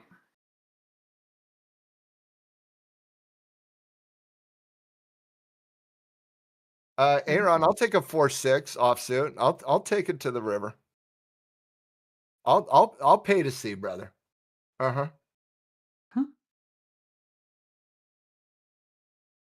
But then again, I don't bluff either, so like we'll just have to wait to figure that one out. No regrets. Yeah, Tipped is right. The degens always all in, and then the real traders, yeah, you can tell. They'll just fold, and when they come out swinging.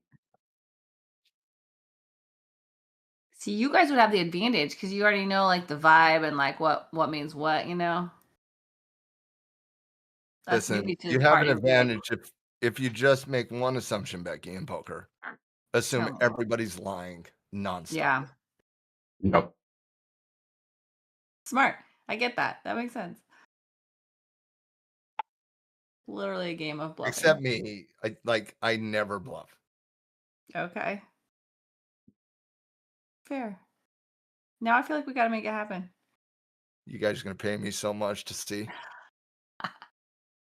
You're in for it now. You're just going to pay. You'll be like, that's 2-7. Nope, I'm rocking pocket kings. Sorry. Pay next time too. Better luck. Mm-hmm. Believe me. That's right, tomorrow. That's right.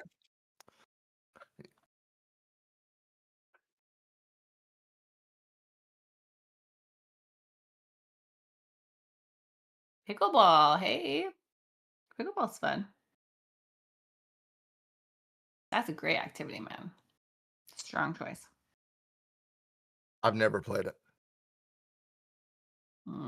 My family has a lot, but I never have because I just haven't got out when they did. But it looks way fun. Right? I think people get very deep into the culture. Like, you get your partners and there's tournaments, and you can really, like, there's a lot of room to, like, be a big part of a family in pickleball. Yeah, ping pong down with, tennis down with, racquetball down with. I'm sure I would like pickleball. Right. Although I am legitimately good at racquetball and legitimately terrible at tennis. Know your strengths, right?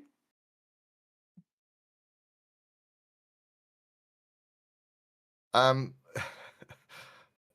don't know if it's the size of the court that's my problem.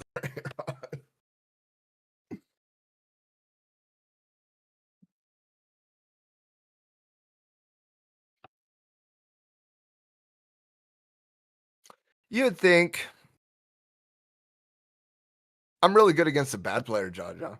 Does that count? Counts for something.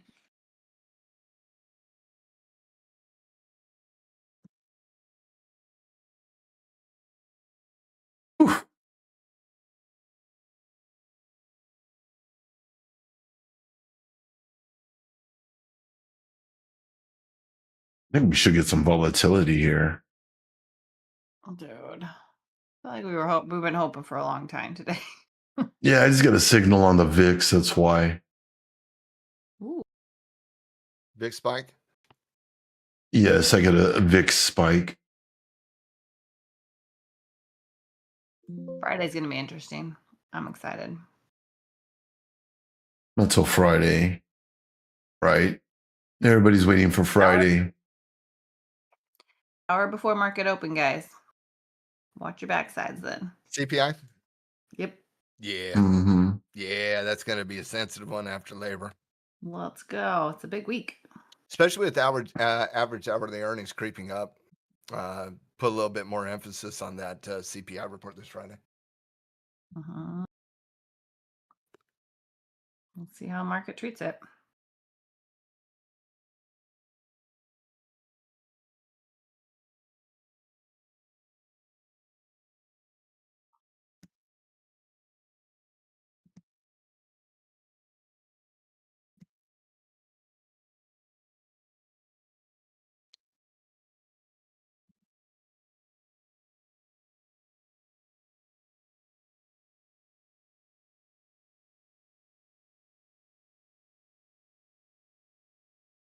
We got like 4 minutes till the imbalances now.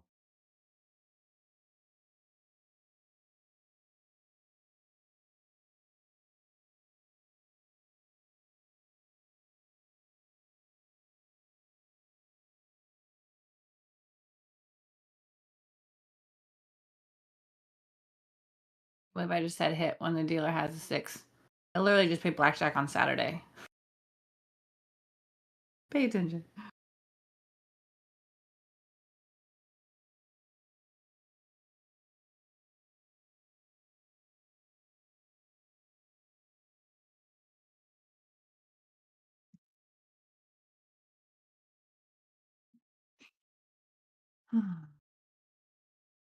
Gold and silver are so flat right now. Mm-hmm. Last hour.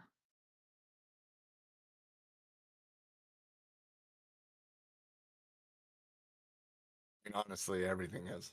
Yeah. I was like, I'm watching ES and then Q, and I look down at my others. I'm like, oh, they're even flatter. Not by much, but pretty much the same. Well, didn't want to give us that ripper into New York into the power hour. Sorry. No, wanted to give us a boring, neutral based theta bleed environment. We've had some good food and gambling conversations. Yeah, we did. That's what neutrality does. Yeah. Seems fine. It's a community vibe. Sometimes if the candles are not exciting, we still get community. 100%. Yep. Can't force patterns. No. Or volatility.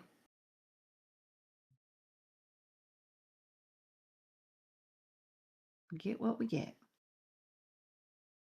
It's a saying with kids, you get what you get and you don't throw a fit. Mm-hmm. Real talk. Better luck tomorrow.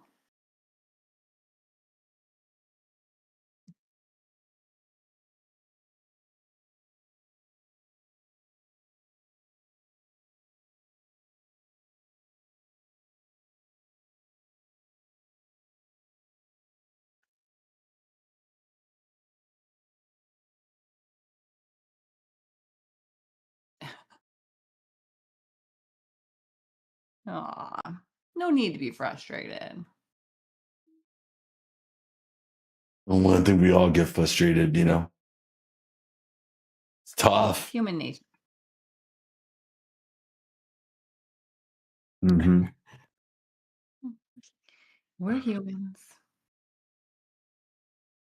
I was watching Pam Bondi on the Hill earlier today, and she goes, "Listen, we shouldn't talk about that. We should talk about the Dow hitting 50,000. Nobody ever thought the Dow would hit 50,000 in this entire 4 years, and we did it in a year."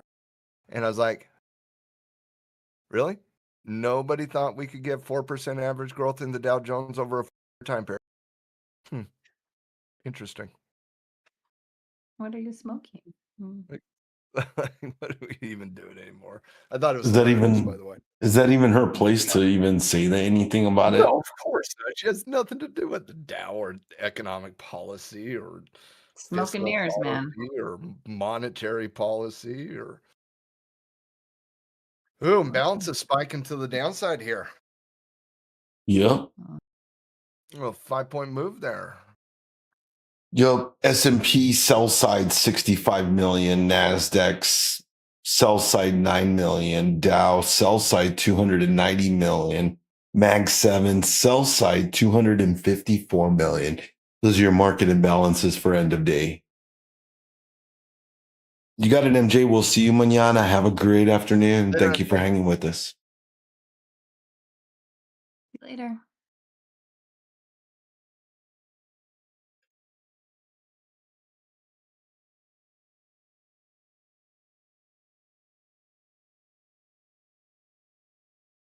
Yeah, we're back under VWAP on ES. I think he's a little stronger, but not by much. GC poked its head to that same level that it's been kind of basing the last hour or so. The 5113 level. It's a triple hit there.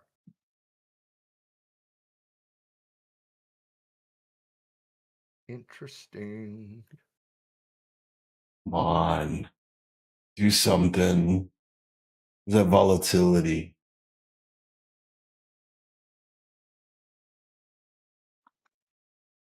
Took a nap. Right.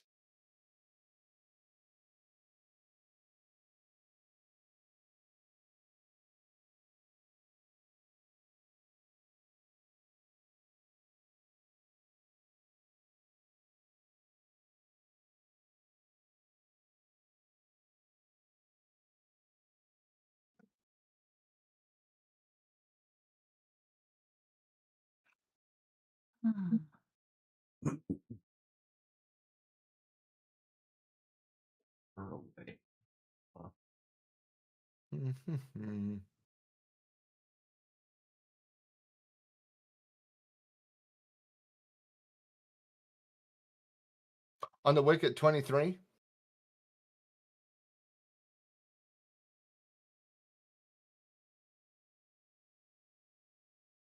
On GC.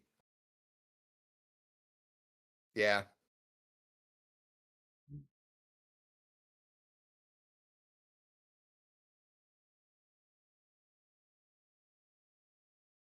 I like that drawing tomorrow.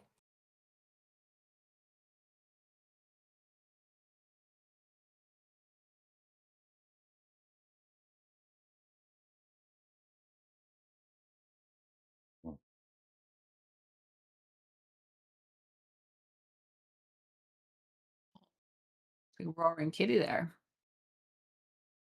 So cute. It's a mad kitty if it follows that direction.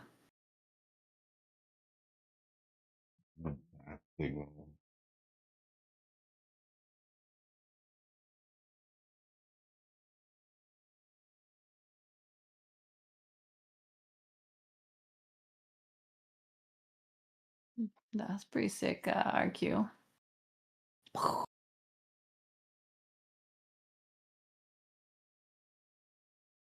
Get it.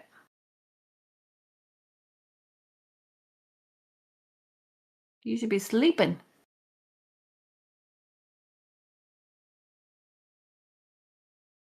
Hey, making money while the rest of the world sleeps is the dream, right? Mm-hmm. Sure, it'll work.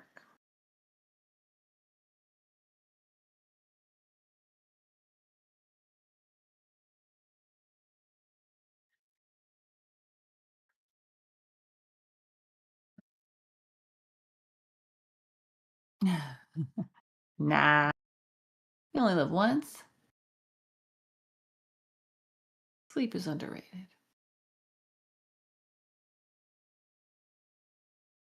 Is that for RQ? I don't think he does.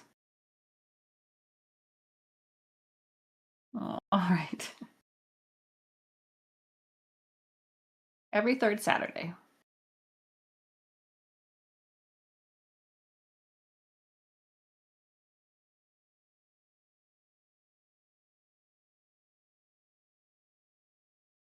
Oh, you need a double. A stunt double.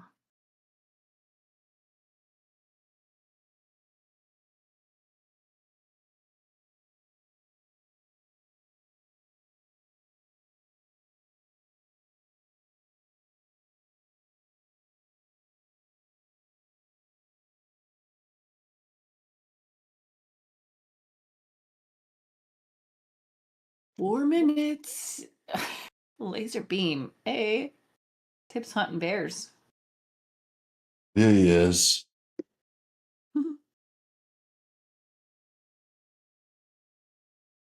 I see it.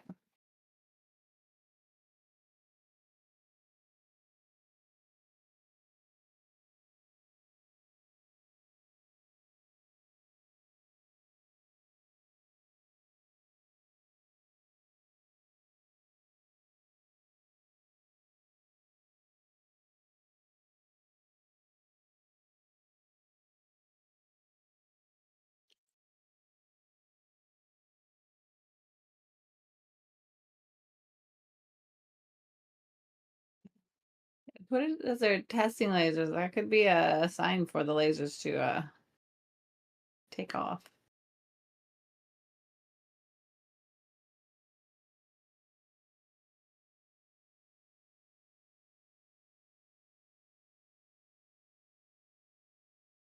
Strong work with the fibs ace.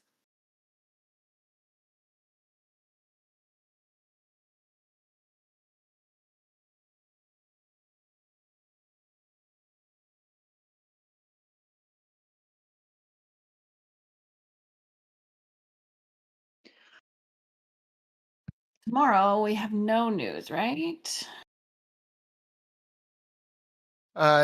Nothing too major, I would say. Right. Initial Yeah, claims, which we get every week. That's the only Yeah. interesting economic report, but it's certainly a mover. Initial Yeah. claims. Okay. Earnings wise tonight, who do we got tonight? We got McDonald's tonight. Cisco is today. Cisco tonight. App 11. That's a big one tonight. Those three. Bit. Yeah. And then tomorrow before the market, we get like no major movers, I would say. Yeah. It's such a great point in our podcast episode where you talk about, just because it's earnings season, not every week is treated equally, Oh. It's a big heavy hitter. You definitely expected the price movements to start slowing down this week. Yeah. Just based on the totality of the earnings conversation and types of. Yeah. Good to know. Mm-hmm.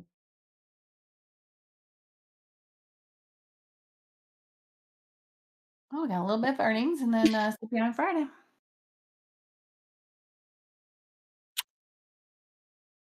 All right, we're down to the last 1 minute.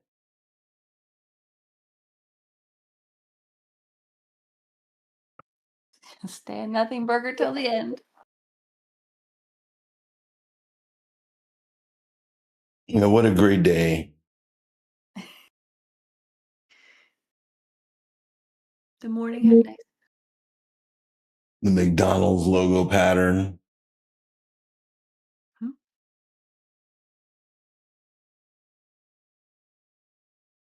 All right, last 15.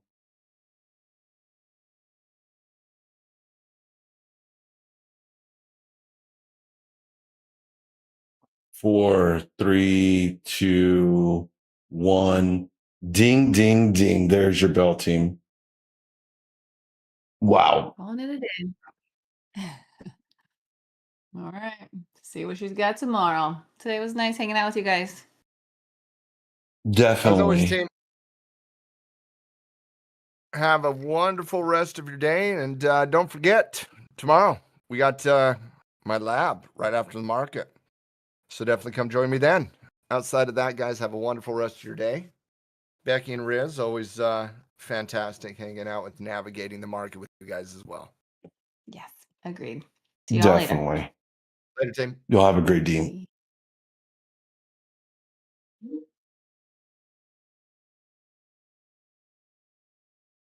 And see you all, team.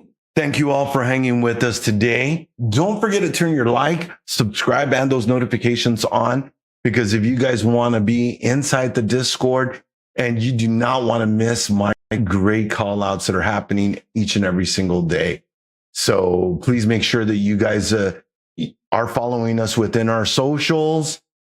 Again, we've got Mike coming in tomorrow morning, so you don't want to miss him with those fantastic calls in the morning session. And we'll be tackling the market throughout the day with me in the mid session and power hour. Don't forget, we've got Coach Breezy in at 6 p.m. Eastern and Coach Belaski on at 7 p.m. Eastern. All right, traders, as always, good luck in the market. Have a fantastic day, and we will see you all tomorrow.